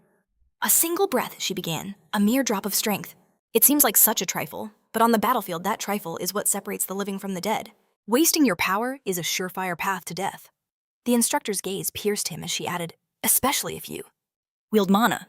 In that case, you must choose a weapon that is truly yours. But of course you don't understand, because you can't even use mana yet." At those words, our protagonist's finger trembled. He slowly turned his head. His eyes met the instructor's. "You knew," Nebaroa confirmed it. "Yes, I found it hard to believe that you could demonstrate such power without a drop of mana. One day you will be able to use it." Ronan bowed his head. His gaze fell to the damp ground. A wide smile spread across Nebaroa's face. "And to do that properly," she added, "you're going to need a good weapon." The instructor watched him, seeing the gears turning in his mind. Then she invited him to join her classes. Ronan stared back in shock, a cold sweat breaking out on his skin. As the instructor began to depart, he called out to her again. She replied simply, "My course is only for second years and above. However, I'll make an exception for you, but you must arrive with a proper weapon, instead of that flimsy piece of iron." The main character looked down at his sword as Nebaroa's voice echoed, "That is the condition?" The sun bathed the massive mark square in light. On one door, a peculiar sign hung, claiming they sell hammers. Ronan studied the sign, while Asel wondered what this place could be. Driven by the instructor's challenge, he had come here on his first day off. A memory flashed in his mind, of Shipin handing his sister their family emblem. Ronan stared at the ancient crumbling building as Asel questioned him. "This is the forge Shipin recommended." The young magician smiled nervously. "Well, regardless of how it looks." Maria cut him off. "It looks terrible. It feels like it would fall apart with a single touch.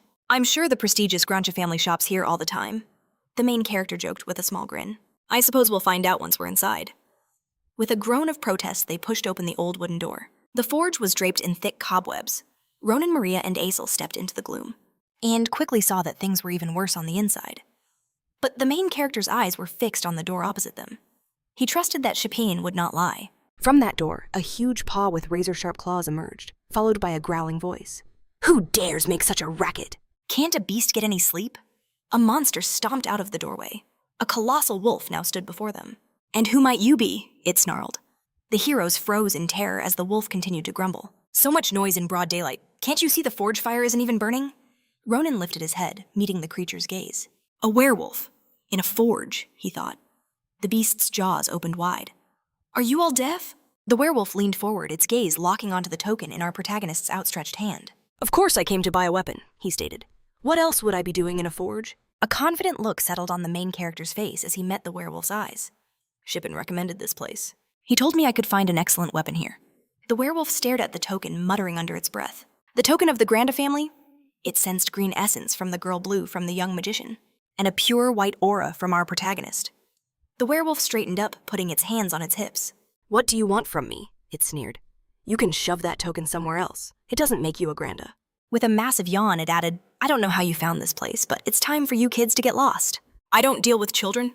The wolf turned to leave, but then paused. Although, there is one option. He spun around, licking his lips with a predatory gleam, and pointed a claw at the young magician. Give me the arm of this soft-skinned boy, it proposed. And maybe I'll change my mind. Its mouth opened wide. I'm just feeling a bit hungry, and I wouldn't refuse such generosity. As the main character stared into its drooling maw, Asel shouted that he wasn't tasty. Ronan's hand dropped to his sword. Listen here, you mutt. His eyes blazed with a cold fury. You have crossed the line. In a blur of motion, your main character drove his blade deep into the werewolf's chest. The wolf reeled back, its tongue hanging out in shock and pain. The werewolf was thrown back towards the door, letting out a sharp groan as Ronan brought his blade forward to inspect it, just as he thought. The impact felt strange. An armor that crackled with electricity had materialized on the wolf. Ronan demanded to know where it came from. The werewolf, now fully armored, sat on the ground clutching the point of impact. The main character moved his sword aside, deciding it didn't matter where it came from. He loomed over the wolf with a terrifying gaze, stating he could have shattered the armor completely. The werewolf screamed for him to stop, insisting it was just a test. Slowly, the protagonist began to sheath his blade and demanded an explanation. The wolf still crouched, raised his head, and replied that they always test the skills of new clients. He closed his eyes, his hand covering the spot where he was struck, adding that he also just wanted to check his invisible armor. He admitted he got a little carried away with the provocation and truly meant no harm. Ronan was unimpressed, noting that it was quite an original excuse. He again loomed over the blacksmith, asking if he really expected him to believe such a thing. Still on the floor, the wolf held out a hand and argued that it would be stranger if the forge serving the Grantia family didn't have any security checks. If he still had doubts, he could simply ask the swordsman later. The main character shot him another ominous glance and considered the words. Ronan finally sheathed his sword, remarking it was a hell of a test on how painfully one can die. The werewolf laughed, admitting it was his fault for taking it too far. The blacksmith smiled, broadly waved his hand dismissively, and asked for forgiveness, saying he never meant to frighten the young magician. Hassel, peeking over the girl's shoulder, was relieved to hear that this particular werewolf did not eat people. That brought him great relief. The armored werewolf straightened up, placed a hand on his chest, and introduced himself. His name was Didin. He wasn't just a blacksmith's apprentice, but also a gatekeeper. Didin pointed at the protagonist and asked for his name. After Ronan introduced himself, the wolf correctly guessed he had come seeking a weapon. Didin turned sharply, saying he would lead them inside. This place was merely the entrance. He pointed to the door he came from, explaining that the real forge was deep within. They found themselves in a room made of bricks. The werewolf asked if everyone had their footing. The blacksmith reached out, pressed a single brick, and told them to brace themselves. The loud sound of huge gears echoed. Ronan looked around as the entire room began to shake violently. Didin added that they were about to witness a miracle. The heroes raised their heads, watching as they descended rapidly underground.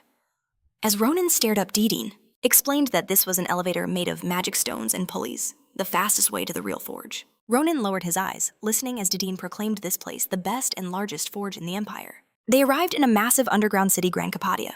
Ronan looked through the glass, utterly stunned. To think such a place existed deep beneath the earth? He was speechless. Didin grinned, telling Ronan to feel honored. Since he had passed the test, Didin would take personal responsibility and escort him. Ronan and the beast stared at the wolf. As he added, they were going to the best artisan in Capadia. No. Suddenly, a powerful blow struck an anvil. A dwarf with a fiery red eye stood hammering a blade. The wolf corrected himself. They were going to the best artisan in the entire empire. All around them, blacksmiths worked hard at their forges, creating new masterpieces. Ronan couldn't believe such a huge forge was located so close to the capital. They stood behind the blacksmiths as the wolf explained that this forge works exclusively on supplies for the royal family and the nobility. One of the masters was having a pleasant chat with a girl. Didin noted that there's no discrimination here. Only the best artisans are chosen. But the very best among them was the dwarf elder who lived here. The group approached a huge house, and Didin noted that its master had been smelting metal for 400 years. He added that the old man was unbelievably stubborn, but his skills were incomparable, a fact he had to respect. And in that moment, Didin kicked the door down with a huge smile on his face. The heroes entered a room strewn with all sorts of weapons. The werewolf called out, asking the elder what he was doing. Cautiously, he entered the room and announced that he had brought guests. The old man stood at his anvil, hammering a small blade with intense focus. The dwarf opened his mouth, growling that Didin had burst in brazenly. He told him to be quiet while he worked. Didin just threw his head back and replied that a weapon was blocking the door, so he couldn't open it normally. Wiping his lips, the elder noted the young man whined far too much for his age. With a weary sigh, he slowly began to approach our hero. "So," he grunted, "you've brought guests. They don't look half bad." In response, Didin answered with a confident grin. The werewolf pointed a sharp finger at the protagonist, declaring, "I've tested him myself. His sword skills are on another level. I promise when you see them, you will be utterly shocked." But the dwarf merely backed away, his expression skeptical. The elder scrutinized the main character, thinking he looked like nothing more than a twig. The dwarf stomped closer, extending a calloused hand. "Show me what you've got. Let's see these skills of yours. I can tell everything I need to know just by watching." Ronan began to slowly unsheath his blade, replying, "Of course." The dwarf's gaze fixed upon the weapon with disgust. Then, in a shocking move, the elder brought his hammer down, shattering the blade into pieces. "This is garbage," he roared.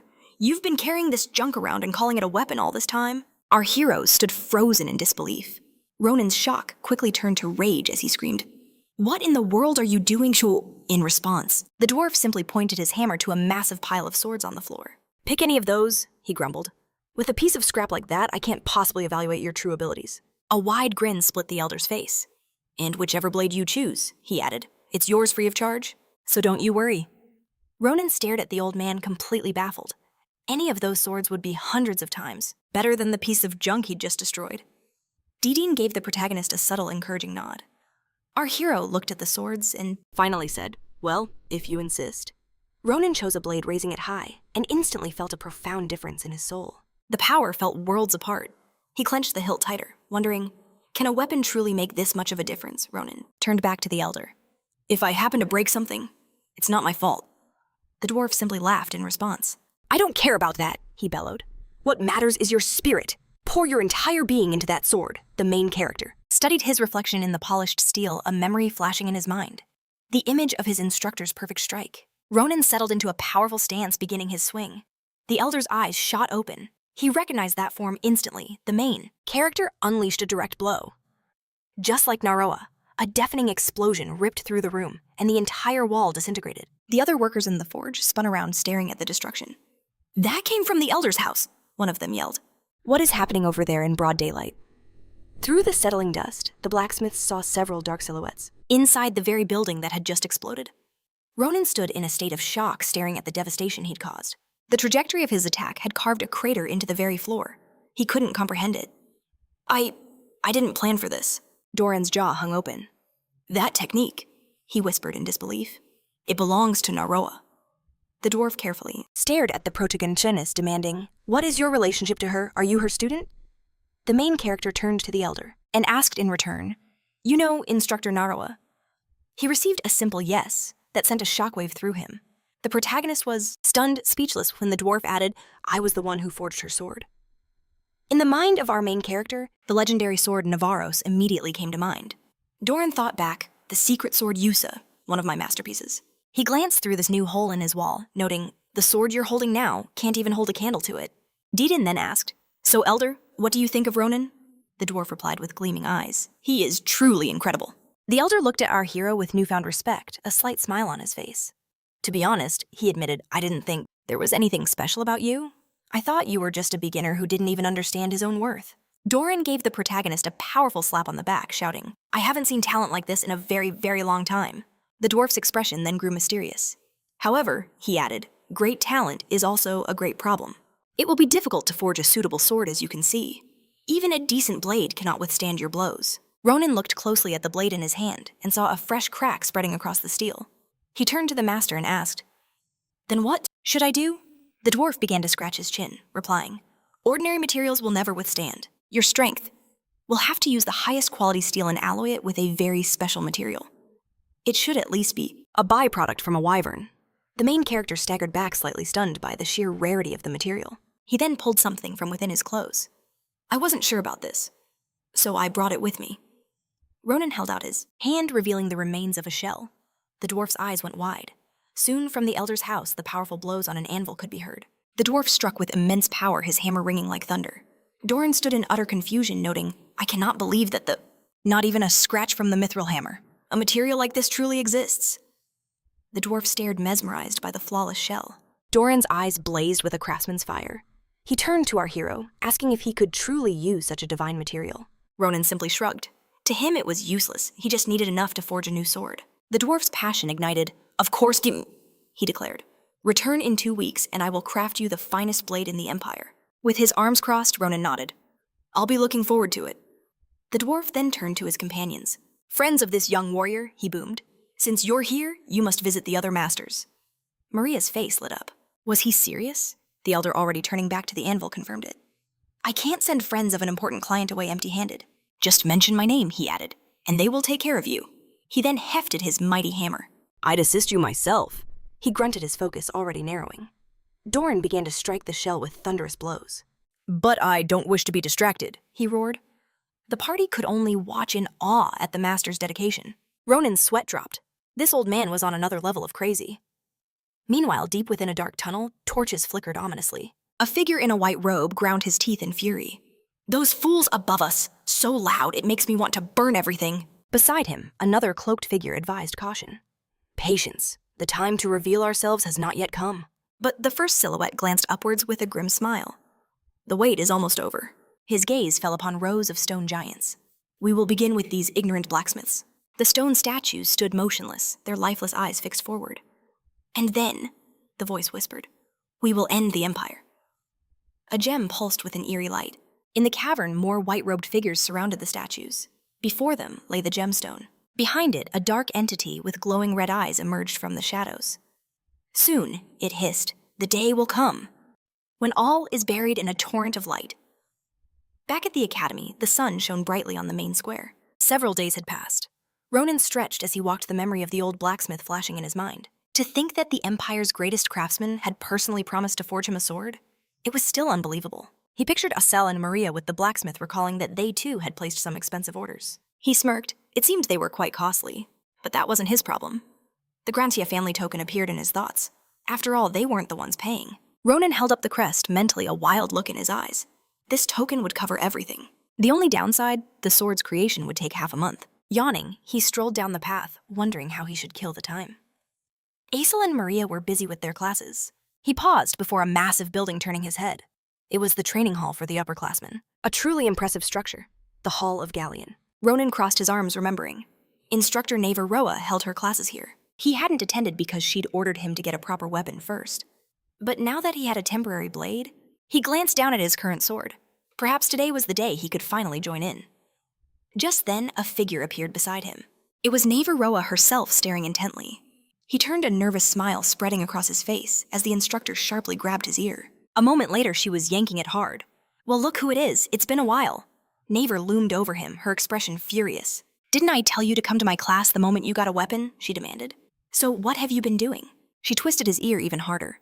Why are you only showing up now? Have you been slacking off? He cried out that he had his reasons, but the instructor cut him off. I don't care, you're coming with me. She started walking, dragging him along. You can make your excuses on the way. Defeated, Ronan could only agree and beg her to let go. Elsewhere, a dark-haired girl by a window heard the commotion outside. She turned sharply. What is all that noise? She wondered, pushing past others to get a better look, yelling for them to make way. Abruptly, she turned back to the papers she'd dropped. I was a little distracted, she stammered. My apologies. A young man beside her scoffed. As a teacher's assistant, you're far too slow. You have time to get distracted. You should be preparing for the lesson. The girl meekly collected her papers, forced to agree. She walked slowly toward a bright window, stepping out onto a balcony. Below was a weapons rack and a sprawling training ground. This was arena number 1. Neva Roa and Ronan stood facing a group of students. Her voice cutting through the silence.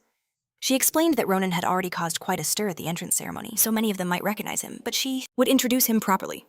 The students stood in quiet anticipation, listening to their instructor.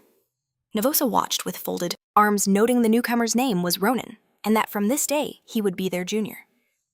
Ronan bowed his head sharply, in respect. I am Ronan, a first-year martial arts student. It is an honor to meet my seniors.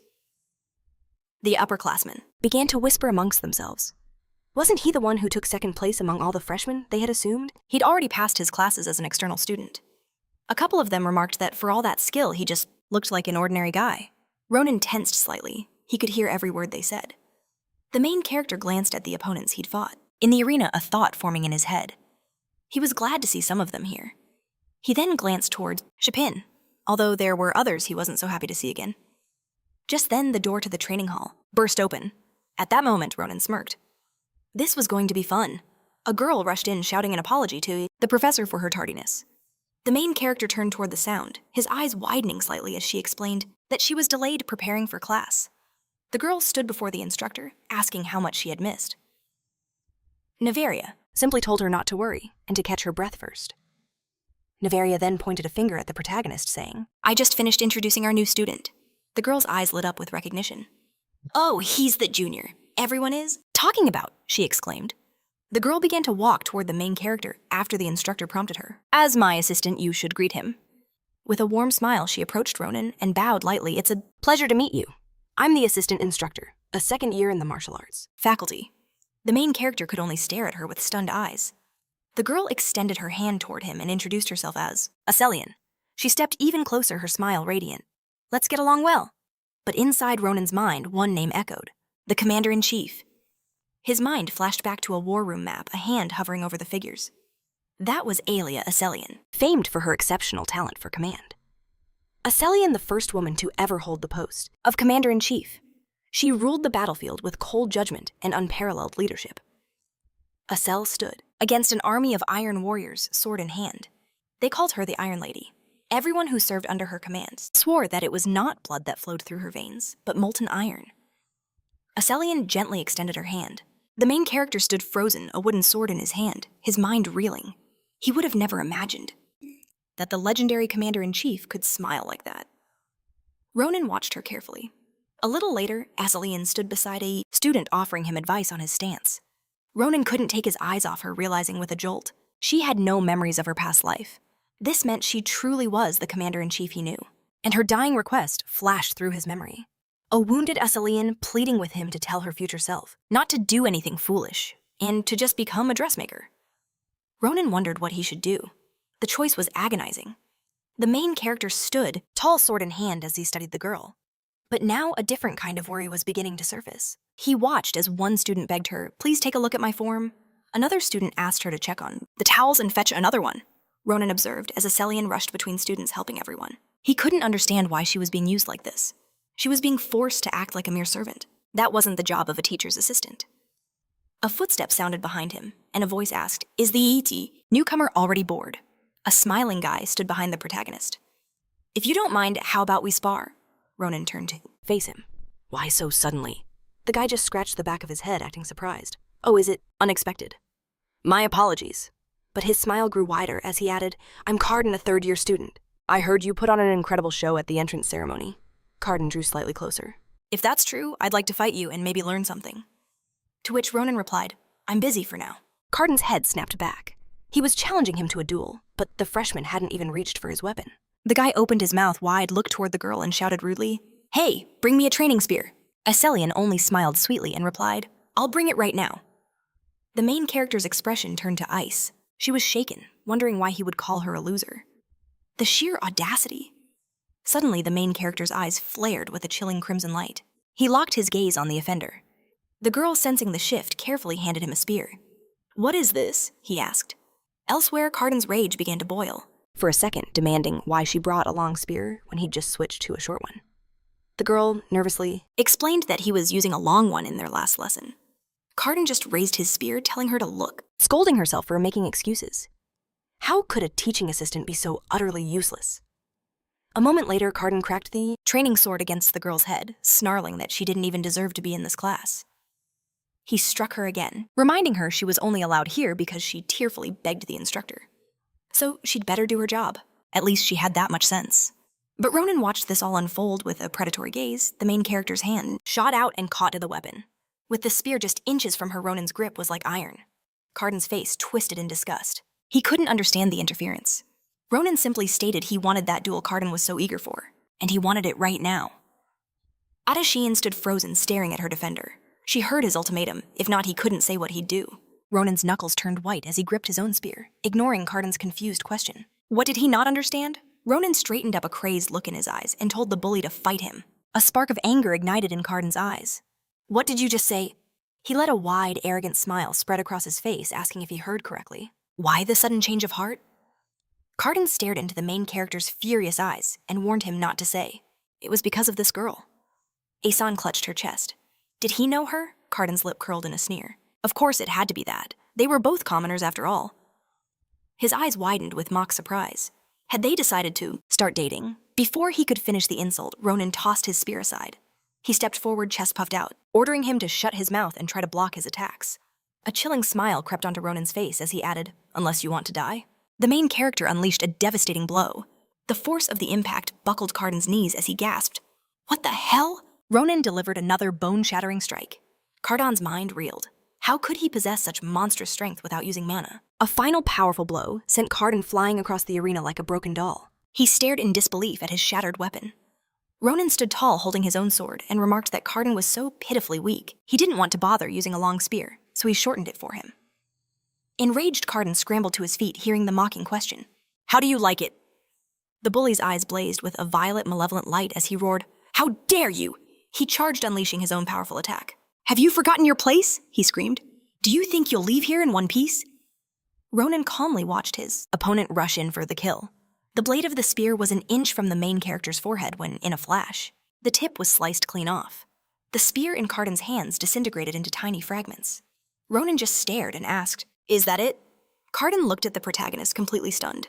Ronan's face was a grim mask as he added that Carden was only worried about himself. The main character then unleashed a furious barrage of attacks, sending the bully flying. First, a brutal strike to the face, then a gut-wrenching blow to the stomach. Ronan brought his sword down, then finished with a devastating uppercut that sent Carden crashing, immobilized to the ground. Ronan watched intently as the bully's body hit the dirt. The main character looked down on him coldly, noting he was lucky they were at the academy. If they were anywhere else. Ronan stared at the broken fighter, adding that he would have already finished him for good. The crowd of students could only stare in shock. Carden lost. He was one of the top fighters among the third years. Ronan turned to the stunned crowd.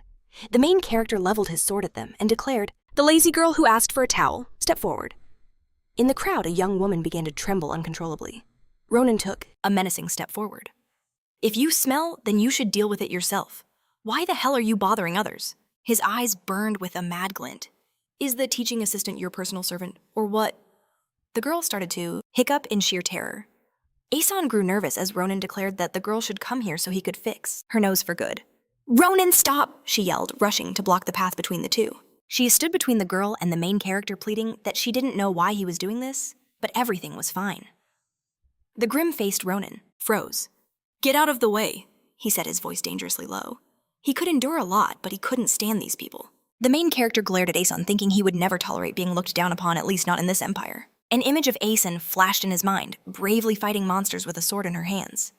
He thought no one should ever look at her like that. But Adashian stood her ground and didn't move. The main character carefully pushed her aside, vowing that he wouldn't stop until he tore these arrogant nobles to shreds. From behind, a voice called out, Stop! Ronan felt her intense gaze on him and slowed his advance. Myosa began to walk slowly toward the protagonist, stating that she wouldn't blame him for what happened. In these spars, things like this happen often. The eye of a serpent watched him closely. The instructor glared at him with fury, warning that if he kept causing trouble, she would not be so lenient. The main character's entire body trembled. He heard Navarroa's command to drop his sword and step away, but to his horror, his body was frozen solid. He risked a glance over his shoulder and saw a monstrous serpent looming behind him. Its tongue flickered out slowly, closing in. Don't tell me, he thought in terror. This is the instructor's aura. Ronan watched as the massive snake materialized from the professor's back. He realized this was the legendary Sword Saint Navarroa. The snake studied the paralyzed protagonist as she declared that what Ronan was attempting could hardly be called a duel. As the one in charge, she would not permit such a chaotic display. Navarre Roa stood shrouded in a faint green mist, her expression grim. Ronan's face twisted with anger, pointing out that she must have known how her assistant was being treated, yet she chose to just watch from the sidelines. The main character's hands trembled violently, but Navarre Roa simply stated this was between her and her assistant. Mind your own business, she said, her eyes flashing with anger. This is your final warning. Stop now. Ronan stared back at the instructor with equal fire. He gripped his sword tighter, declaring that he didn't care if she was a former sword saint or not. With a dark expression, he stated that his answer would not change. The protagonist raised his chin, defying the professor. Navarre Roa closed her eyes slightly and muttered, "Then I have no choice." The snake coiled its mouth, opening wide to bare its fangs. At the instructor's command, "Crush him!" the serpent lunged. Ronan tensed, staring down the beast. A moment flashed in the main character's mind. He was standing before Addison, asking the commander-in-chief a question he already knew. He asked why she volunteered for this war when everyone else ran away. Addison stood with her back to him, listening intently. As he spoke, the commander turned slightly, replying that one day he would understand that destiny exists in this world. Then she faced him completely, adding that everyone has their own path. He realized she was answering as if her mind was elsewhere. Corporal Ronan, he remembered, himself grunting, his hand on his sword. What a heavy burden. He saw a vision of Addison standing before a mountain of corpses. A burden, Ronan recalled, that she placed entirely on her own shoulders. He remembered a blood-soaked Addison, whispering that she was truly sorry. Never forgive me, she pleaded, surrounded by a brilliant light, forcing this burden onto you. The main character screamed, jolting awake in a strange bed, his mind reeling. He looked around wildly and heard a soft question. Addison was sitting right beside him, asking if he'd had a nightmare. He finally recognized the commander-in-chief. As their eyes met, he realized how incredibly close they were. The protagonist felt a wave of embarrassment. When she asked which commander he was talking about, Ronan just scratched the back of his head, forcing a laugh and saying it was nothing. He was lying in a large room filled with beds. He asked if he was in the infirmary. The girl nodded, explaining that the instructor had ordered her to bring him here, saying she would correct his behavior in extra classes. A vision of Navarre Roa snake, coiled behind her, flashed in his mind. Addison sat with a knowing smile, raising a finger as she mimicked Navarre Roa's final words, hearing that Ronan's expression darkened. This is bad, he thought. The protagonist seemed a little dazed, and the girl murmured, "By the way, you got angry because of me, didn't you?" At her words, the protagonist's eyes shot open. Ronan sharply turned his head away, insisting that wasn't it. He just couldn't stand seeing the rules of common decency ignored. He claimed he was a gentleman. Addison chuckled, replying that he was also a terrible liar. Her eyes drifted to the floor as she added a request. Don't hate that guy, or the others. Addison gave a small, sad smile and said that she understood how they felt. The moment Ronan heard that, he shot up from the bed, demanding what she meant. His face was a mask of fury. How could she say something like that after he had done everything he could to help her? Addison lifted her gaze to meet his as he demanded why she was even tolerating any of this. The protagonist leaned forward, insisting that it wasn't right, even if their actions were just the result of youthful ignorance. A memory of him staring down the instructor with rage-filled eyes flashed in his mind. The instructor saw everything and did nothing, he exclaimed. Aren't you angry? The girl offered a faint smile, covering her eyes, as she replied, the instructor only acted that way because I asked her to. Hearing those words, the protagonist froze. His eyes snapped open in shock, freezing as he stared at her. Addison, with hands neatly folded, dismissed his words as utter nonsense. She was simply enjoying privileges she didn't deserve. After all, this advanced course was a different world. It was a class meant only for those who had reached the expert level. The protagonist flinched at her sharp words. Even with a year-long sabbatical, she could barely control her own mana.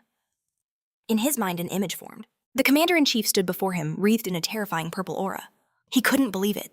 How could a legendary figure with such overwhelming power be like this? Addison's smile widened with cruelty. She had already told the instructor not to interfere, no matter how anyone treated her. Lowering her gaze, she feigned humility. She didn't want to be a burden, not after he'd already bypassed the rules to make her his assistant. Memories of her disrespect flashed in his mind.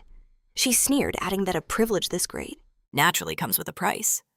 Asel raised her hands defiantly, remarking that she found it easy enough to endure. The protagonist could only stare in disbelief. He couldn't comprehend what she was saying. In any case, thank you so much. A memory of a spear striking her flashed through her mind. She thought she was used to the pain, but today it felt especially harsh. With a quiet sigh, she brushed a hand through her bangs. Ronan's gaze hardened. After a moment of silence, his lips parted. Are you putting up with all of this? Because you want to become the commander-in-chief. Adashin gasped, covering her mouth in embarrassment. She nervously wondered how he could have possibly known. Was her ambition that obvious, with her legs pressed together? She admitted he was right, but she felt she was still too weak to declare such a grand dream with confidence. Still, it was a dream she held on to. He glanced at the hopeful girl as she continued, her voice filled with resolve. To become the commander-in-chief of the entire empire. Ronan scoffed slightly, turning away. This sent the girl into a panic, waving her hands nervously. She knew how foolish it must sound, coming from someone who hadn't even reached the expert level yet. Ashan looked down at her hand, her resolve hardening. Nevertheless, she declared, I have no intention of giving up. You might not see it, but my military science and tactics are sharp. And I work harder than anyone every single day. She stared at her palm, which was covered in the calluses of her relentless training. Glancing out the window, Adashin noticed the next class was about to begin. She quickly jumped to her feet. You should rest properly now. Ronan looked up at her, offering a sincere thank you for her help. Pausing at the door, she offered a small smile. It was nothing. I'll see you in the next class. After she left, the protagonist's gaze fell upon the empty chair, his mind sinking into deep thought. An image of the wounded girl appeared, her voice a faint whisper. What if we meet again? Then another memory surfaced. Adashin in simple clothes, as he told her to forget her foolish dreams and just become a dressmaker. He remembered her defiant smile. I've done many things, she'd said, but never that. Ronan lowered his head, his face twisting with anger and frustration. He stared intently at the empty stool, a single question burning in his mind. What am I supposed to do? The sun bathed the world in a gentle light. A few days later, the weekend arrived. The heroes gathered at the entrance of the Grand Cappadia. Ronan, Maria, and Asel stood inside. The protagonist surveyed the empty hall. He told us to come, he grumbled, but there's no one here.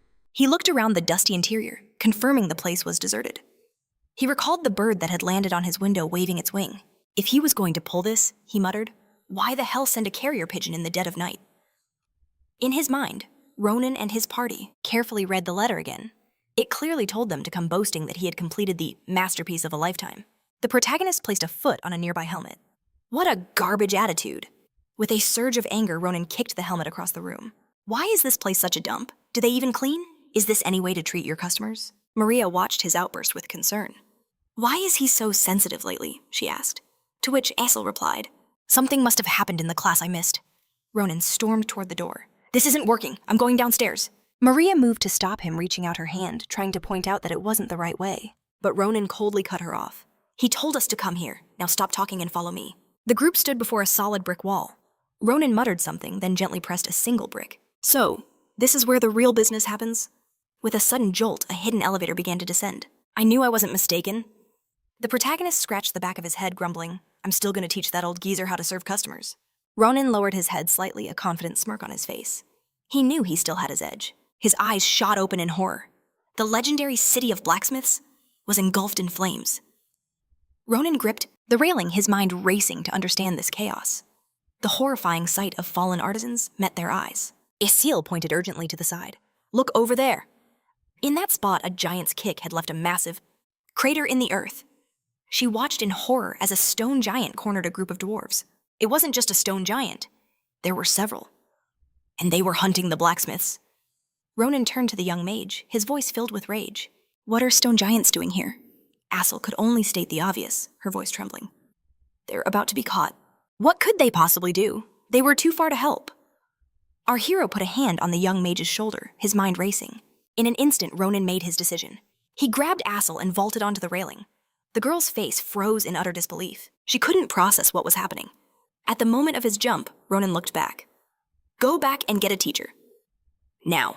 And with that, he plunged off the cliff, yelling, Asel used telekinesis during his freefall. Asel rolled her eyes, but complied, casting her magic the invisible hand. Below, one of the dwarves fell to the ground. He looked up in sheer terror, certain this was his end. He and his companion could only watch as the stone giant raised its colossal fist. But suddenly, Ronan appeared in a flash. With a single fluid strike, he cleaved the stone giant in two. As the rocky behemoth crumbled, Ronan landed perfectly before the stunned dwarves. The last few days have been one thing after another. My head is starting to hurt. The protagonist turned to the remaining monsters, his eyes burning with fury. You overgrown cobblestones picked the wrong day to attack. At that moment, another stone giant began to swing at our hero. Its rocky fist closed in fast, but Ronan stood his ground completely unwavering. Not a flicker of fear. In a heartbeat, the protagonist launched his counterattack. He soared into the sky, his eyes glowing with a menacing red light. With a strike as fast as lightning, Ronan sliced another giant in half. The stone giant's head plummeted to the ground. The dwarves scrambled for cover from the deafening impact. They stared at the hero in awe. That's the kid who came to the Elder, a boy that young, killing stone giants with a single blow. Ronan landed gracefully on the creature's corpse.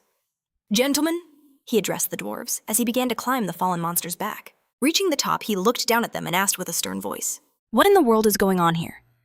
Ronan and Asel now stood before the surviving blacksmiths. The protagonist crouched down, his face serious. Our home was suddenly attacked by a horde of stone giants. One of the dwarves replied, his voice trembling, "We have no idea how it happened." An image of the attack flashed through his mind. "They just clawed their way out from underground," he added, and started smashing everything they could see. They seemed to be targeting the blacksmith specifically. He recalled seeing a giant dragging two of his kin away. "They captured several others, including our elder. Then they just went back to where they came from." The dwarf lowered his head in shame. "Deedon chased them, but he's not much of a fighter." Ronan's face hardened. "They'll be eaten alive." He rose to his feet. "Are there any more of these giants around?" He received his answer. "You dealt with the last one." Ronan turned to the young mage. "You and the girl look for the wounded under the rubble. Heal anyone you find." He held out his beast-powered hand.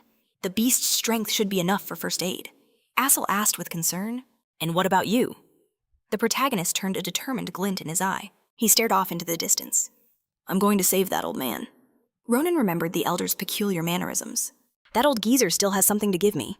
Meanwhile, Doran on the werewolf's back thanked his rescuer. "I have no reason to stay." Deedon the elder was slowly approaching the giants. A captive dwarf cried out, "Run, you old fool, with your invisible armor." "You should be able to escape." Deedon snapped back, his voice strained. "Shut up. This is difficult enough. And your incessant chattering isn't helping." The werewolf pointed a claw at him. "If you have the strength to whine, why not use that sword? Or is it just for show?" The dwarf hugged the blade. I can't." He clutched it tighter. "This is my magnum opus, my life's greatest creation." The elder held the exquisite sword before him. "I can't possibly mar its perfection with my pathetic swordsmanship," Doran muttered. "He's completely insane." A stone giant began to raise its hand for a strike. The werewolf remarked, "As crazy as you are about your weapon." "Now is not the time for that." The giant unleashed a powerful sweeping blow. Another monster raised its arms for a crushing attack. The giant slammed its fist down on the werewolf. The old man caught a glimpse of the giant's descending arm. Doran carefully lowered his hands from his eyes and stared in shock. Deedon had caught and held the giant's arm with his bare hand. Blood trickled from the werewolf's mouth. He feared that even the protective spells on his armor had finally shattered. Deedon hurled the giant's severed arm away with his last ounce of strength. A grim thought crossed his mind. If he had known he would die here, he would have only forged what his heart truly desired. But just then, a lone figure appeared, making his way toward the stone. Giants with blinding speed. Deedon watched as Ronan seemed to tower over the stone behemoths. Our hero then unleashed a torrent of strikes, a series of devastating blows. The stone giants began to crumble to dust, and Ronan stole a quick glance to check on the others. He saw that Deedon was still holding on. The main character dashed toward the remaining monsters, declaring, "You can rest. I will handle the rest myself." The dwarf held the werewolf steady, both of them staring in awe at this sudden arrival. Deedon was in disbelief. "How did you even get here? The path was swarming with giants." Ronan simply offered a confident smirk, in response turning his head to ask, "Those freaks, what about them?" The dwarf and werewolf looked down the long passageway and saw only shattered boulders. Ronan explained, "While I was saving the other smiths, I dealt with them all." His expression then turned serious. He motioned that now was not the time for idle chatter. The protagonist stretched his arm out before him. "Elder, give it to me now. My sword is no longer usable." Doran the werewolf quickly stood up as he heard this. "The thing I call my magnum opus. Your new sword?" the dwarf declared. "Yes, you're right." He then handed him the blade. Ronan took hold of it. "The scabbard isn't finished yet," the dwarf admitted, "but the sword itself is ready." Our main character began to slowly unwrap the sword. Ronan held the blade before his face, then swept it upwards to test its balance. The stone giants began climbing over each other to reach him. Ronan stood his ground, watching the colossal figures loom over him and murmured, "Let's see just how good you are." He took a single confident step forward, unleashing a powerful blow. A crimson explosion of energy erupted from the blade. The stone giant stared transfixed by the approaching red essence. With one swing, he shattered the entire horde of giants. The sheer force of the attack whipped his hair back, shocking even him with its power. As this happened, Deedon and Doran gazed at the weapon with glowing eyes.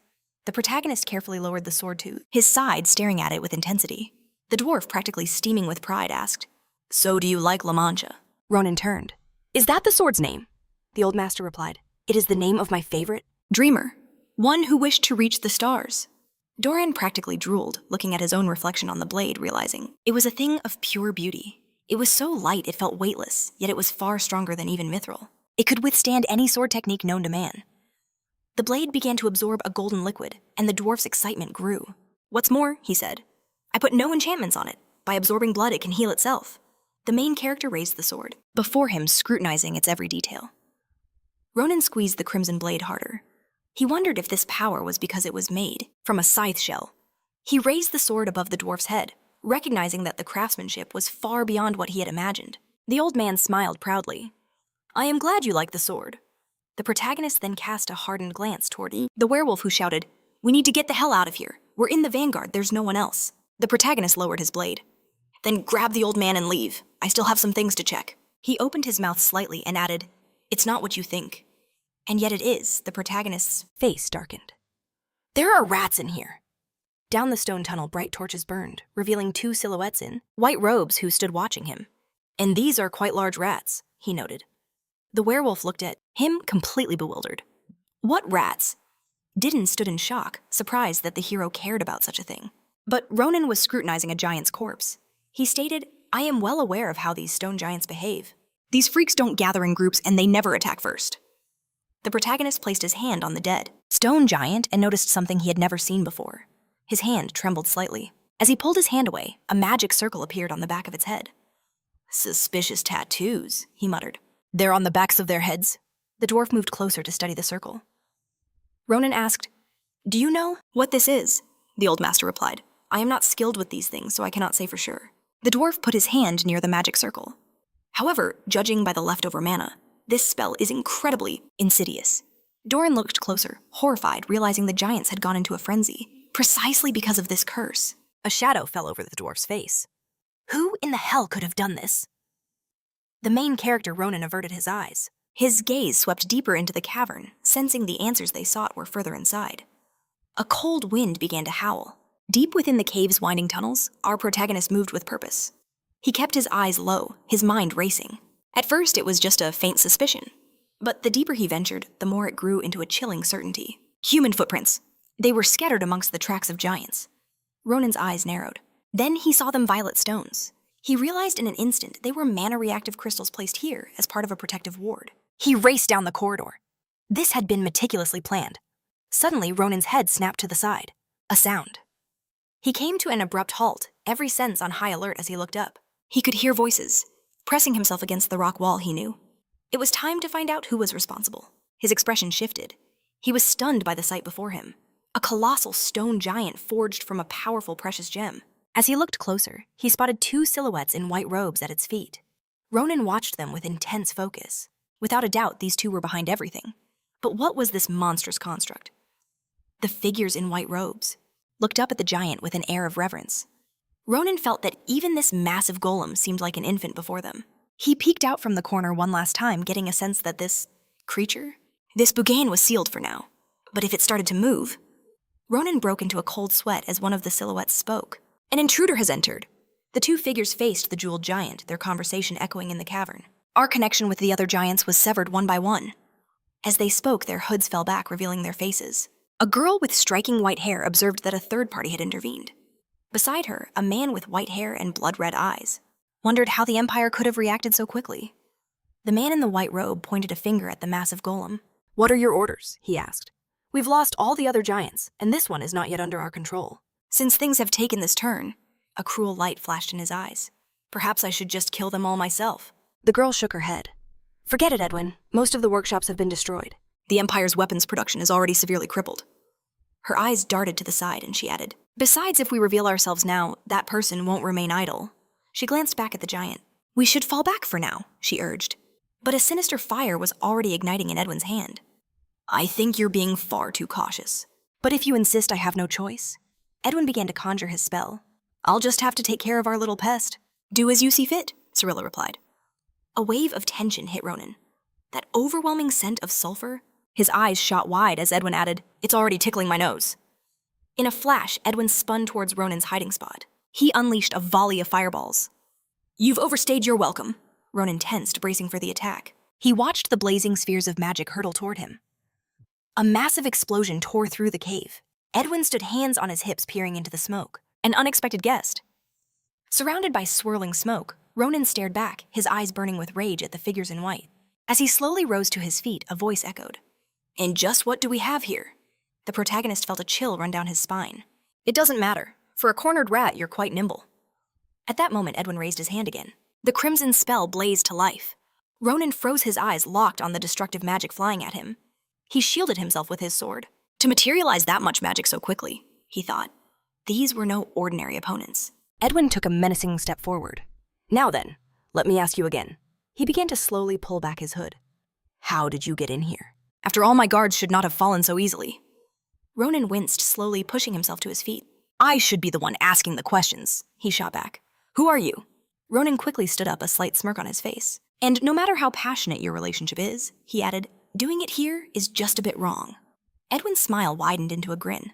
He fired another blast of magic at Ronan, then looked at the girl. Well done. He'd better behave in a way I won't regret killing him. Cirilla simply stated, we are wasting our time. Edwin turned sharply back to Ronan. Let's enjoy this little entertainment, shall we? After all, there isn't much time left. His smile was now a manic grin as he shouted, the day this empire is consumed by starlight is near. Starlight? His eyes flashed a brilliant crimson as he froze. An image of a giant from his past appeared in his mind. Ronan focused on him, his voice low and dangerous. What did you just say? He shot them a venomous glare. Knowing exactly what those words meant, Edwin's lips curled into a smirk as he seized control of the moment. But suddenly Ronan rose to his full height, declaring that they would both be coming with him. Staring them down, his mind swirling with questions, Edwin sneered, thinking this guy was utterly insane. Did he really think he could capture them? Edwin began to channel his power, hurling an insult at the protagonist. He stretched his arm forward confidently, declaring it possible, but before the words even faded, Ronan's blade sang through the air. His arm was severed in a clean, swift strike. As if to prove a point, the protagonist landed another blow. He cut deep into Edwin's body, confirming, yes, it is possible. Ronan then stopped fixing him with a glacial glare. Just lie down and stay quiet. The man's upper body crashed to the ground as Scylla watched in frozen horror. Her mind reeled. Edwin hadn't even had time to react. In a blur, the protagonist shot his arm forward. He slammed his hand against the girl's throat, hoisting her clean off the ground. Cirilla's face twisted as she choked. Ronan's voice was ice as he made it clear she would answer his questions honestly. Unless, of course, she wanted to end up just like her companion. A golden aura of magic flared to life around her as she struggled to speak. In the next instant, Ronan was thrown aside. The girl had cast a spell, Mana Shield. He landed, extending a hand to brace himself. So she wasn't going to give up without a fight. Ronan watched her trembling hand. Her shield was powerful, he noted. But that wouldn't be enough. A flurry of swift, brutal strikes hammered against the barrier, cracking it instantly. Scylla clutched her chest in shock. How did he shatter her mana shield in a single moment before she could process it? Ronan was upon her, thrusting his sword forward. The blade pierced her stomach.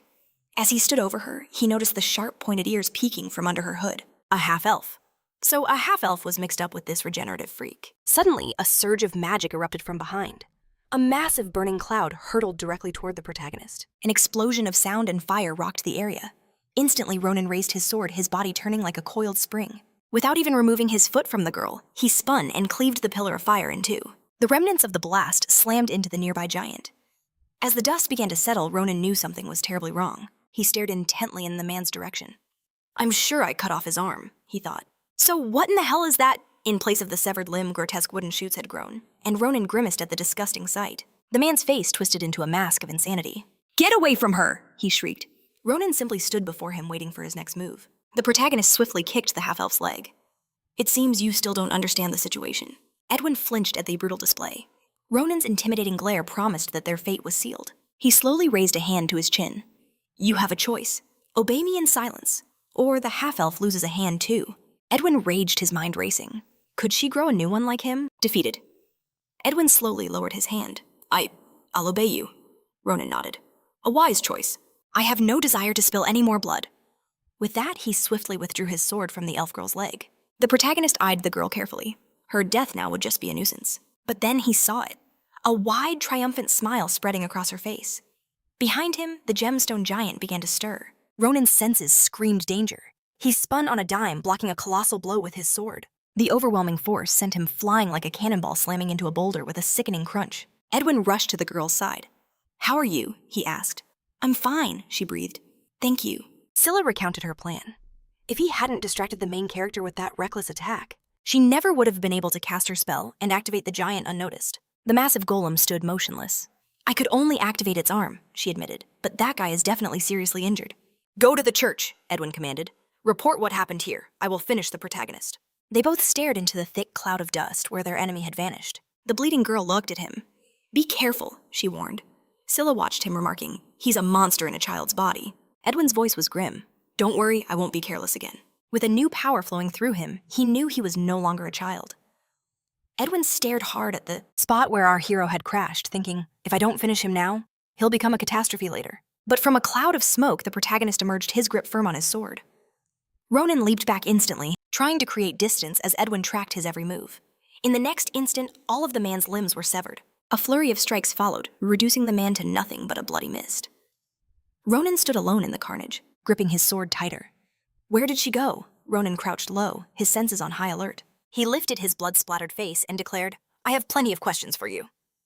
Cyrilla stood frozen, staring in utter disbelief. How could he have survived? She wondered frantically, weaving a spell. Ronan clutched his sword, his hands trembling not from fear but from rage. He spat that their efforts were useless, his eyes burning with a murderous light as he vowed, I won't let you escape. But then the protagonist's strength gave out and he collapsed. He tried to move, but his body refused to obey. Cyrilla clutched her wounded arm, watching Ronan struggle.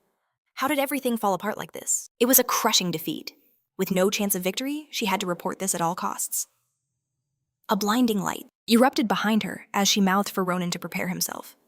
Stepping into the light, she turned to the protagonist, her voice dripping with venom. I will uncover your every secret and destroy everything you hold dear. Her face twisted into a mask of pure hatred. Your family, your lover, your friends. I will tear them all from this world. Ronan's eyes shot wide, fixed on a single point. A spiderweb of cracks formed in his vision as a horrifying thought struck him. This is a clue. I can't let her go, or it will all happen again. He remembered sitting alone, surrounded by a field of corpses sobbing. He reached out a desperate hand, roaring, Stop! Ronan lunged forward, his voice cracking with desperation. I said, stand your ground. Suddenly, a hand emerged from the shadows, and a calm voice ordered her to stop. Cyrilla froze in place, completely paralyzed. The protagonist glanced toward the newcomer and heard her say, It seems I also have many questions. A colossal serpent materialized behind her. First, Nyros began, tell me who gave you permission to be so bold. The serpent's tongue began to wrap around the girl. Naboa glared fiercely at the elven girl, her voice dropping to a dangerous whisper. And to raise a hand against my apprentice? A heavy wind rumbled through the cave. Nyros carefully approached the protagonist from behind. I heard what happened, she said. You did well, Ronan. He looked up at her and managed a broad smile, remarking, It's about damn time you showed up. The protagonist studied his instructor carefully. I never thought I'd meet you here. I'm so lucky. Nyros turned her head away. If you still have the strength to talk, then you'll live. The instructor's eyes glowed a venomous green as she said, Now then.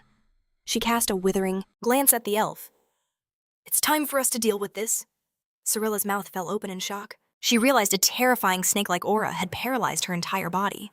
Don't tell me it's her. Why is she here? The instructor's hand moved gently toward the girl's throat, and she couldn't even think to run.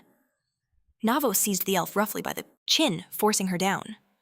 You have committed many unforgivable acts, she began. But what makes me most angry is that you harmed my student. Nabos wrenched the elf's head toward her, squeezing harder. The jaws of the giant snake opened wide as Naboa hissed, Let me show you the future that awaits you. The instructor pointed the girl's head directly into the serpent's maw, then squeezed her cheeks until they turned blue, Cyrilla began to slowly close her eyes, offering a silent apology to the stars. The elven girl then collapsed to the ground, and struggled to his feet and heard his instructor's praise once more. Nabaroa calmly sheathed her sword behind her back and said, As soon as you're healed, we report to the headmaster. In that moment, Ronan realized the future she spoke of had nothing to do with this dungeon. Naos's lips curled into a slight smile. That's right. So, you already knew about her. Why are you asking? A shadow fell over the protagonist's face. Could it be what he feared? A colossal fortress stood isolated in the middle of the sea.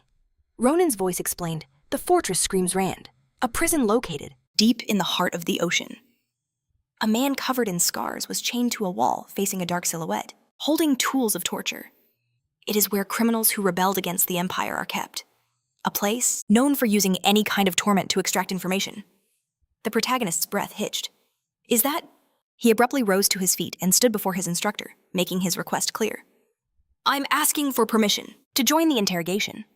Nabaroa was completely baffled. What are you talking about? That place is not Inanalaying. In a sudden move, the protagonist grabbed the instructor's hand, his grip firm and unyielding. His eyes seemed to pierce her very soul as he declared how important this was to him. Nairoa stood silent, her gaze locked on his. Elsewhere, medics were pulling blacksmiths from beneath the wreckage. Many were wounded, but the healer's magic began to mend their broken bodies. Maria wiped the sweat from her brow, noting with relief that everyone was finally being accounted for. Asel gently beckoned to the girl, a mountain of worry lifted from his shoulders. But then his gaze fell, his voice heavy with concern. He murmured that Ronan should have returned by now. Could something have happened? Just then, the protagonist appeared from the shadows. Hearing his name, he called out to them. As they spun around, Ronan strode forward with pride, his sword resting on his shoulder. He announced they had told him everything on the journey back. They had all performed admirably. A flash of memory, Maria gasping for breath. Ronan's voice cut through, saying he'd heard the story. While Maria ran for reinforcements, Asel and Kale had rescued over half the blacksmiths trapped beneath the rubble. The protagonist raised his sword, a shadow crossing his face. He demanded to know if they were injured. At the same time, Maria stared back, wondering why he was the one with such a dark expression. Asel clutched the beast in his arms, telling it to heal faster. It replied that its wounds were already patched up. All it needed was rest. The protagonist's head snapped to the side, his focus shifting entirely. Ronan's attention was drawn to the same sight. Two figures in white robes, bound and unconscious, were being carried away on stretchers. Ronan shot them a furious glance over his shoulder. He snarled that he had some business to take care of now. The moon cast a violet glow upon the world. Hours had passed. Ronan was now at the rendezvous point waiting for the convoy with Rodlin. A crowd of dark silhouettes stood atop a rock in the forest of Grow. Nairoa and Ronan watched over the two. Bound criminals as Imperial soldiers stood guard. Nairoa, with her arms crossed, looked to the heavens. Her eyes scanned the sky. And there it was, a colossal dark griffin, its wings beating against the night air. A shadowy rider and a massive cage upon its back. The convoy from Rodlin had arrived. The griffin landed with a thunderous impact near the protagonist and the instructor. The cage door creaked open. One of the silhouettes approached, greeting the lady and the instructor with a respectful nod. Three figures, their faces hidden by raven-beaked masks, stepped out of the cage. They announced they had received their orders, directly from the Empire. They were here to escort the criminals. The lead convoy member glanced at the two bound men. These must be them, he presumed. Nairoa confirmed with a single sharp nod. The masked man began to inspect them closely, remarking that he'd heard. One of them possessed a strange regenerative ability, a fact they would have to keep in mind during the interrogation. He smirked, noting that the interrogator would be pleased. The beaked man looked down at his prize, a cold glint in his eyes. For the first time in a long while, he said they had a truly interesting subject on their hands. The group of dark silhouettes hoisted, the criminals signaling their departure. They would be in contact once the interrogation was concluded. The man began to turn away, adding his hope that they would continue their excellent work for the Empire. With that, the huge beast soared back into the sky. Ronan and Nairoa simply watched it disappear. After a moment of silence, Nairoa finally spoke. In a week's time in Rodan, they would have their answers. The instructor lifted her chin, adding that she would inform him the moment they made contact. Until then, he was to wait. Ronan nodded, accepting the terms. He looked straight ahead, his voice steady as he thanked her. High above the griffin was just a speck against the moon. As the Smiths worked to rebuild their home, Ronan remarked how quickly time had passed since that day. The reconstruction of Grand Capadia was proceeding at a rapid pace thanks to the Empire's support. Nairoa stood watching as Ronan delivered a powerful strike against a training dummy. He had returned to the academy, throwing himself into grueling training sessions with the instructor. Water tinged with a strange purple hue filled the screen. A few days later, Ronan stood before a massive fortress rising from the sea. The Rodlin Screaming Fortress. From its dark corridors, chilling screams echoed endlessly. Instruments of torture were laid out neatly on a table. The interrogator suddenly plucked a tooth from the criminal, almost lost in his work. He had nearly forgotten about his expected guests. The interrogator held the jaw of the scarred prisoner, then quickly turned his back, announcing that it was time to welcome their visitors. The Screaming Fortress loomed over the sea, its grounds illuminated by harsh floodlights. Ronan and Nairoa approached the main entrance. A man emerged to greet them, welcoming them and thanking them for their visit. The man bowed low, introducing himself as the interrogator assigned to these criminals and their guide for the day. A man with a prominent mustache offered a wide smile. "The name's Carrick," he said. The interrogator then gestured forward. "Shall we head straight for our guests?" he inquired. Roa didn't hesitate. "Yes, we'll proceed." They would get the briefing on the way. Carrick turned sharply, beckoning them to follow his lead. Ronan glanced at his instructor, murmuring, "It's hard to believe. I never would have guessed by his looks." That friendly old man is the interrogator of Ronan. He still couldn't wrap his head around it. Nairo simply smirked. Everyone says that the first time, she replied. Don't judge a book by its cover. As a huge, heavy door slowly groaned open, Nairo knew he was about to discover why that man was called the worst nightmare ever. The interrogator stepped inside. A thick fog hung in the corridor, the path illuminated by flickering torches. He led the instructor and our protagonist deeper toward the criminal's holding area.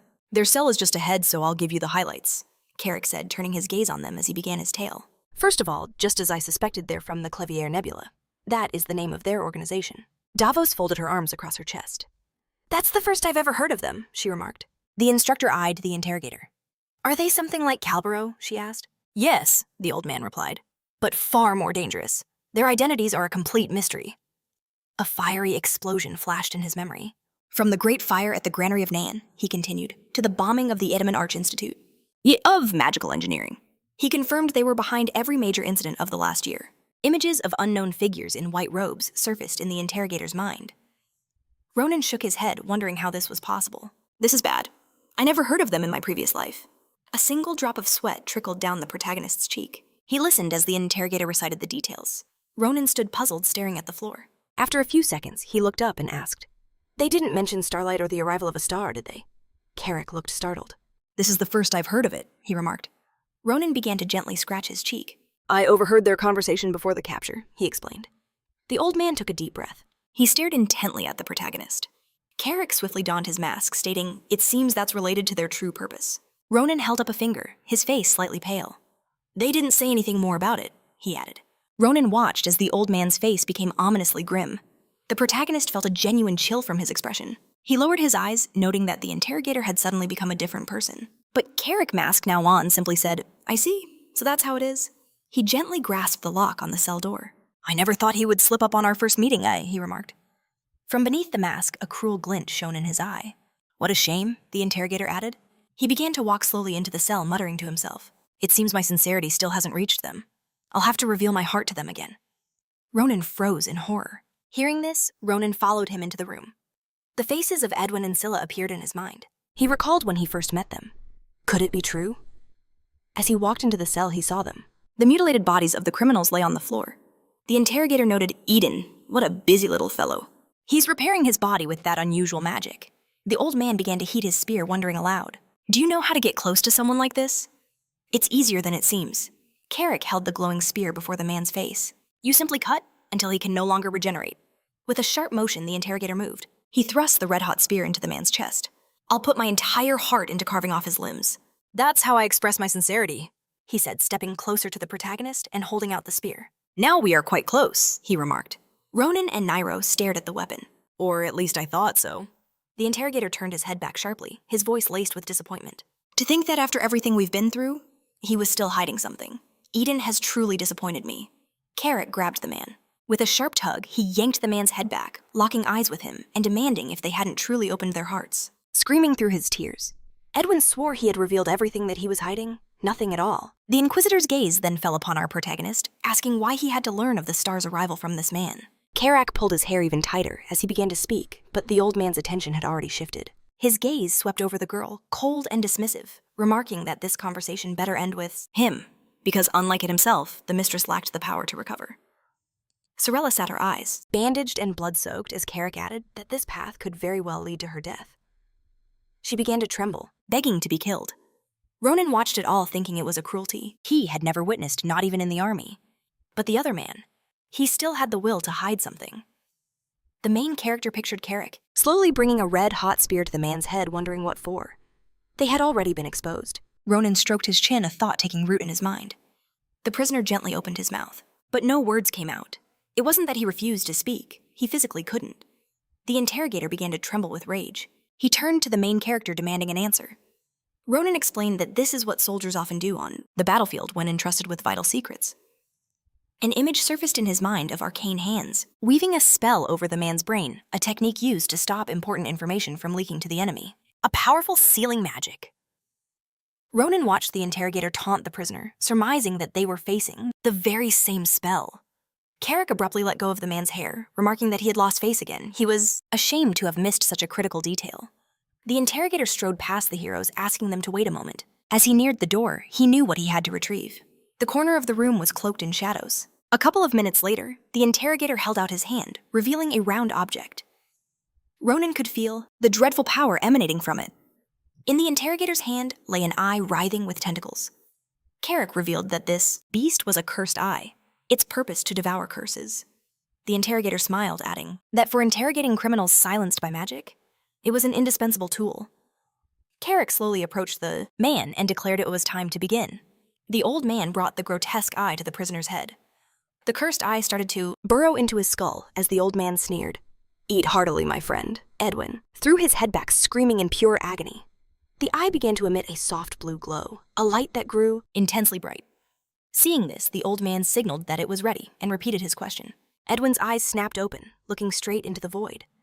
"What is the meaning of the star's arrival?" His mouth opened, and a hollow voice began to speak of the star as an eternal being, the only blessing that could save the pitiful creatures of these lands. Sorella shook her head, hearing they were nothing but torches awaiting the arrival of the star, which would descend upon them from the heavens. The interrogator stood before the chained man, who added that their only wish was to destroy anything that might interfere with that sacred day. At that, Sorella screamed, "Edwin, shut your mouth!" Carrick slowly began to scratch his chin. "So many words. Let's simplify things. Something will fall from the sky soon." Edwin rolled his eyes back as he heard the question. "What is it?" His pupils now glowed an ethereal blue. A crimson shadow of a huge winged creature loomed over them, and Edwin replied, "The Star Children." Ronan stood rigid, listening with chilling intensity. His jaw clenched, his eyes blazing with anger. The words echoed in his mind. "Star Children." Aga Ronan started to walk slowly toward the criminal. "Wait." The main character towered over him, his voice low and dangerous. With a fearsome look, he demanded, "When you say Star Children, are you referring to Aga?" At that moment, Edwin's head snapped, up his eyes locking onto Ronan's. He stared intently at the man before him. Blood began to stream from his eyes. As he hissed, "How do you know that name?" Suddenly, Edwin's body began to swell like a balloon. Ronan noticed this and hesitated for a split second. The interrogator put a hand on the main character's shoulder and yelled for him to get back. Carrick thrust his hand forward, summoning a crimson seal. Edwin began to glow with a blinding light and scream in agony. The interrogator erected a shield just as a massive explosion ripped through the room. Blood began to rain down the walls of the barrier. The interrogator slowly dispelled the shield, realizing he never saw this coming. The cursed eye had devoured the curse, but the man had still self-destructed. Where he once hung, only a pool of blood remained. Ronan scrutinized the gruesome remains and asked, "Does this happen often?" The interrogator put his hand to his chin. He admitted curses weren't unheard of, but one this potent was exceptionally rare. The inquirer shielded his eyes, murmuring that it was a double-layered seal. Sorella trembled, tears carving trails down her face. Carrick recalled the first rule, never speak of the star's rival to outsiders. And the second rule, never utter the forbidden words. The very words that made a man self-destruct. At that moment, the inquirer's gaze fell upon the grisly remains. The old man's hand gripped Ronan's shoulder with sudden intensity. The interrogator loomed over him, his voice cold. "Who is Agath?" he demanded. Ronan's eyes widened, completely startled by the question. "That name belongs to the secret intelligence of the Phileon Nebula. How did you get it?" An eerie aura began to swirl around the interrogator. "I am the one investigating this case." He glared at Ronan with piercing eyes. "You should know what that means. Now answer me." A single drop of sweat rolled down Ronan's cheek, but his gaze never left the interrogator's face. Ronan glanced to the side and finally began to speak. "I don't know much." The interrogator's grip softened just a little. "You just happened to hear the name?" the old man prodded. A memory flashed through Ronan's mind. A conversation he wasn't meant to hear. Two figures in dark robes, their faces hidden in shadow. "I was the first to stumble upon them, in Grand Capede." The cursed eye on the man's shoulder seemed to stare right into his soul. Ronan added, "I only overheard their conversation." The interrogator watched him, his gaze unwavering and heavy. Ronan continued to carefully choose his words. "At first, what they said seemed meaningless to me," he explained. "But now I realize it was an important clue." With deliberate slowness, Ronan pushed the interrogator's hand from his shoulder. "That is why I jumped into their conversation." He then turned to the old man, his eyes asking the real question. Would this answer be enough to satisfy him? Carrick stared intently, searching for any hint of a lie. But he couldn't sense any threat to the Empire coming from the boy. The interrogator leaned in closer, intrigued. He wondered if it might be because of the look in his eyes. The old man peered deep into them and saw it. A fire blazed within. Willpower, regret, determination, and a burning hatred for these people. Ronan's gaze met the interrogator's without fear. Suddenly, Naos began to draw her sword from its sheath. With a lightning-fast swing, she pressed the blade to the interrogator's throat. That is enough. The instructor's eyes burned with a protective fury. How dare he interrogate her student right in front of her? Karak turned sharply, replying, "Of course not. Former Sword Saint, I just wanted to make sure." A faint smile played on the interrogator's lips. "Isn't it always better to double-check everything?" The old man then faced Ronan and bowed his head slightly. "I apologize for my rudeness." Ronan scratched the back of his head. "It's no big deal," he said. "I'm just glad we sorted out the misunderstanding." But inside his mind was racing. That was too close, he thought. If I had made one mistake, he would have definitely tortured me. The interrogator walked to the cursed eye's remains. "What a shame. One of them died. They are quite rare." Harder to catch than most fantasy creatures? Ronan flinched, horrified. Are they really that strong? The interrogator smirked. "Of course they are, and if you look closely, they're very cute." He gestured to the creature on his shoulder. "Want to touch it, Ronan?" Karak stared at the living eye with intensity. What in the world is this damn thing? The cursed eye sat calmly on the old man's shoulder. It has changed. The interrogator scrutinized the cursed eye. "Has it absorbed a curse, but from whom Cyrilla is too far away?" Karak's head snapped around to look at Ronan. A dawning horror crept into his mind. No, don't tell me he remembered creating the mana shield. To cast it, I had to touch his shoulder. It must have happened. Then Karak carefully lifted the cursed eye off his shoulder and turned to Ronan. He quickly placed the creature on Ronan's arm. "My apologies for being so rude." Ronan watched in confusion as the eye on his arm began to swell. Suddenly, he was writhing in unimaginable pain. He watched the eye pulsate violently. A moment later, the cursed eye exploded. Ronan threw up his arms to block the disgusting slime. "Why did it just explode?" he shouted. The interrogator examined Ronan's arm, stroking his chin in thought. It was so strong. The cursed eye couldn't handle it. But how is that even possible? He looked Ronan dead in the eye. "Don't be frightened. Just listen to me, Lord Ronan. It seems you have a curse on you." Ronan's body went rigid, his guard instantly up. "Why would you say that?" The interrogator's gaze was sharp and serious. "Do you not feel any restrictions in your daily life?" An image of blue essence flared in Karak's mind. "The inability to run, for instance," he added. "Or to touch iron, things only you can't do."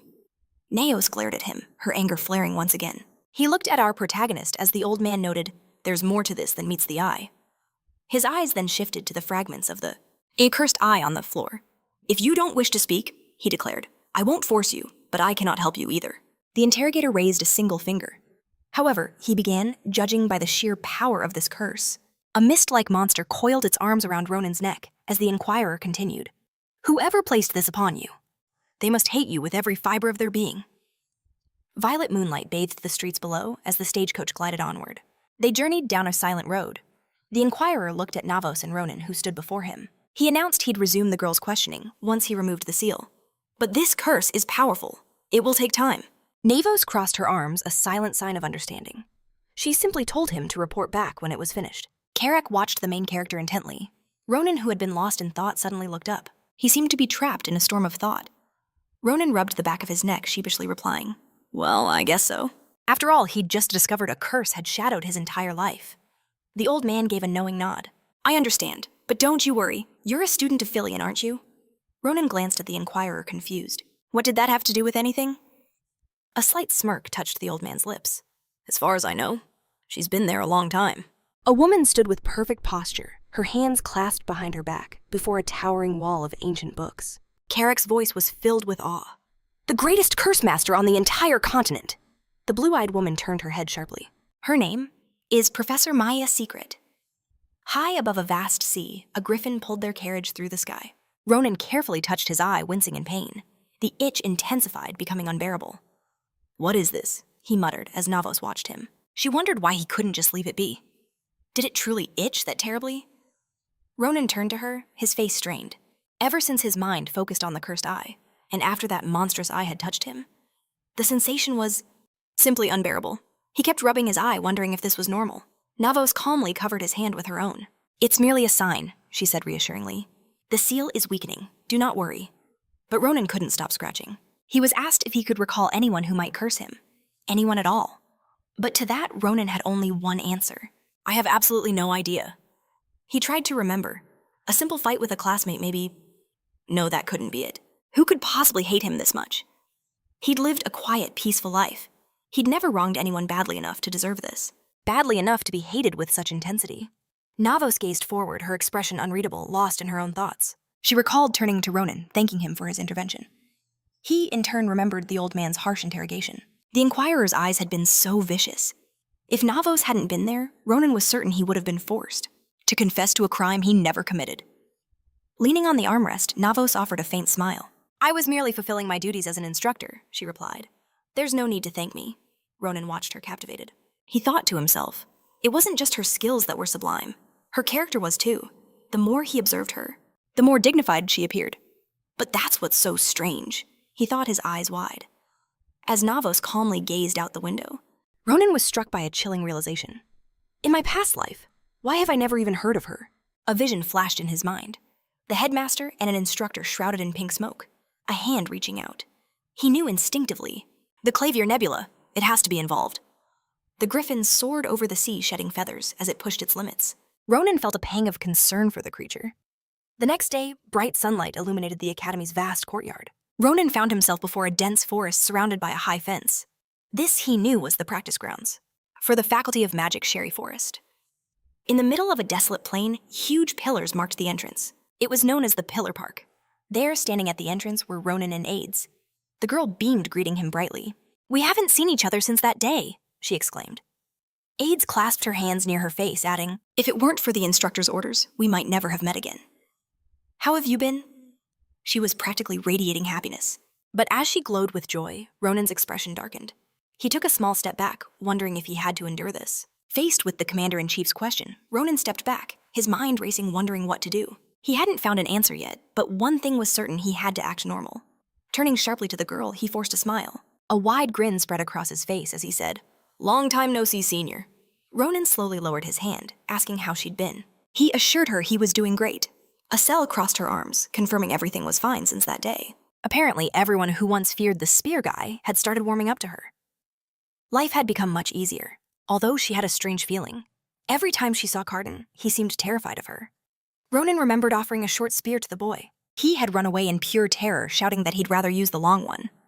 A wide smirk grew on Asel's face as she remarked that she didn't exactly hate the new attention. As they walked towards the park, she brought up what their instructor had said. He needed to break his curse, and Ronan confirmed that was the plan. He glanced around, taking in their surroundings. He was here to meet Professor Sigret after all.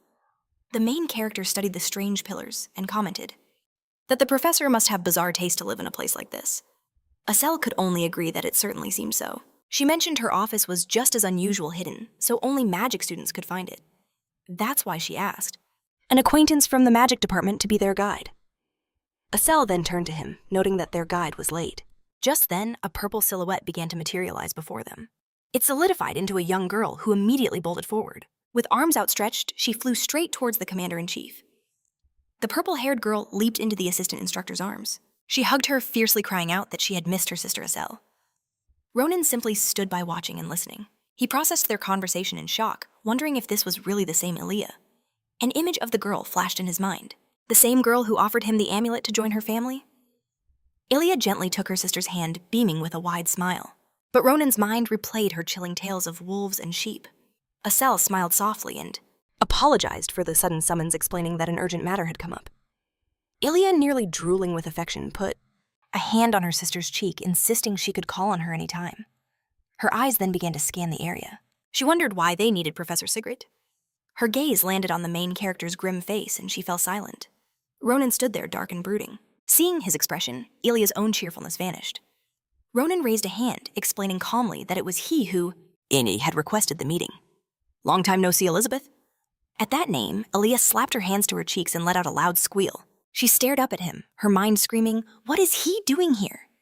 Their journey led them down a rugged forest path. As Ilia and Ronan trudged through the thickets, he had to ask if this was truly the professor's office. Before them stood a decrepit old hut in the middle of the woods. Ronan eyed it with extreme suspicion. This place was more than a little shady. You don't plan on killing and burying me here, do you? He asked, turning to her. Is it because I saw something I shouldn't have? His comment made her snap, and she exploded in a fit of rage. Stop calling me that, and why would I kill you? Ilia stomped forward, telling him to just be quiet. Ronan simply placed his hands behind his head and slowly began to follow her. As they walked, his mind churned. He couldn't get over how unexpected it was that she was friends with the Commander-in-Chief. This was Ilia of the Aryan family, after all. He remembered Asel offering him that very family's amulet and couldn't help but wonder how those two ever met. Ilya gently grabbed the handle and began to pull the door open. The old door swung wide, and at the far end of the room, they saw a gray-haired woman sitting in a chair. Ronan's mouth fell slightly open. Could that be Professor Sagreet? He stared at the old woman in the rocking chair. Ilya sharply turned to him. She motioned for him to take it slow. They weren't there yet. She and Ronan carefully made their way into the room. They stopped beside the elderly woman, examining her carefully. Ilya then held out her hand and began to conjure something, warning him just in case.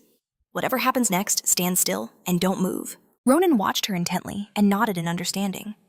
Ilya's lips parted slightly as she recited the spell Kashba Luni Dalum. She thrust her hand forward and shouted, "Open!" But after her words, nothing happened. Ronan stood staring at the old woman, waiting for any sign of change. Our main character didn't dare take his eyes off her. He saw that absolutely nothing had occurred. But in that silent moment, the grandmother's mouth suddenly snapped open. The woman's jaw stretched to an incredible, horrifying size, opening into a wide, dark abyss. The protagonist was startled. He threw a hand up to cover himself. Ilya simply looked up, revealing that this was the true entrance to the professor's office. Ronan found himself within a chamber lined with towering walls of books as he wandered into the grand office. The protagonist stood tall, asking, "So, that old woman at the entrance?" He scanned the room, remarking that this was a peculiar choice to say the least. In that very instant, a woman materialized from thin air behind him. Recognizing his own words, she drifted down towards him, her voice a soft whisper. The apprentice Novosascent was just as she described. A bizarre surge of magical energy erupted around the protagonist. He sensed it instantly, whirling around. The woman's hand clamped over his eye with startling speed as she floated closer, prying it open. Her palm swept across his vision, sensing something deeply sinister within. This woman was Maya, the greatest curse specialist on the entire continent. Maya gently held her hand near his eye and remarked, "How interesting. The main characteristic of the professor is that she looks young, despite being 83. The protagonist stared, his mind reeling. Was this really the legendary Maya? She pulled his eyelid back further. "Don't look so surprised," she said. The professor then began to slowly float away. "It's for personal reasons," she added. "But this body has indeed seen 83 years. Maya chuckled softly. We can discuss my youthful appearance later. For now." After these words, The professor snapped her fingers. Dark scrolls covered in runes materialized around the protagonist as she motioned with her hand. "It's time to lift your curse." He looked around, bewildered. "What is this?" Maya put a hand to her chin, observing. "I never imagined one person could harbor so many curses," she replied. "Besides, most of them are dangerously close to ancient prayers. This is a volatile mix." Runes flew around the protagonist as the professor added, "That with normal skills one shouldn't even dare to touch this." Ronan held his hands out to the side. "What does that mean?" "You're saying it can't be removed." The professor calmly folded her hands behind her back and replied, "Don't worry. Their number and nature are certainly surprising. But so am I." In that moment, the professor unleashed a spell. A massive blue rune materialized beneath the protagonist's feet. The scrolls began to wrap around him tightly. "Try to keep up with them," Maya instructed, flying closer. "Listen carefully. Your curses are about to materialize within your very soul." The protagonist hung bound in darkness, surrounded by glowing red eyes. "You have only one task," her voice added. "Find the source of these curses and destroy it." The protagonist looked at her with wide eyes. He interjected, grabbing at the flying scrolls. "How am I even supposed to do that?" To which Maya replied, "You will know instinctively once you meet them." Maya extended a single finger forward towards him. The professor put her finger to the protagonist's head. "Return safely," she commanded as the tip of her finger began to glow. The moment it touched his forehead, his world dissolved. He began falling into a dark dimension. What the hell is going on? Ronan landed in a sun-drenched forest, looking around carefully. He wondered, is this my mental world created from my curses? The protagonist took a steady step through the dirt.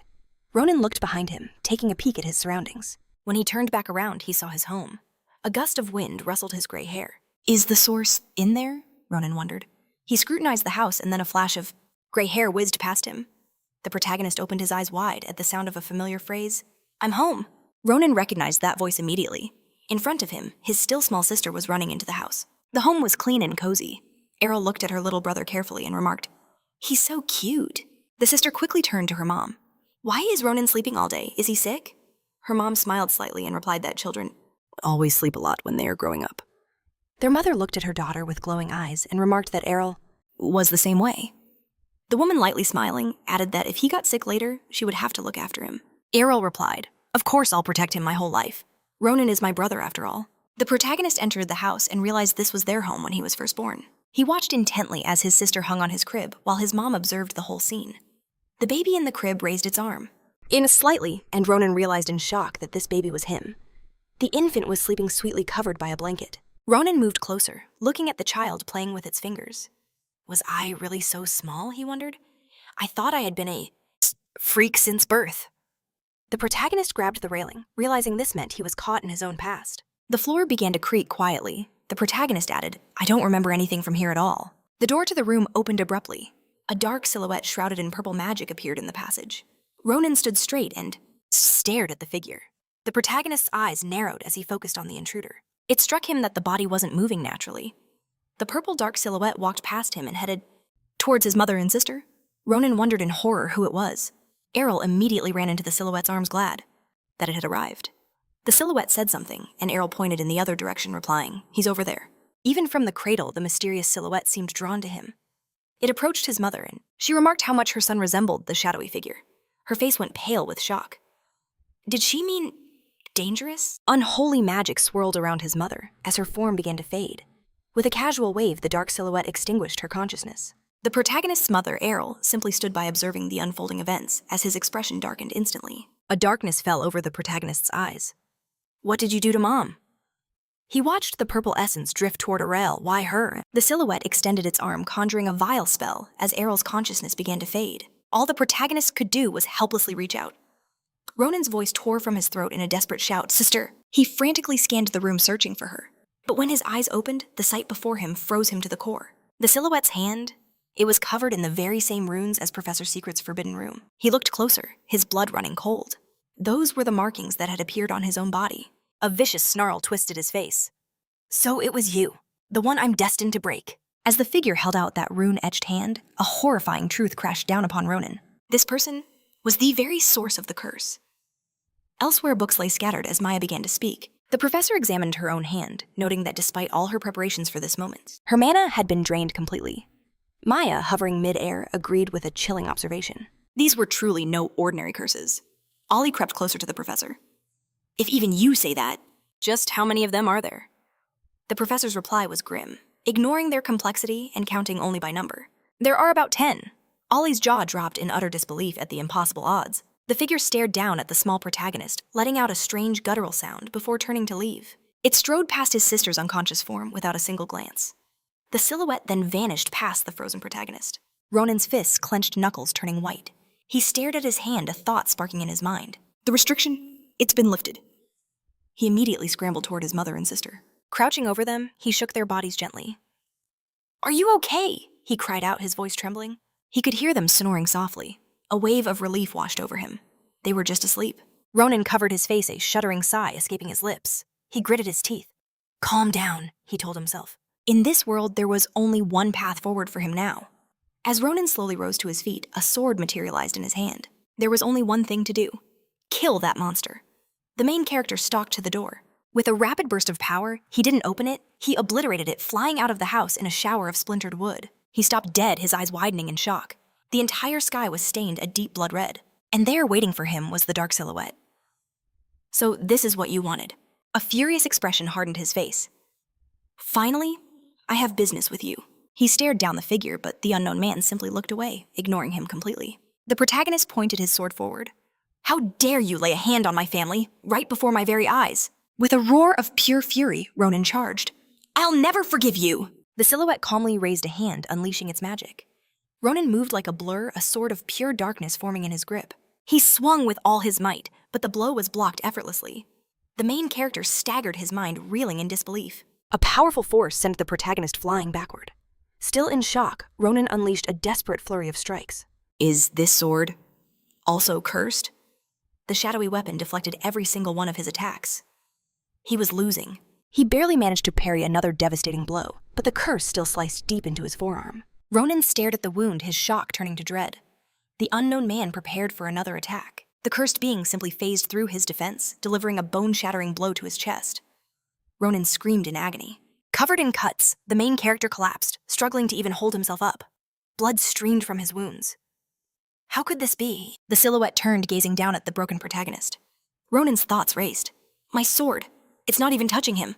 As the curse began to walk away, it was clear what this meant. He was being dismissed, deemed utterly worthless. The main character dug his fingers into the dirt, his will refusing to shatter. I can't let it end like this, model. He had to get up. He had questions. So many questions for this shadowy figure. The silhouette slowly began to turn its head. Hearing Ronan declare he wasn't finished, the main character struggled to his feet with immense effort. With the last ounce of his strength, Ronan lifted his head and demanded to know why. Why had he done this? Visions of his mother and sister began to flash through his mind. The figure added that those two never showed such emotions. A memory surfaced in Ronan's mind. He recalled his sister running toward that very silhouette. How she'd greeted the stranger with a wide, welcoming smile. As she opened the door, Ronan felt it. A connection. A horrifying connection. His sister had looked at the figure the exact same way she looked at him. Don't tell me. Ronan's mouth fell open as he screamed, Were you? He rose higher, glaring at the impassive silhouette. Why the hell did you do it? He roared. In response, only silence. Ronan's aura began to burn with fury. So you have nothing to say. A moment later, his grip tightened on his sword. After what you did to my sister, my mother, and after putting this curse on me, you think you can just stay silent? With that, he launched himself backward. With a blinding flash of his blade, he decapitated the unknown man. Ronan landed sharply behind the falling silhouette. The cursed head hit the ground and rolled to a stop right at the main character's feet. Ronan thrust his sword straight through the severed head. Planting his foot upon it, he leaned in close and snarled, Don't want to talk, fine. I'll figure it out on my own, so just get out of my body.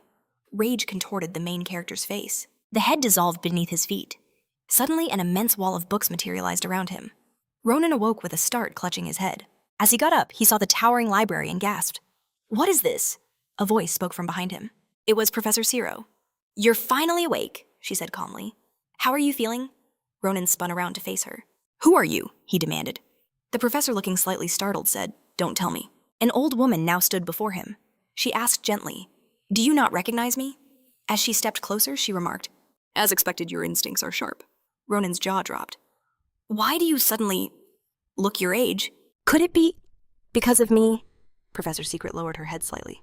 No, this has nothing to do with you. But before that, Ronan, you must feel some changes. The main character looked up at her, his eyes wide. To be honest, he admitted, I knew from the moment we met that you were no ordinary person. Ronan stared at her with glowing eyes. But now, I can see just how incredible you truly are. He examined her newfound aura. The professor smiled broadly. It seems the procedure was a success. Later, Ronan in secret sat at a large table sipping tea. It's unbelievable what happened, the professor mused, jotting down notes in a journal. Who would have thought the curse was hidden within old memories? Ones you couldn't even recall yourself. She looked up at him pointedly.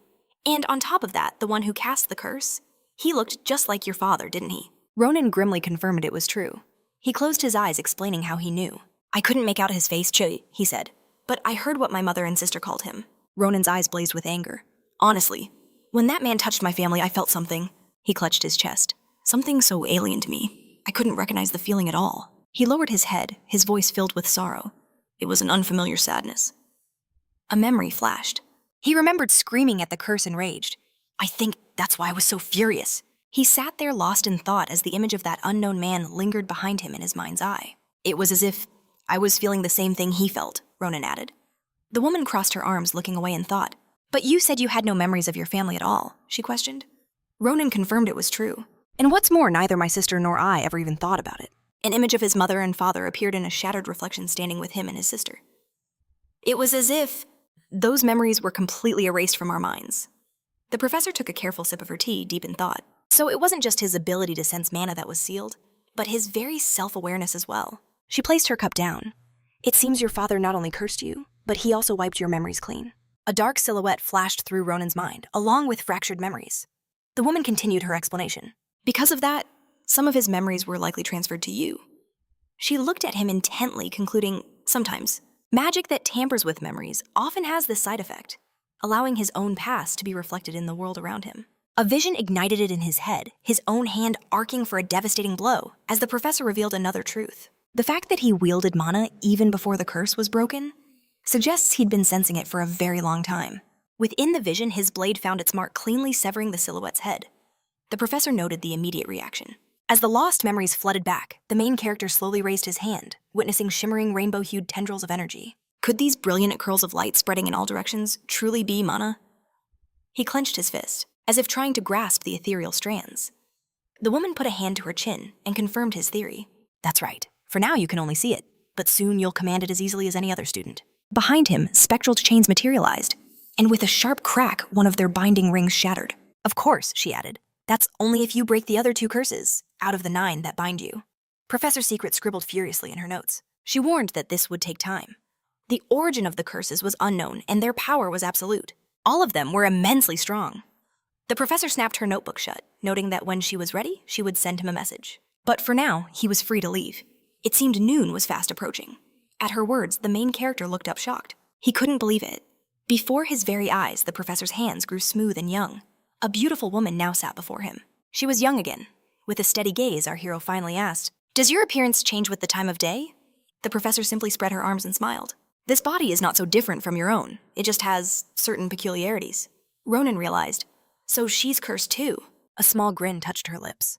"You must be confused having uncovered such a painful truth. But you must guard your heart." His eyes widened as her wisdom struck home. "The future is too precious to be burdened by the past." Ronan rose to his feet, the truth of her words settling deep within him. He bowed deeply and declared, "I will be in your care." Elsewhere, a vast cavern was lit by a single torch, revealing the colossal hand of a stone giant. It lay motionless. A mysterious man stood beside the monolith. At that very moment on the other side of the chamber, beneath the great Cappadocia, a mustachioed man looked up in awe. "It's much larger than I thought." He then wondered, to think a single student stopped this, without any help from an instructor. Another man approached from behind. "What are you doing here?" The mustachioed man turned. "Ah, you've finally arrived." The newcomer, a short-haired man in a crisp uniform, studied him intently. His name was Doan. The mustachioed man turned sharply. "The restoration efforts, report." Doan replied, "Everything is proceeding without any issues. They estimate a full recovery within a week." Doan then opened his mouth again. "And one other thing. Per your orders, we investigated the criminals, but we were unable to find any additional information at this location." After a moment of silence, Doan added, "However, at the academy, we have identified the student who was here at the time. I wish to meet him in person." The mustachioed man, a sword at his hip, began to walk. The soldier addressed him with reverence. "Your Grace the Duke." He was Joseph Sinon de Gracie, the head of the Duchy of Grunja. The Duke looked intently at his subordinate. He replied flatly, "Is that so?" Then the Duke froze. The giant behind him activated its eyes, glowing with a sinister light. Red light flooded the cavern as the giant began to move. Doan watched carefully, his eyes wide with shock. The giant raised its massive hand to strike. The soldier urged the Duke to retreat as Doan reached for his sword. "I have a detachment of knights on standby." But the Duke, interrupting him, simply raised a single hand. "That will not be necessary." He stood his ground calmly, watching the attack. Joseph's hand began to drift, slowly toward his sword. A dangerous light flared in the Duke's eyes as he drew his blade. How long must we endure this farce? With one powerful blinding strike, Joseph severed the giant's entire arm. The beast roared, not understanding what had happened. A moment later, Joseph unleashed a furious barrage of powerful blows. The Duke utterly dismantled the stone colossus. Doan shielded himself from the dust cloud. As it settled, Joseph calmly sheathed his sword without a word. With his task complete, the Duke turned to leave, and as he walked away, the monstrous form behind him began to crumble into nothing but dust. Joseph's eyes burned with fury. For now, his attention was on the young hero Phileon. The next day, sunlight streamed into the Navarro dorms. Ronan cautiously cracked open his front door. "What kind of lunatic?" he grumbled. Our main character, wiping the sleep from his eyes, peered out. Someone had been pounding on his door since the crack of dawn. Ronan's gaze fell on the man standing in his path. "Are traveling merchants allowed in here?" he asked mockingly. Doan's face twisted in anger. He snarled, calling Ronan a cheeky brat. The man in uniform stood tall, glaring at our hero. "At least you know who you're boasting to," he retorted. Ronan fired back. "You look like the gatekeeper for some noble family." But as our main character focused, he sensed it, a powerful mana. He saw strange strands of magic swirling around the man, noting its dark, ominous quality. Then he saw a blue strand within it and realized something was mixed in with that mana, something familiar.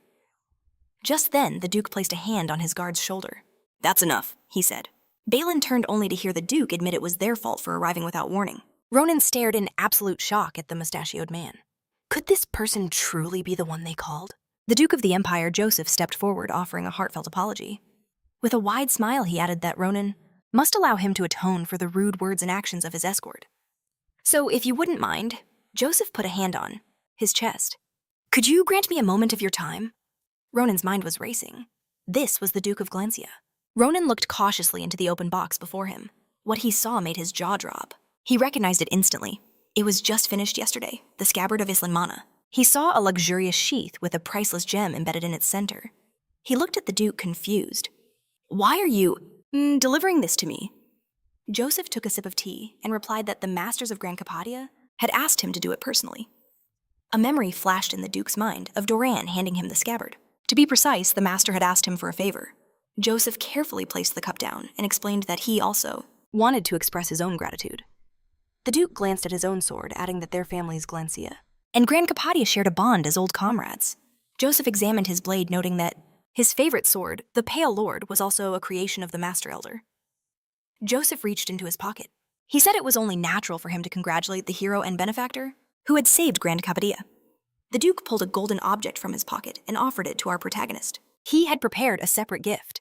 In his hand was a gold medal, and a shocked Ronan realized this was a confirmation sign of Glancia. It even bore the personal seal of the head of the family. Ronan shot up from the sofa. An item this expensive. Wasn't it worth as much as 3 entire villages? To which the Duke replied that to preserve the honor of the Glancia family, they were obligated to treat their benefactors in this manner. Elsewhere, Maria and Asel stared with wide eyes at the treasure chests the Duke had given them. The 2 students who collaborated with Ronan had also been delivered the Master's gifts and the family's signs. The Duke casually drank his tea, hoping they would like the gifts. Ronan smirked, knowing they were probably singing his praises as loudly as they could. "I'm glad to hear it," Joseph said, setting down his cup. "And now we move on to the next matter." The Duke's friendly demeanor vanished, replaced by an intense aura. "Tell me everything you know about this incident." Joseph leaned forward, his gaze locking onto the protagonist. A mad look was in his eyes. He was dangerously interested in these reckless people. Our hero was bathed in the Duke's overwhelming mana, and he was momentarily taken aback. Ronan let out a small laugh. "So that's why you came here." A pair of terrifying ethereal eyes materialized behind the Duke. Ronan added, "The head of the Glancia family," stared intently at our main character, waiting for his answer. Ronan met his gaze and began to speak. "I don't know how much you already know, but I've realized these rats are far crazier than anyone can imagine." Doan's jaw clenched in anger at the memory. The room seemed to crackle with phantom energy. "He was so fast," Ronan continued. "I had to expend all my strength and energy just to land a single strike on him." Ronan looked away for a moment. "That's what I meant when I said they wouldn't let me go." Our hero stared into the distance, a thought forming in his mind. "Just watch. This guy, he still hasn't moved an inch." Doan remained perfectly still, his eyes locked on our hero, who thought to himself, "He's reacting to our conversation. Now that I think about it, this feeling, it's unmistakable." Ronan recalled how Eden, despite his severed limbs, had wielded his magic. He noted internally that it was just like that repulsive aura he felt whenever he clashed with them. Could it truly be that person? Ronan stared intently at the man in uniform, his gaze unwavering. A single drop of sweat traced a path down our hero's cheek. The Duke finally asked what was wrong, Joseph. His eyes wide with concern, added that Ronan had been speaking, then suddenly went completely silent. Ronan wondered, what is this reaction? This subordinate of his is unleashing some kind of presence. The Duke tilted his head slightly, inquiring if Ronan felt unwell. Our main character's jaw went slack. Could it be the Duke of Gracio and the most powerful men on the continent? He can't see this. Bright motes of light began to fill the hero's vision. He understood in a flash. Only his eyes could perceive it. If that's the case. After a moment's thought, Ronan declared that it was possible. Our hero looked the Duke dead in the eye, asking how he felt about the appearance of a star. The uniformed man's eyes flashed a dangerous crimson. Ronan smirked inwardly. The bait has been thrown. The Duke finished his tea as Ronan continued, the organization that supports the children of the stars, the Claire Nebula.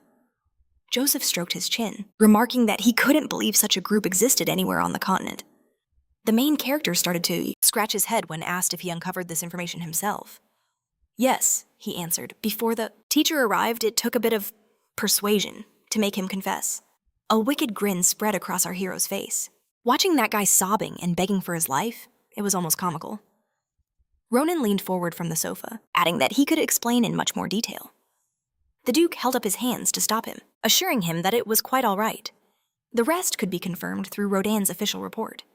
He mused that if he heard any more, he might just lose his appetite. The main character calmly leaned back, spreading his arms wide. Ronan looked confidently at the uniformed man, noting that there was no need to continue. A storm of luminous particles began swirling around the man in uniform. Ronan realized with a smirk, he's just lost control of himself. Ronan observed the man's every move. The Duke calmly picked up his sword, leaned on the table, and declared, "Well then, it's time for you and I." Ronan's mind raced. To think he was hiding right here in Gracia of all places. Perhaps a more direct intervention is required. Following the Duke's lead, our hero stood up, adding that there was one more thing he needed to know about them. Joseph turned sharply, asking what it was. Ronan smiled broadly. "It's a long story," he noted, "and it wouldn't be right to distract such a busy man." The main character glanced toward the desk where paper and a pen lay, adding, "I'll organize my thoughts and send you a letter this evening. I'm sure you'll find it very interesting." Joseph and Doan stared intently at the protagonist. Our hero's expression turned grim as he added, "Especially the part about Aegea." At that name, Doan's body went rigid. The pale moon cast its light over the protagonist's dormitory. The main character was sound asleep, snoring peacefully. Ronan rolled onto his side, a bit of drool on his lip as mana particles began to materialize around him. Doan loomed over the bed and swung down with a devastating blow, with a thunderous crash. The guy's strike shattered the bed into splinters. Doan stared at the point of impact, his eyes wide with disbelief. The bed was completely empty. A voice from behind him echoed, "I had a feeling you'd come." Ronan was hanging from the ceiling, holding a simple wooden stick. "It's a pleasure to finally meet you. Rat number 3? The main character dropped to the floor, next to the uniformed man before turning on him sharply. Ronan stood pointing a finger to the side and said, "Now why don't you look over there first? I have a special guest for you today." Doan's eyes darted with surprise toward where the protagonist pointed. A man in an expensive suit was tied to a chair. It was young Master Shen. Shen's face was a mask of fury, as he demanded, "What is the meaning of this?" The setting sun cast long shadows across Navia's room. Lost in thought, Ronan opened the door and Celine stood in the passage. Ronan stared at him, arms folded as the Swordsman noted that he had come as soon as he got the message. Celine opened his mouth to speak. He revealed that Sirdan would launch an attack tonight. The swordsman's hand clenched his hilt, his mind racing. This was complete nonsense. He demanded to know what proof the protagonist had. Doan stood by silent in his full armor. Shen began to speak of Doan, known as one of the most talented and loyal knights in all of Glancia. He was chosen as his father's personal guard just 4 years after joining the service. But as he spoke, Ronan stood with his arms crossed. Interrupting, he remarked that Doan seemed to have changed a great deal in those 4 years. Our main character turned sharply to leave, telling Shen to come and witness the truth for himself. After all, he had nothing left to lose. Ronan glanced back at the swordsman, adding a chilling ultimatum. If his words proved true and a traitor was hiding within his family, then they would have to get rid of the rat. Shen's grip tightened on his sword as he demanded if Doan had heard the accusation. Shen leveled his blade, ordering him to explain himself. Dalin's eyes fixed on the sword, hearing the command to answer. Ronan let out a broad smirk. He mocked them, asking if a traitor would so naively admit his crimes. How could anyone so trusting survive in this cruel world? In that very moment, Doan lifted his foot and stomped down hard. Blue energy erupted from the ground, crackling across the floor like lightning. Ronan and Shen were stunned by the sudden display of power. Our hero felt an immense weight press down on his body. He saw threads of blue energy wrap around his arm, instantly recognizing it as Doan's aura. Ronan's eyes widened as Doan unleashed a devastating blow, but he managed to react, parrying the attack. The sheer force of the impact sent our hero flying. Shen roared in disbelief, demanding to know what he was doing. In the next heartbeat, Doan lunged toward the swordsman, who barely managed to block the vicious strike. Doan studied the young master carefully, remarking that it was fortunate he couldn't yet control the radius of his aura. Otherwise, he'd never use such a reckless technique in a place where allies could be harmed by his rage. At those words, Shen's face twisted with pure fury. Doan pressed his attack, his grip tightening on his sword. He feigned regret, claiming he never wanted their bond to end this way. But that Ronan had ruined everything. Straining against the immense pressure, Shen realized his skills were nothing like he remembered. He demanded to know how long Doan had hidden his true abilities, and why he chose to betray them. Doan's expression hardened. "Betrayal is the wrong word," he snarled. As their blades separated, he revealed the truth. He was their enemy from the very beginning. His eyes glowed with a cold blue light as he declared he was never a knight of Glancia. In the next instant, Doan flew towards the swordsman, his blade aimed to kill. Shen stood his ground, his gaze fixed on the traitor. "So that's how it is," he stated, his face darkening with resolve. "I'm convinced." But just as the blow was about to land, Ronan appeared in a flash of steel, blocking the traitor's powerful attack. Doan stared at him in utter shock, wondering how he had recovered. Ronan, parrying the strike, turned to the swordsman. "This is damn frustrating," he admitted.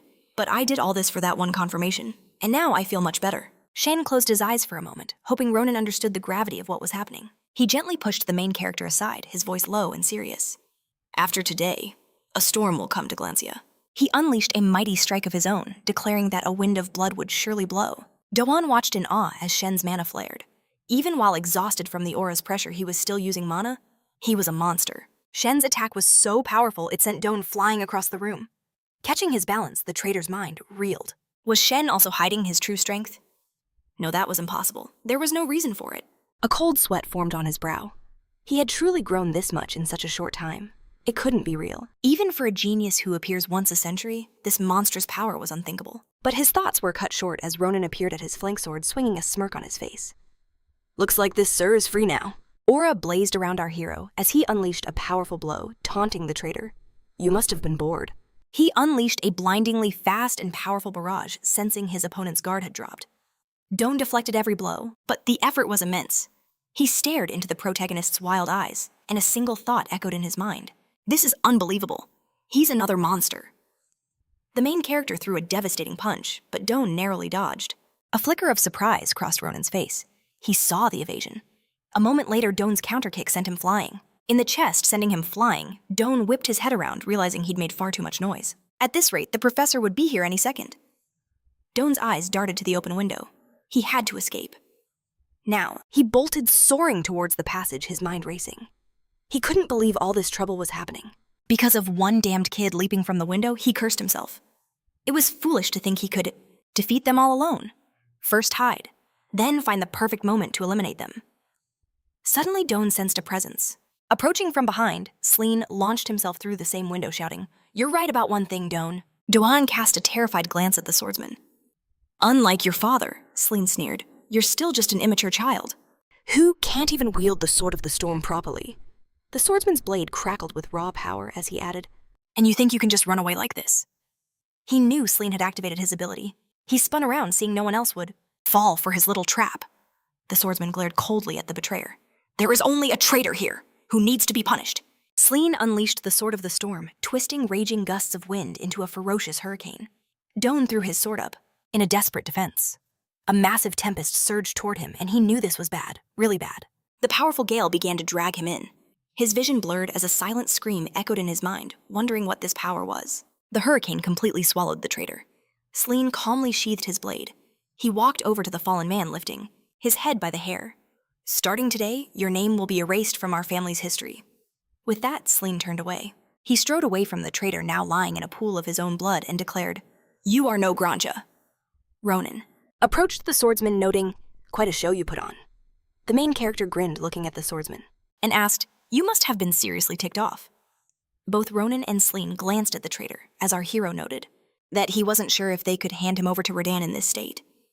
But the swordsman simply replied, "I only severed his tendons. He shouldn't die."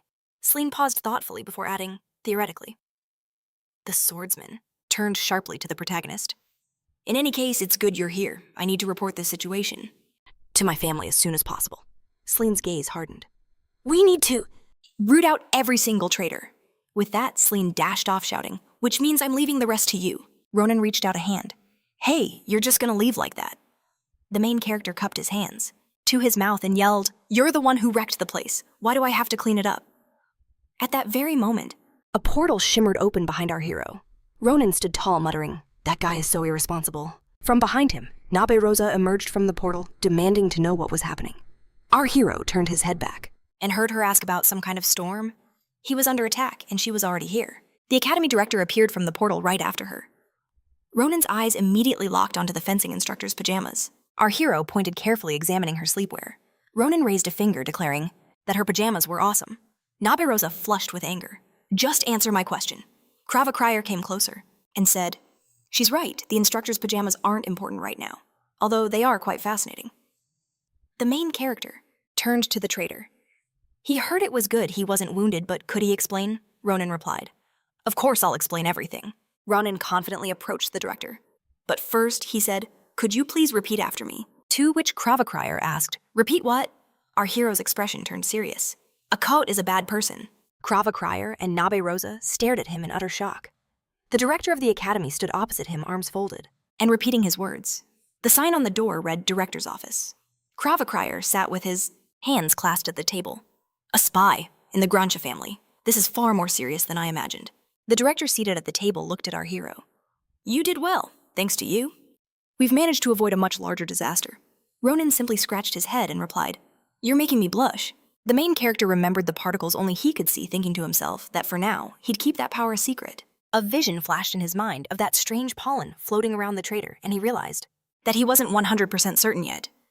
If word of this leaked, not only he, but everyone around him would be in grave danger. Ronan pictured his loved ones lying in a sea of blood. Kravakrier folded his hands on the table.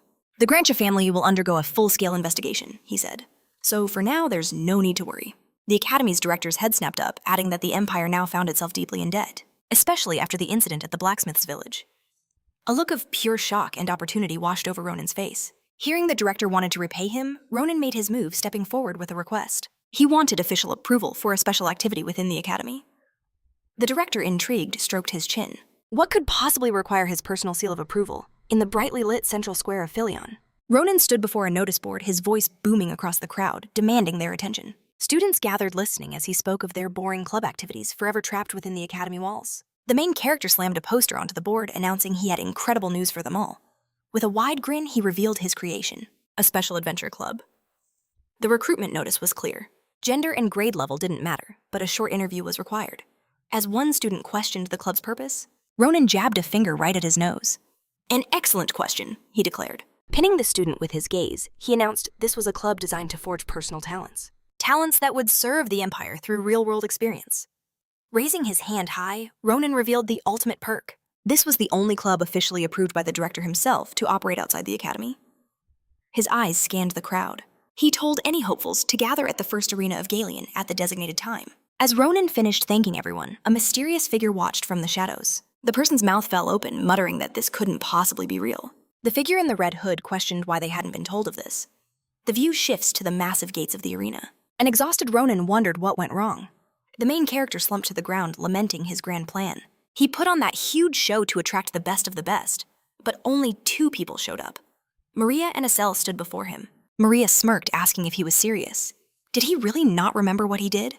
During his so-called interview, flashbacks showed our hero standing over battered students as Maria narrated how he beat them senseless, all under the pretext of testing their abilities. With a furious expression, Ronan had shoved a contract in their faces, while asking if they were truly prepared to risk their lives. Asel nervously rubbed his fingers together. He added that a rumor was now spreading like wildfire. You'd need 10 lives just to join this club. The main character looked infuriated, declaring that this was what a real battle felt like. Ronan glanced around nervously, but a thought crossed his mind he didn't care. All he ever needed were a few truly promising individuals. Just then, Brown slowly got to his feet. Ronan turned with a smile, asking if he was feeling better. He noted that Brown had insisted on sparring, even after being told his skills were already proven. As Brown dusted himself off, Ronan declared it was obvious he had passed from the start.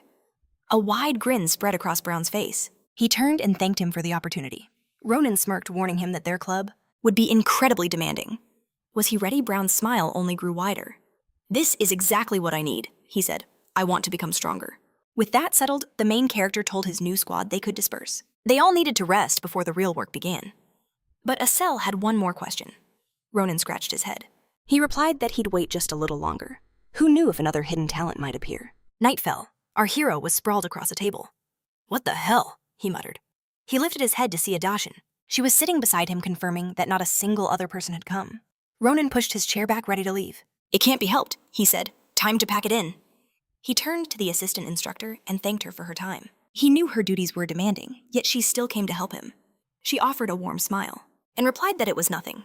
Adashin carefully moved a chair aside, expressing her regret. If it weren't for the instructor's help, she would have applied to join the club herself.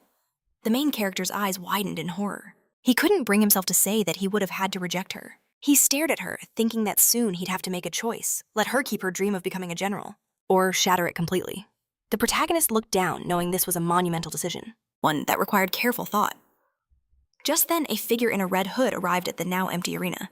With a sigh of relief, Ronan and Ashen turned to her as she confirmed he was still there. For a moment, Ronan studied her intently. A second later, a smile broke across his face. "So, you're here for the interview, you want to join our club?" he asked. The mysterious figure spoke again, but the main character paused, unsure. He hadn't quite caught what she said. "If I join, will I be able to—" She murmured, her voice so quiet it was barely a whisper. He hadn't heard a single word clearly. Slowly, the person began to pull back her hood. "If I join this club," she repeated, "will I finally be able to touch him?" Ronan stared, utterly dumbfounded. "Touch what?" he stammered. The main character crossed his arms, his jaw dropping. "You're a pervert," he declared. The girl quickly clarified, "Not you. That thing, on your shoulder." Tot tilted its head to the side, letting out a questioning chirp. The main character gently stroked his pet, realizing his mistake. "You should have just said so." "You totally gave me the wrong idea," he exclaimed. The girl looked at him, surprised by his sudden outburst. "This little one is always with me," he explained. "So if you join, you can definitely touch him." He then asked her again to state her purpose. Ronan's lips tightened as a question echoed in his mind. "Just who is this strange girl?" He replayed the moment. She had just arrived. He couldn't believe it. He hadn't sensed her presence at all until she was right in front of him. She was no ordinary student, he knew it. There was something far more complex about her. The girl placed a hand on her chin, her gaze distant as she stood tall. Then her head snapped up. "What must I do to pass this interview?" In response, Ronan pointed a finger at a training dummy. "First, you'll need to demonstrate your techniques on that magic mannequin, and tell me your name and your course." The girl's mouth opened slightly as she began to speak. "Faculty of Magic Junior student Alia DeKnight." Alia started casting a spell. "All right then." The girl's eyes began to glow with a menacing purple light. "I'm starting." Asan stared in utter shock. From the girl's shadow, writhing purple tentacles began to emerge. The commander-in-chief watched, stunned. "This is dark magic, and she's controlling it with such ease." Ronan watched, equally surprised, but something else had caught his attention. The main character sensed a bizarre energy cloaking her. It was faint, but in his mind it was unmistakable. A blood-red aura pulsed beneath her dark magic. Alia thrust her hand forward, unleashing a crimson orb of energy. Ronan's eyes narrowed. The center of her mana? It was definitely there. The girl's eyes flared a brilliant red, and at that very moment she unleashed an even greater torrent of power. Alia pulled her hand back slightly, and then cast a Shadow Claw spell. 3 devastating streams of magic shot toward the mannequin, tearing it into 3 pieces. The girl pushed her hand forward once more, and in that instant the mannequin completely exploded. Ronan and Asan stared in shock, Asan shielding herself from the cloud of dust. The main character gazed at the shredded mannequin. "There's no need for a duel," he declared. "This is over." He extended his hand, ready to welcome her. A voice echoed directly in his mind. The main character's eyes widened in disbelief. This was telepathic magic? Aelia slowly pulled her hood back up, her voice resonating in his thoughts. "Let's not speak of this out loud. It would be problematic if others found out." Aelia turned away. "It would be better to talk somewhere else," her mental voice added. "There is something I must ask you." Night had fallen. Only the central tower illuminated the grand square. Ronan and Alia walked side by side. The girl began to gently tickle the pet in Ronan's arms. "A dream bird," she noted with intrigue. Alia continued to stroke the bird with her finger. "A creature born from absorbed mana? How fascinating." Ronan glanced at her. "You're no less fascinating yourself," he remarked. The main character lowered his gaze slightly. "I heard your kind left the Empire a long, long time ago." The girl turned sharply toward him. "Vampires," he added. A shadow of sadness crossed Alia's face. "Not all of us left," she replied. "A few? A very small number remained." The girl carefully cradled the small creature. "We don't want any trouble, so we live in hiding." Ronan then asked, "But despite all that, you came to this high-profile club? All because of a shield's mana?" The girl looked tenderly at the bird and answered with a simple yes. Alia recalled seeing him near the notice board. "I felt it the moment I saw you in the square. The unmistakable energy of blood magic." The girl looked closer at his pet. "It's the innate magic of my people." The main character's eyes narrowed in thought. "I found it interesting too," he admitted. "That cider uses the abilities of vampires." The very first thing he did after being born was absorb blood. In fact, it would be stranger if that wasn't the case. Alia stared at Ronan, completely stunned. She whirled to face him directly. "Did you say cider used vampire magic the moment he was born?" Ronan simply replied, "Yes, what's wrong with that?" A bead of sweat trickled down her face. She gasped. "How old is he? 3 years? No, at least 5. Alia stared at the powerful beast. But the main character corrected her. 2 months at most. The girl's eyes widened in disbelief. 2 months impossible. It was already radiating an aura so thick with bloodlust. Alia looked closer, her gaze intense. She could see condensed crimson energy swirling around the creature. A spark of hope ignited in her eyes. Her hand flew to her mouth as she realized, if this was real, then maybe, just maybe. Alia clutched the bird gently. "Can I ask a favor of you?" The shocked protagonist could only ask what she meant. Alia held the creature closer, her intentions unclear. Leaning in, she confessed that at first she was just curious about him. But if he granted her request, She would pour her heart and soul into aiding him. Of course, some research was needed, but she gave him her word. Stunned, Ronan reached out, demanding to know what kind of research she meant. Our protagonist simply held his hands wide and cheekily asked the very same question back. The next day dawned bright and full of promise. Before them stood an impressive sight, the Phileon Club's new base, the Nest. All the members stared in awe. Ronan gazed at the building with confidence, realizing the incredible scale of their new headquarters. They had been granted an entire building for a student club. The generosity was staggering. Ronan turned to his crew, a grin on his face. He remarked on how much they had all changed. His eyes scanned the gleaming new armaments that the young mage and the swordswoman now possessed. He recognized them as masterworks from Great Capadia, a gift from Gruncha. Maria began to unsheath her weapon, confirming his guess with a proud nod. Ronan's gaze sharpened as he noticed a significant change. She had traded her twin swords for a massive two-handed blade. Maria beamed, admiring her new partner in battle. She explained it was custom forged to perfectly match her immense strength. Asel then stepped forward to show off his own upgrade. He brandished a powerful magical bracelet crafted in the style of the Mage City Delium. Asel closed his eyes, savoring the power. He was overjoyed, adding that with his mana control skyrocketing, he felt his speed and strength had easily doubled. Ronan observed them, clearly impressed. They had both acquired truly exceptional weapons. Maria crossed her arms, her expression shifting. She asked why Ronan had instructed them to come fully armed. Without missing a beat, the protagonist turned and led them into the building, promising answers awaited them inside. Pushing the door open, Ronan glanced back, stressing the gravity of the conversation to come. Inside, standing beside a vase of flowers, our protagonist began to reveal the true reason he had created this club. Gathered around a massive table, he announced they had only one goal. Every single eye was locked onto him. Their mission, to develop their talents at explosive speed through real practical experience. A fierce determination burned in his eyes as he thought, I must prepare them for the inevitable day. Ronan then pointed to a map. He revealed their first destination, a mountain range still unknown to the Empire. The Tent Mountains. A wave of excitement shot through the entire group. Ronan leaned back, a confident smirk on his face. He explained that uncharted territories like this were rare opportunities, guaranteeing them an incredible experience. The main character, then, began drawing his own sword from beneath the table, adding that he had personal business there, but that it wasn't important for now. Asel and Maria looked at him in surprise. He then declared that first they needed to solve a few problems. Maria asked what he meant by problems. A slight smile touched his lips as he simply told them to follow him. His sword now fully drawn, he grinned and issued a challenge. The scene shifts to a grand, blue-hued corridor. Ronan led Maria and Asel down the hallway, but the young mage was still trying to understand Ronan's words. He stopped, a nervous sweat forming on his brow. He realized the problem was that Ronan wanted them to complete their training and graduate ahead of schedule. Ronan turned back, his grin widening. Why the surprise? He asked. We should treat this as a natural step. He explained that their first expedition would take at least a week. But the two of them still had classes. Ronan, having graduated early, had no such restrictions. He stared at them intently, laying out the situation. Without special permission from the director, their club activities would be severely limited. Asel asked what they could possibly do. Ronan simply raised a finger, silencing him instantly. The protagonist smiled broadly, pointed a thumb at himself, and revealed the solution. They had to do exactly what he did, graduate early and become completely free. With that, he led them into the club's sparring hall. Ronan stood before them, his sword slung casually over his shoulder, and declared that before their private lesson could begin, he needed to personally gauge their current skill level. He held up his fingers, a playful smile on his face. He told them to attack him as they saw fit without holding back. He would only be using his scabbard to defend. Then he drew a finger across his throat with a menacing look, adding that if they got too complacent, things wouldn't be fun for them. They needed to be careful.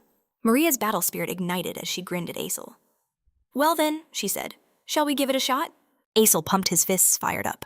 This is our chance to show him how strong we've become. He declared that in that case, he would unleash his full power. As he began his incantation, Maria drew her greatsword, which erupted in a brilliant green aura. With a battle cry, Maria swung her sword. Then take this! She struck down with a devastating blow. The impact shattered the very floor. Emerging from the cloud of dust, Ronan realized with a shock just how strong she had become. The protagonist glanced aside, confused. Why the floor? He then saw the particles of shattered stone rising into the air, controlled by the young mage's hand. Asel thrust his palm forward and every single fragment shot toward the protagonist. The deadly projectiles rapidly closed in on the surprised Ronan. He instantly began dodging the stone shrapnel. What is this? So this is how he uses his telekinesis now? With a flash, Ronan drew his blade, a smirk forming. Very, very good. The The protagonist met the assault with a flurry of strikes. His blade cut through every fragment. Ronan then sensed a surge of green energy. Maria, her eyes wild, descended from above. She dove at the protagonist in a powerful swing, shouting, "Dodge this! Don't even think of blocking!" Maria tightened her grip on her sword. Ronan evaded the crushing blow at the last possible second. He smiled widely, thinking that if he hadn't moved, he would already be a dead man. The main character created distance, watching her every move. Maria sharply turned her head toward him. She began to swing once more. The girl's strike was incredibly fast, but Ronan managed to duck and dodge just in time. The ground beneath her began to splinter from the force. Maria's eyes widened as Ronan's sword flew straight for her face. He unleashed a powerful thrust, but the girl managed to block it. Maria gritted her teeth against the sheer force of the impact and glared straight at the protagonist. Ronan met her gaze with a wide smile, thinking these two had exceeded his expectations. At that very moment, Asel came hurtling through the air with a massive boulder. He flew straight for the protagonist. "Stay away from her," he roared. The main character dodged as the colossal stone crashed into the ground. Ronan's aura flared as he brandished his sword, while Asel glared back with equal fury. The main character saw a chunk of rock flying at him, and in a flash drew his sword from its sheath. With a series of blindingly fast strikes, he completely sliced through the huge stone Ronan watched as the pieces flew past him. The remains of the massive boulder crashed to the floor with incredible force. As the dust began to settle, the protagonist looked at them. He watched them carefully and smiled. "You've really improved. So you weren't just slacking off in my absence." But then, sharp fragments of stone turned towards him, levitated by telekinesis. Maria and Asel glared at the protagonist, with pure fury in their eyes. "Both of you," he finished. Ronan looked closely at the young magician and noticed Asel in particular had become a completely different person. Honestly, he was quite surprised. Asel asked, "Is the test over?" The main character slowly rose, smiling broadly. "This will be more than enough," he replied. He figured it wouldn't take too long. A month or maybe 2 weeks would be sufficient. Maria and Asel were still catching their breath. The main character put his hand on his sword. In that case, in a flash, Ronan drew his blade once more. He hovered before them and continued, "We're starting your private lessons." Asel and Maria shouted in disbelief. "But we just finished sparring." The main character, sword in hand, began to run after them. "I don't care, move faster." The protagonist unleashed powerful strikes right at their heels. "Someone save us," they shouted. This wasn't what they expected at all. The entire clubhouse shook from the commotion. From the screams and chaos, Ronan noted. From that day forward, Asel and Maria devoted all their time to his special training, even cutting back on their sleep. A pristine white door appeared. 15 days had already passed since that first training session. Ronan placed a stack of papers on the table. Archmage Carter looked at him carefully and asked, "What is the meaning of this?" "It's a certificate of early course completion for all members of my club." The entire club stood proudly behind the protagonist. He smiled broadly and replied, "That's right." The main character looked up at him. "Of course not all subjects are covered, but with this success, surely you'll allow it." "You'll let them go," the Archmage replied. "You never cease to amaze me." The Academy director smiled widely. He added, "As I promised, I will grant them an exit pass. Safe travels and good luck on your adventures." The entire squad gazed at the high mountain range. The next day came. This was the first official task of the Special Adventure Club. The group stood at the foot of Mount Badon, looking up in awe. Maria held out her hand. Swirls of magic danced above her palm. "Is this the spirit of the earth?" The girl looked carefully at her hand and added, "The mana here is so pure." And Ronan replied, "Thanks to that sensitivity to mana. Training here will be a piece of cake." Ram's jaw dropped. He called out to the departing protagonist, "So, what are we going to do?" But Ronan interrupted. "We need to wait. The center is still a long way off. I'll give the signal when we arrive." The party gazed upon the breathtaking landscape. At its heart stood an ancient marble ruin, a place of forgotten power. Ronan knew this was their objective. Suddenly, an elf's ear twitched. He heard something. He stood within the ancient halls, and a voice echoed, "Guests, in a place as desolate as this." The elf's expression grew grim. "It's been far too long," he murmured. "I should greet them." Meanwhile, Ronan's party scaled a rocky outcrop peering down. A smirk spread across the main character's face. "We're here?" Below, 2 grotesque blue monsters patrolled the area. And there weren't just 2, there was an entire horde. Ronan had found it, the orc encampment. Brown stroked his chin, amazed. "Incredible. The orcs built a whole village." Ronan simply glanced at him. "You'll find them in godforsaken places like this, away from civilization." 2 orc sentries suddenly looked up, their eyes fixed on the hero's position. "There aren't many now," Ronan warned, "but they multiply so fast that soon this entire mountain range will be overrun." An image flashed in the protagonist's mind, orcs pillaging and destroying everything in their path. The nearby settlements will be their first victims. We need to wipe them out now. Ronan addressed his squad, his voice firm. This will be your first real battle. Asel flinched at the unspoken question, could they handle it? The reality of the situation was sinking in. He had been eager to hunt orcs, but seeing so many at once was overwhelming. Still, he tried to reassure himself. It would all be fine, right? But the protagonist sensed his fear. Don't worry, he said. Orcs are the perfect training partners for us. His gaze shifted a hidden concern in his eyes. Though, there is one other thing. The true apex predators of this region? Ogres. The image of a colossal beast devouring an orc filled his thoughts. My party would be utterly annihilated. Ronan's memory flashed back to a life-or-death struggle, Standing before a monstrous two-headed ogre. Especially their leader. That thing. It's so powerful I barely survived our last encounter. But they shouldn't show up yet. We should be safe. For now, as the main character rose to give the command, a calm voice cut through the air. You have noble intentions, but I cannot recommend this course of action. Behind them, an elf wearing glasses had appeared from nowhere. Now is not the right time, young Avengers. Ronan whirled around his senses, screaming. How had he not detected him? There were no tracks, no sound, nothing. Who was this elf? The stranger offered a slight grin. Do not be alarmed. I am merely a humble priest who resides in these mountains. The main character cautiously stepped toward him. He demanded an answer. The elf replied, I serve an ancient soulkeeper of a divine seal. As his hand went to his sword hilt, the elf held up a hand. Perhaps we should discuss this in a more suitable location. He smiled again. It is not entirely safe here. But before he could finish his sentence, a flash of steel. Ronan's blade was already at the elf's throat. Maria and Asel gasped, stunned by his aggression. My apologies, Ronan began. But his eyes blazed with a manic light. There are too many lunatics in this world, so you will listen to me carefully. The elf's hands shot up in surrender, a flicker of fear in his eyes. He tried to reason with the protagonist, but Ronan's gaze grew wilder. He roared, AGA was a monster! The elf stood frozen, utterly confused by the outburst. The wind rustled the leaves. What does that mean? Sunlight filtered through the canopy above.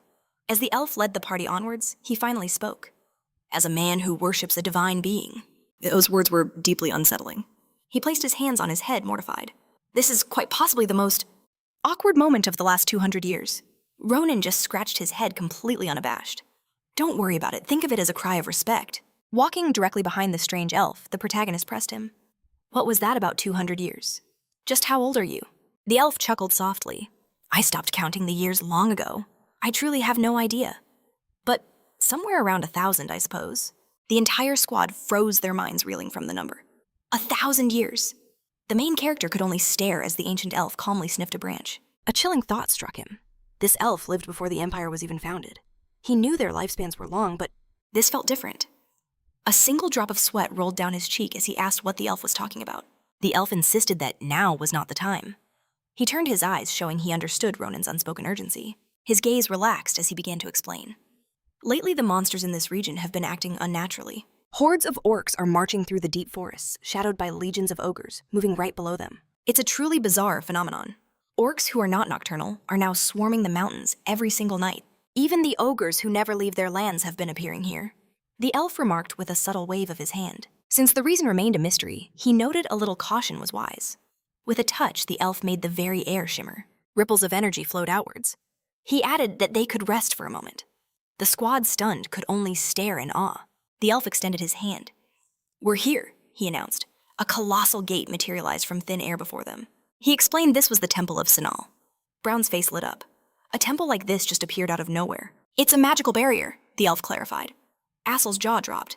This level of magic was unbelievable. To conjure a barrier of this magnitude, it surpassed even the greatest magical instructors.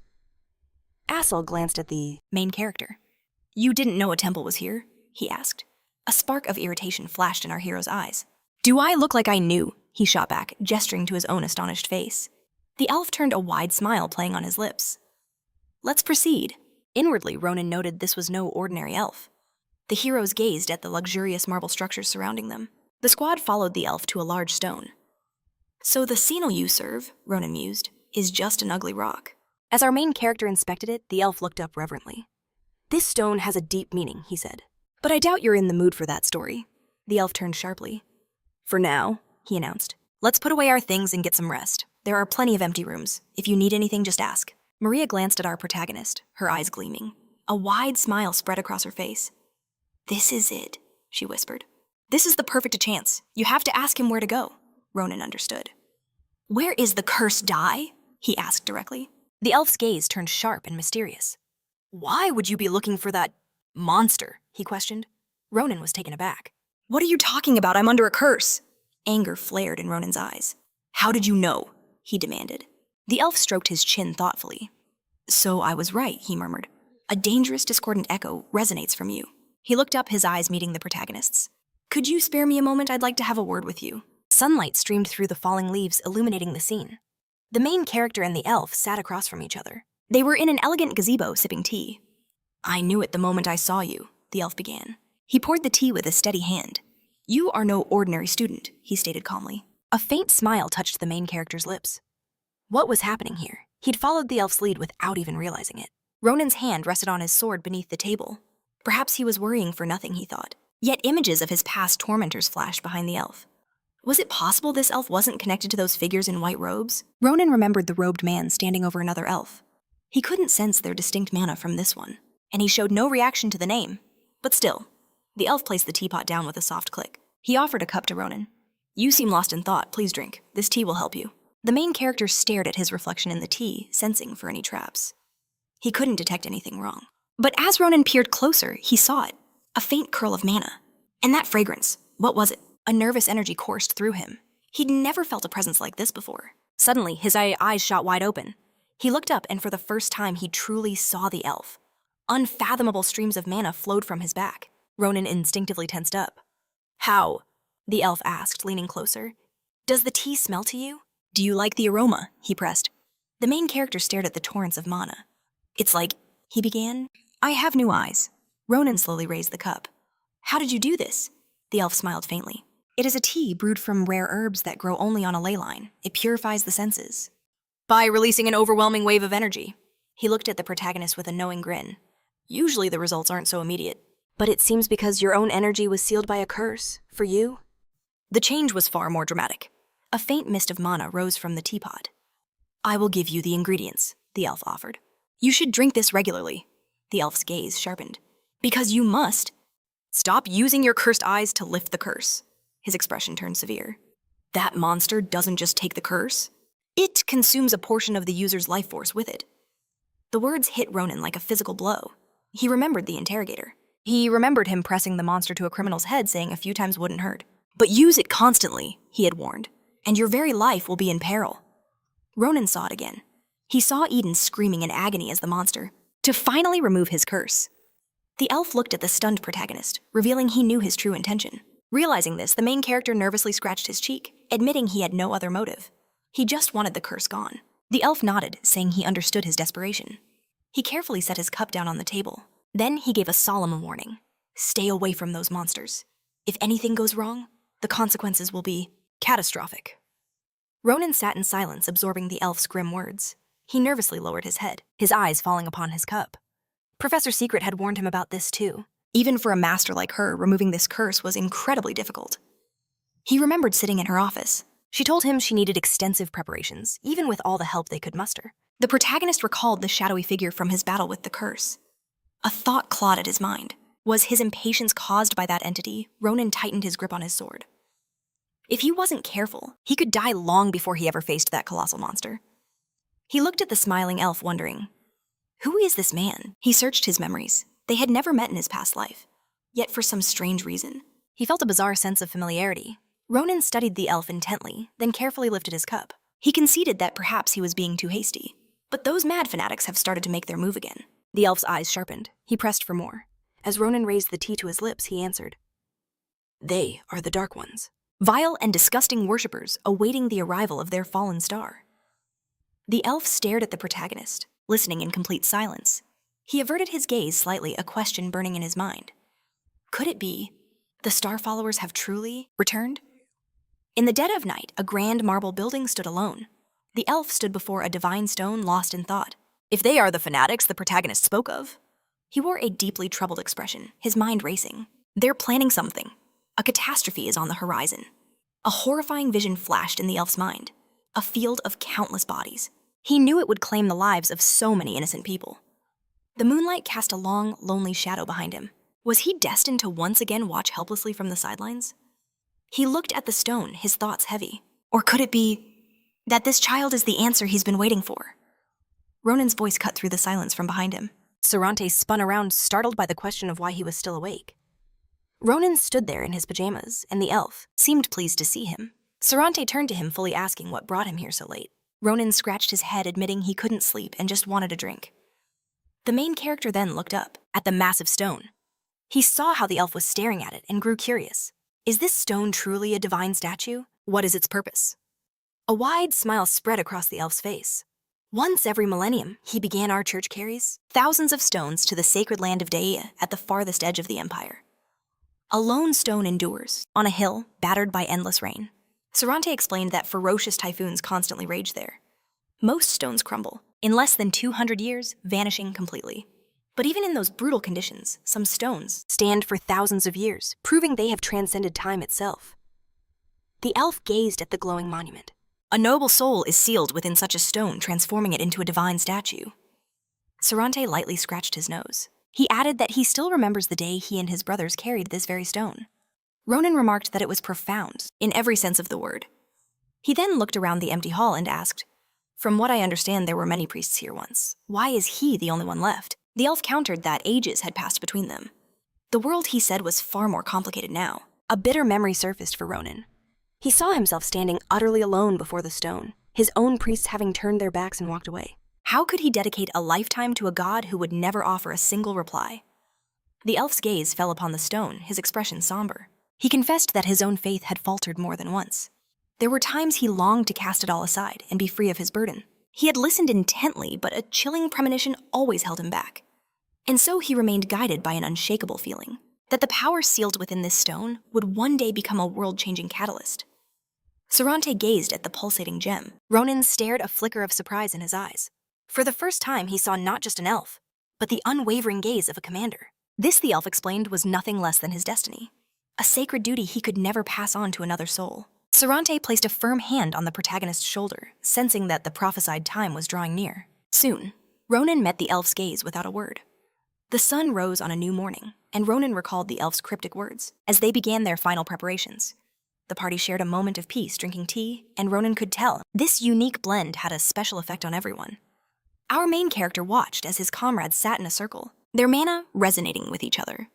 He saw how they used the energy of the ley lines to sharpen their senses. Sarante showed the protagonist a rare flower.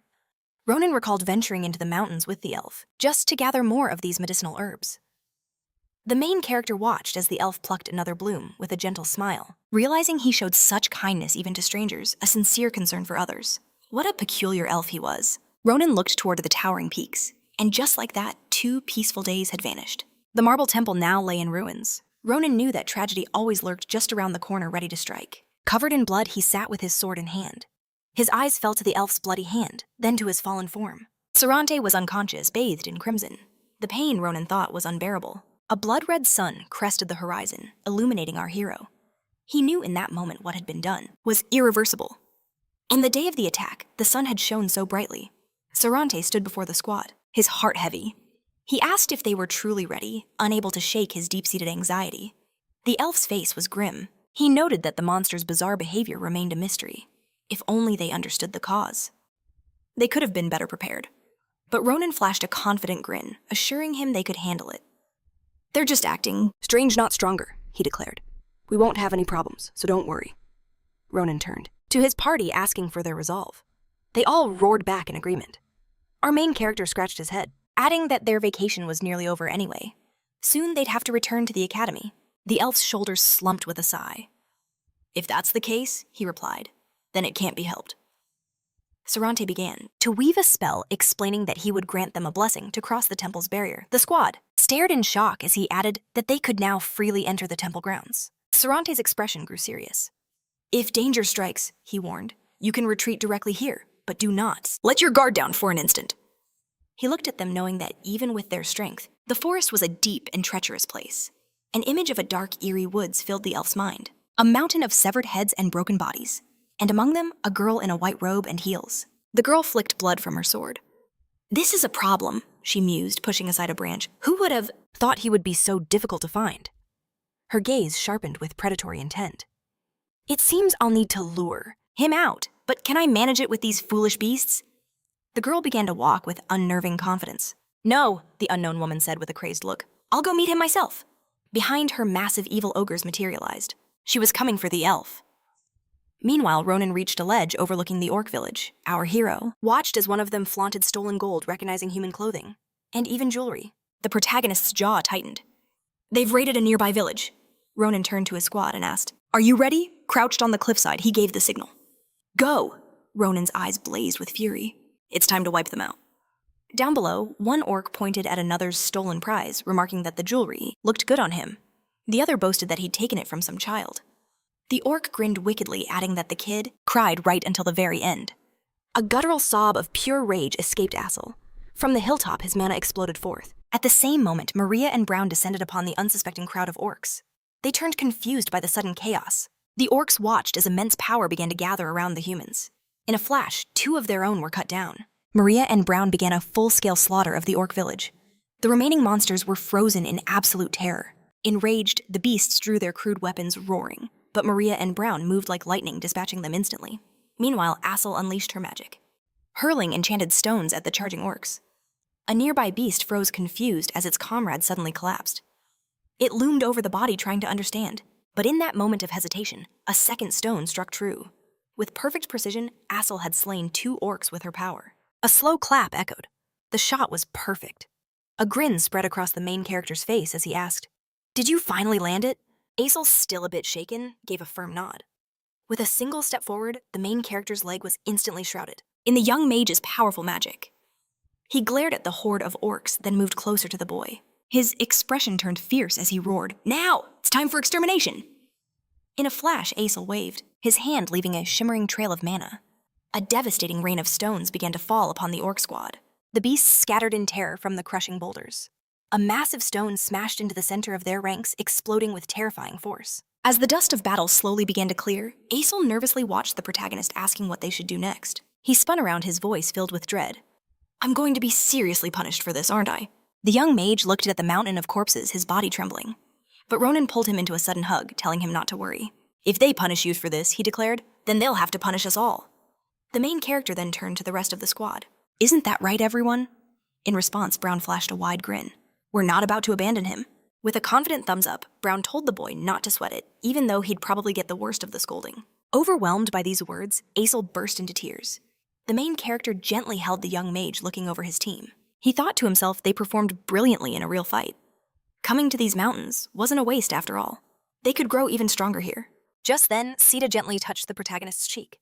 Ronan looked down at his pet in surprise. What is it? Is something there? Sita pointed a paw toward a lone tree. Asel and Ronan followed its gaze. Their eyes widened in shock. Tied to the tree was a young elf covered in wounds and completely unconscious. Asel rushed to her side, exclaiming, They were keeping her captive! Ronan was right behind him. We have to help her, now!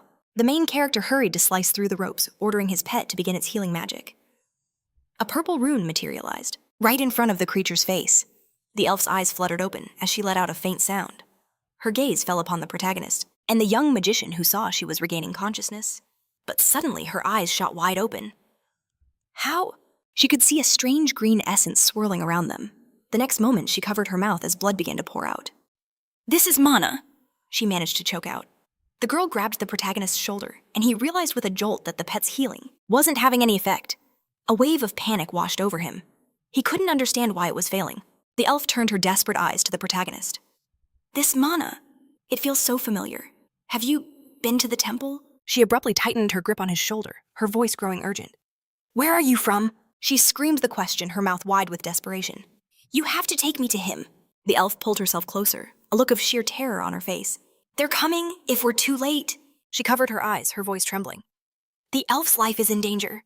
With that, she collapsed exhausted at the protagonist's feet. Sorante stood beside a massive stone, wiping it clean. Just then, Ronan appeared from behind the barrier. He was carrying the unconscious girl on his back, his hand stretched out as he called Sorante's name. The elf turned to him. Why are you back? What happened? He asked. Ronan breathed a sigh of relief.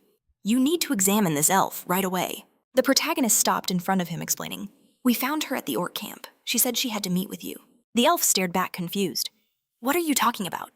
But as Sarante looked at the girl, his mouth fell open in utter shock. He looked closer, his eyes widening in disbelief. It's Brit. With a grave expression, he reached a hand toward her. What in the world happened to you? Back at the orc camp now slick with blood? Maria scanned the area. Just as you asked Ronan. She reported, "We searched everywhere. There's no one else here." He pointed off to the side. I didn't find anything either. It's a relief there was only one prisoner. Maria nodded, then looked at the young mage. All right, then, we should head back to the castle. She started walking toward him, but paused. What are you staring at? What did you find? Asel, still kneeling by an orc corpse, replied, These orcs, something strange about them. Brown and Maria came closer as he explained, This has never happened before. Maria had to agree. He's right. What is this? Asel's eyes were wide with a horrifying discovery. I've never seen anything like it. It looks like some kind of hidden double-layered magic. He pointed to the side. One of the orcs had a golden seal branded on its forehead. Why do they have magic circles carved into them?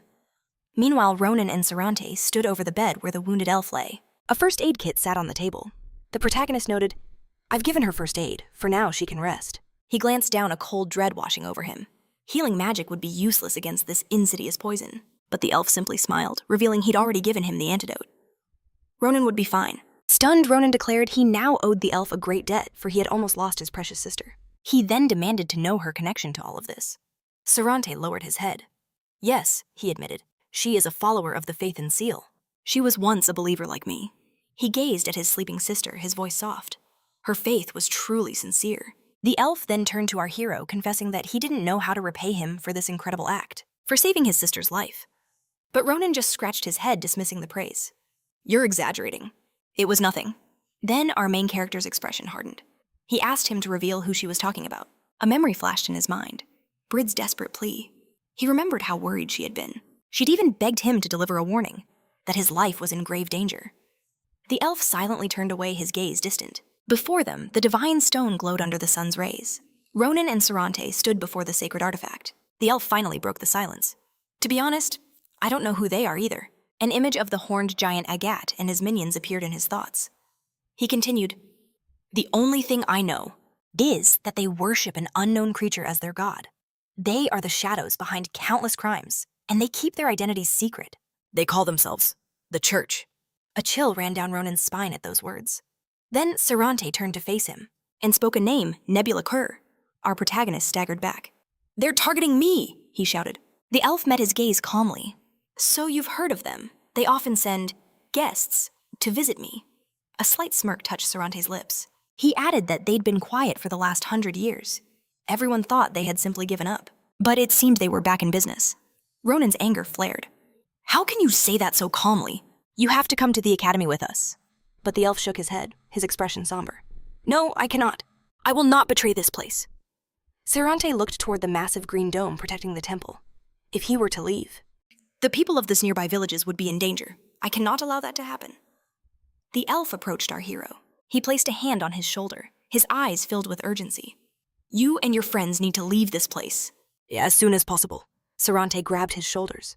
I pray this danger does not follow you. I hope you understand. Ronan stared back, silent and determined. The sun cast long shadows across the temple's marble facade. Our main character stood before the elf. Then wait for me, he declared. I will bring back the strongest person I can find. His eyes widened with unwavering resolve. Just hide until I return. Don't do anything dangerous. In response to this outburst, the elf simply laughed. I will hide well. He then took Ronan's hand, pressing something into it. Take this for saving my sister. Ronan looked down and saw a ring. Sarante explained, It can be used to enter the magic tower. An image of a colossal tower piercing the night sky filled the elf's mind. If you ever go to the magical Tower of Dawn, you show this to the librarian. He will undoubtedly help you find information about your curse. Sarante gripped our hero's hand firmly. Be careful. The main character looked at him, his mind reeling. A wide, genuine smile spread across Sarante's face. He closed his eyes slightly and added, These past few days were very amusing for me. Ronan began scratching the back of his head. Hey, it's not like we're parting forever. Why are you acting like this? The elf watched as our protagonist sprinted away, shouting back, I'll return soon. You need to take care of yourself. Sarante leaned against a corner inside the temple. A moment later, his gaze shifted. Should I say, I'm glad to see you. He turned sharply, or that it looks like lightning is about to strike Big Sister. He called her by her title, an assassin sent by the church. Brady, She opened her mouth slightly. Why would you say that? A wide, chilling smile grew on the elf's face. They haven't touched me for so long. He stood opposite her, unafraid. To think they chose you to kill me? Your church is cruel, Brid replied calmly. That's rich coming from the man who gave a paralyzing potion to his own patient. Sarante grimaced. What else was I supposed to do compared to their stupid plan? Laheim's shadow was captured by my own hands. The elf laughed loudly. How else could you have possibly reached me? It would have been far too difficult. Crowds of orcs and ogres flashed in his mind. You tried to attract my attention with monsters. But as expected, that wasn't nearly enough. He saw her then perched on a tree, watching him from the shadows. The newcomer's lips curled into a wide grin. A chilling voice noted how very fortunate it was that they had caught her eye. Her gaze swept across the protagonist's squad, sensing the immense rivers of power flowing from each of them. To think I'd find children with such overwhelming energy, she mused. She pictured her blade dripping crimson reflecting their lifeless forms. But a sly smile touched her lips. First, she decided she would lure them into her trap by slitting their throats. Bridel flashed a wicked grin, remarking that for old time's sake, she decided to hold back. What if I had touched you? She teased. Sarante's face hardened, and he shot back that if she had dared, he wouldn't have shown any mercy. The girl threw her arms wide, laughing loudly. Can't you even take a joke? The elf stood motionless, his gaze piercing. Enough chatter. It's time to execute the church's orders. Bridal's eyes narrowed, mirroring his cold glare, adding that her mission was to convince Sarante Ladana. Her hand moved to her sword, slowly drawing the blade. In response, the elf began weaving an incantation. Her final order was clear. If he refused, she was to eliminate him. Their powers clashed, erupting in a cataclysmic explosion. The very trees of the forest recoiled from the shockwave. Suddenly, the main character skidded to a halt. He scanned his surroundings, asking, what was that? The protagonist stood frozen in the middle of the path. He could feel it, a truly dreadful aura. Maria Brown and Asel rushed toward him, shouting his name. He turned, relieved to see them.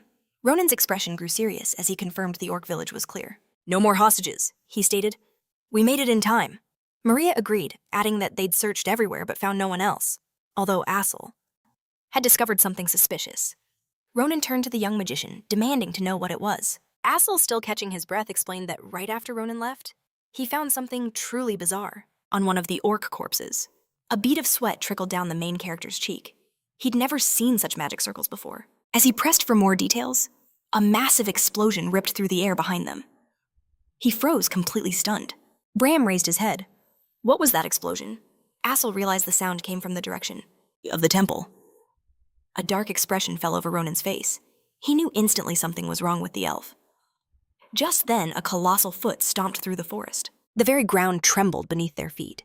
Our hero whipped his head toward the dense thicket of trees. His eyes pierced through the foliage. Don't tell me. Before he could finish, a tree was ripped violently from the earth, sending up a cloud of dust. A monstrous two-headed ogre loomed before them. The entire squad stared in absolute horror. The ogre let out a blood-curdling roar that shook the very air. Meanwhile, back at the Divine Marble Temple, one of the structures began to fracture. Brid lunged at her brother, but he countered, his hand glowing with arcane energy. Sarante thrust his palm forward, unleashing his own spell. At the same instant, the elf leaped back as a raging emerald typhoon erupted around him. Brid advanced slowly on the vortex. She watched him with a calculating gaze. Now this is more like it. A viscous black corruption oozed down her arm. Her expression darkened as sinister tendrils of magic swirled around her. Brid leveled her sword, preparing to strike. She unleashed a devastating blow. A massive wave of violet energy surged towards the green typhoon. The torrent of malice slammed into the vortex. Emerald magic clashed violently with sinister purple, and for a moment, the raging wind subsided. Sarante stood his ground against the girl. Brid shifted her blade slightly, her eyes locked on the elf. Sarante gestured, waving another spell. Instantly, Brid launched herself into the air, soaring towards her brother. She threw a flurry of phantom strikes, then swung with all her might, aiming a devastating blow right at the elf's head. Fear flashed in Sarante's eyes. He desperately cast a magic shield. The girl's muscles tensed, and then the world exploded in a blinding flash. The force of the impact sent the elf flying. Both landed gracefully on their feet. A tense silence fell over the battlefield. Brother and sister stood in opposition. Brid casually wiped a trickle of blood from her face. As expected, she sneered. You're surprisingly nimble for an old man. The elf grinned, wiping away his own blood. Killing you would be such a waste, he replied. You could join us. Even for a short while, you'd easily earn a high position. Sarante's hands began to glow with power once more. I'm afraid I must refuse. I have no regrets about serving this so-called heresy. A moment later, a wide grin spread across his face. You've gotten rusty, he taunted. Who would have thought that a shadow of Laheim? He could be so slow. Does your precious church not keep its dogs on a tighter leash? The girl pressed her hand to her wound. She closed her eyes, replying, I'm simply not warmed up yet. Then her eyes snapped open, a dangerous glint within them. Besides, she added, you're so focused on buying time for those children that you've left yourself completely vulnerable. The elf flinched, a flicker of shock crossing his face. Brid's mind flashed back to a memory. Sorante sitting by her bedside. She recalled the pathetic little act he'd staged, all to send away that one child, the one with the pure soul. The memory of the elves and the protagonist's expressions resurfaced. Pure rage ignited in Sorante's eyes. It seems you've crossed a line from which you can never return. Elsewhere, Rhea clutched her wounded cheek, her gaze fixed on the protagonist. She slowly licked her lips. So, what's the plan? A deafening explosion ripped through the trees, the girl smirked. She knew Sorante had already made his move. He whipped his head toward the sound, growling, Ronan is in that direction. Just then, Brede materialized behind him with a swift, deadly motion. The elf turned, realizing he'd been ensnared. A predatory smile spread across the girl's face. Finally an opening, she thought, and struck without mercy. Her blade severed the elf's hand completely. The two-headed ogre let out a blood-curdling roar. Deep in the forest, the main character's assault team watched the beast utterly stunned. What in the world is that? Our hero immediately drew his sword, shouting, Everyone fall back now! They stood no chance against a monster of this magnitude. The two-headed ogre flashed a terrifying grin. And then it lunged. Its hand shot out, aiming for the squad's tank Brown. He glared back, but his body was frozen in sheer terror. In an instant, the ogre's colossal fist crashed into the warrior. Brown was sent flying like a ragdoll as Asel and Maria watched in stunned silence. Brown lay crumpled and unconscious against a tree. In horror, Maria and Asel raised their heads. Their eyes met the ogre's terrifying gaze. The beast casually waved a hand, and the young magician and the girl knew instantly that they had to run for their lives. The massive ogre brought its fist down in a devastating arc, but Maria and Asel were paralyzed by fear, staring at their impending doom. Something flashed right past them. It was the main character's sword flying with incredible force. Ronan had arrived, blocking the ogre's colossal blow. Maria and Asel stared in utter disbelief, their hearts pounding for their leader. With every ounce of his strength, our hero held back the crushing attack. The two-headed ogre looked down at him, in a state of pure shock. How was this possible? Ronan glanced back at the terrified mage and the girl. Straining against the monster's overwhelming power, he shouted, Get Brown and the beast out of here, run! His arms began to tremble violently under the immense pressure. This monster! He gritted out, his face contorting with rage. Is mine to handle. And that's where this epic chapter concludes. If you enjoyed the journey to the end, please make sure to smash that subscribe button and leave your thoughts below. See you in the next video.